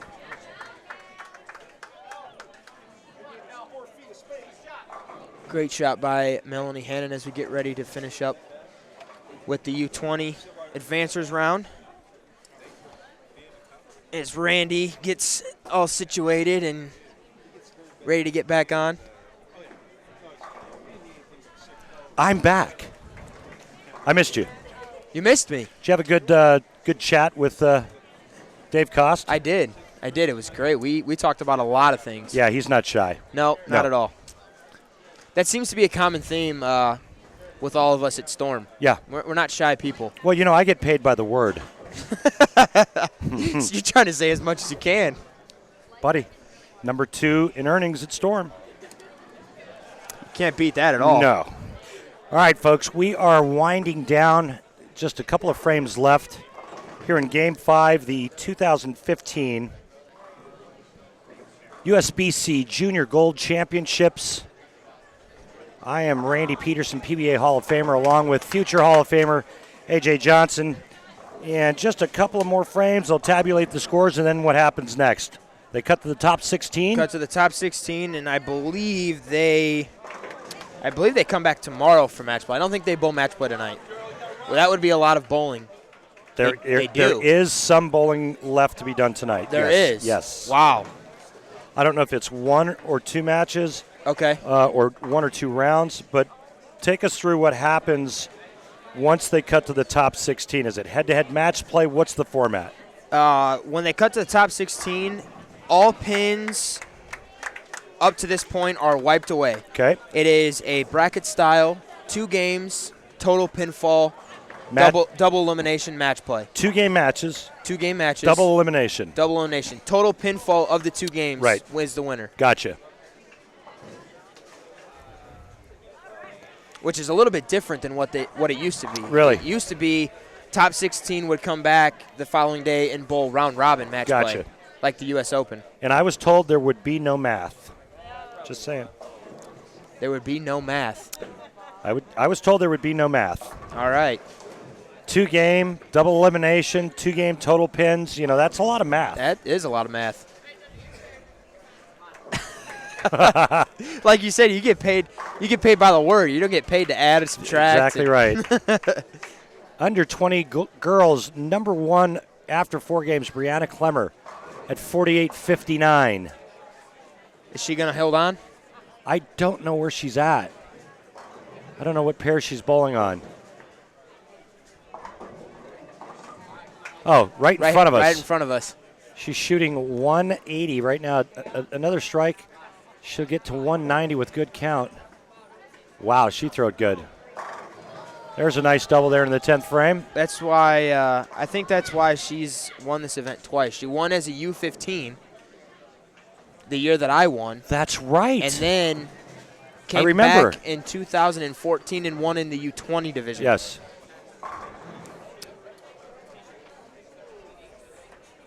And then now has a chance to come back and do it again. Yeah, pretty cool. So she's been here before. She's got a lot of maple moxie and a lot of experience in this tournament. So another strike here. It'll be 192 for Brianna Klemmer.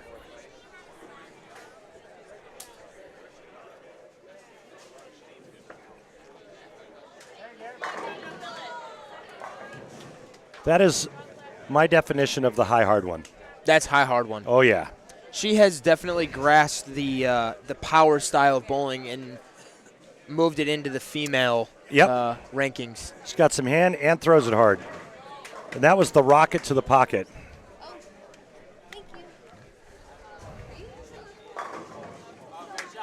Dave and I were talking earlier about the future of our sport, and watching the girls, I had to say that the power style that the men are so accustomed to has sort of made its transition into the female physical game a little bit. Without question. I mean, it's a power game. Yeah. I mean, look who the number one player on our tour is. I mean, look at all the guys that are making shows the majority of the time. You better have some hand, you better have some power, you better have some speed. Yeah. What's the one, what's the two things that you associate with mostly when it comes to women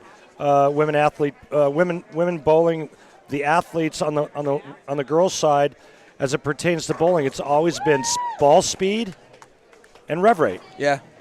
And if they had a little bit of a hand, they couldn't throw it fast enough. Right. And if they had any speed, they had no hand. Right. And now you're seeing more and more where they have a combination of both. Exactly.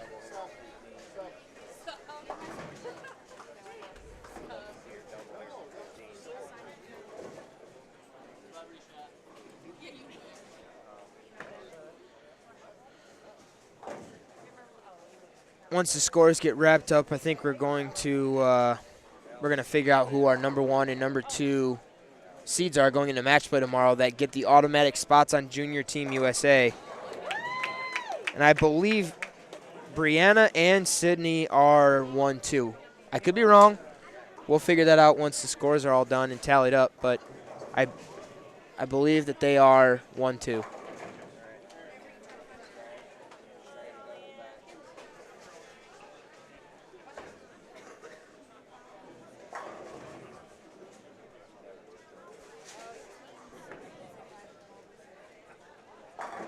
I've been very fortunate to become friends with the Brummett family, and they continually work with Sydney and have gotten her to where she is now. She bowls for Wichita State.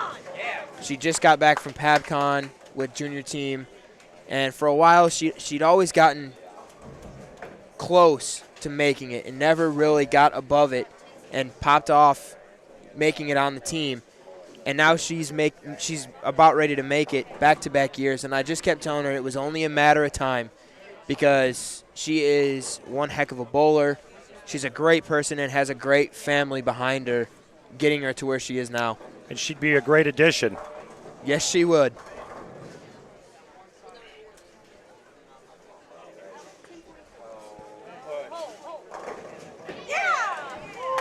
I just made Team USA all chicken wing eating team. A little bit of Joey Chestnut style. I saw him eat a 3-pound burrito once. That's it? 3 pounds? It was a 3-pound burrito, and he ate it in a minute and a half. That's insane. It looked like an anaconda eating a deer. It was incredible. Now, wow, you're referring to Joey Chestnut, the Nathan's hot dog eating champion. Yes. He was dethroned, as you know. Yes. But I want you to understand something. You know, when they're going through that and you see them dipping the hot dogs into the liquid, yeah, people think they're dipping that hot dog in water to soften the bun. It's not what they're doing. They're dipping that hot dog in lemonade, in any flavored liquid that will change the taste of the hot dog. Well, I wouldn't blame Because them. after about 10 or 12 hot dogs, maybe 20, you can't stand the taste anymore. No. So they start changing the way it tastes to help them choke it down. My question to you is, no, thank you. What happens to the human body the day after eating 60 hot dogs? I don't even all want the to know. sodium, I don't even want to know. all the fat, all the calories. I think he consumed like 18,000 calories in that. What is that? What is it? Is it a 5-minute span, a 10-minute span? I think so. I think it's 5 minutes. I don't think it's anything over that. It's not more than 5 minutes? You sure it's not 10 minutes? I could be wrong because I don't know very much of the competitive 60 hot dogs. That's absurd. If it's 10 minutes, that's 2 a minute. That's 20. That's absurd. It's got to be, I think it's 10 minutes. Okay. But anyway, think about what that would do to your body consuming 60 hot dogs. I know what it would do to mine. Shut down. I would implode. Yeah. All right. I can't even imagine that because I eat a Skittle, I gain 5 pounds. So I can't even. Could you imagine if there was a Skittles eating contest? There probably is. All right, we're wrapping up here. Lanes 47 and 48. One last shot on the left lane coming up for Kelly Shalacki.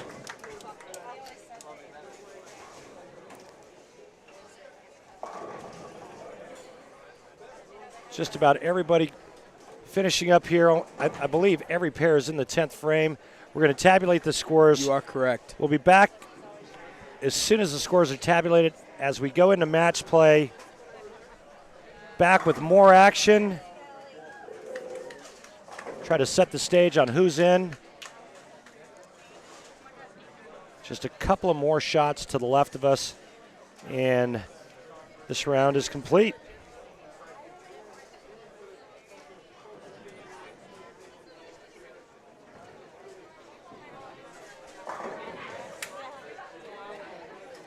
This is some pretty impressive bowling this whole week by the youth of the future of our sport.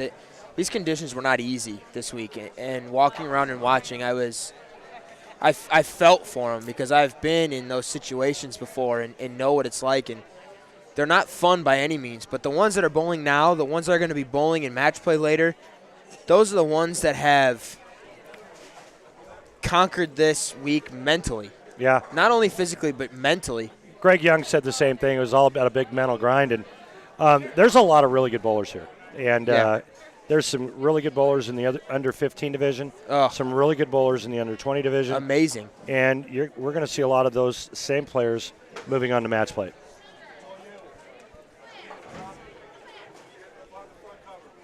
I just wished I was doing the TV shows. I would love to watch these kids bowl under the lights. I know.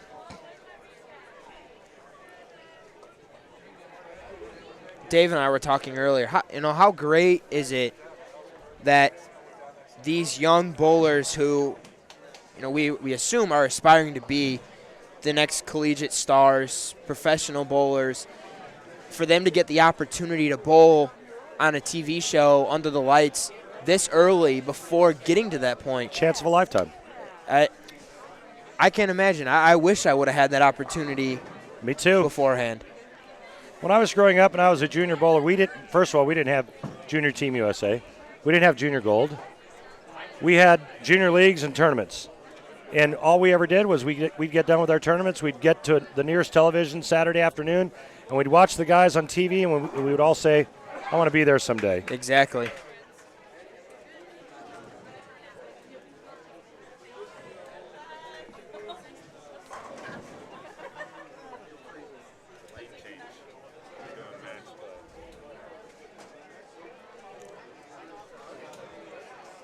All right, folks, we're going to wrap up here in just a few minutes.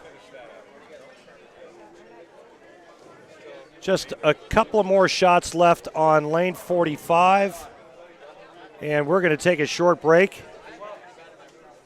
Come right back with some more great action. It's almost that time, AJ, match play time. That's my favorite part of the tournament. Oh, I can't wait. I hope you keep me in the booth for match play because that's going to be a lot of fun. Buddy, you're here as long as you want to be. Careful what you wish for.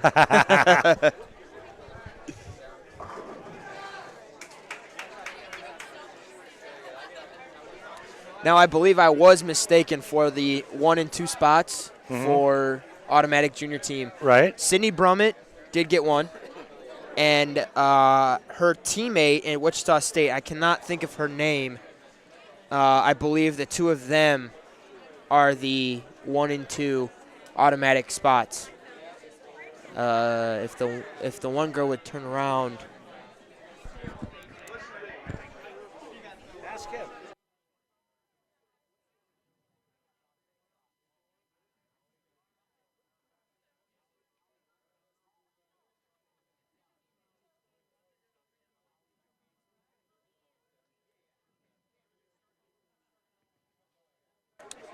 Okay, so I have it now. Sydney Brummett and Holly Johansson, Wichita State women teammates, are the 1 and 2 automatic spots for Junior Team USA. That program just keeps getting better and better. Pretty Congratulations strong. to them. It's been strong for a long time. Congratulations to those two young ladies. All right, folks, we are going to take a short break and get back to you. As soon as the scores are tabulated, we get the brackets set up. Match play portion of the 2015 Junior Gold Championships coming back at you. Stay with us, folks.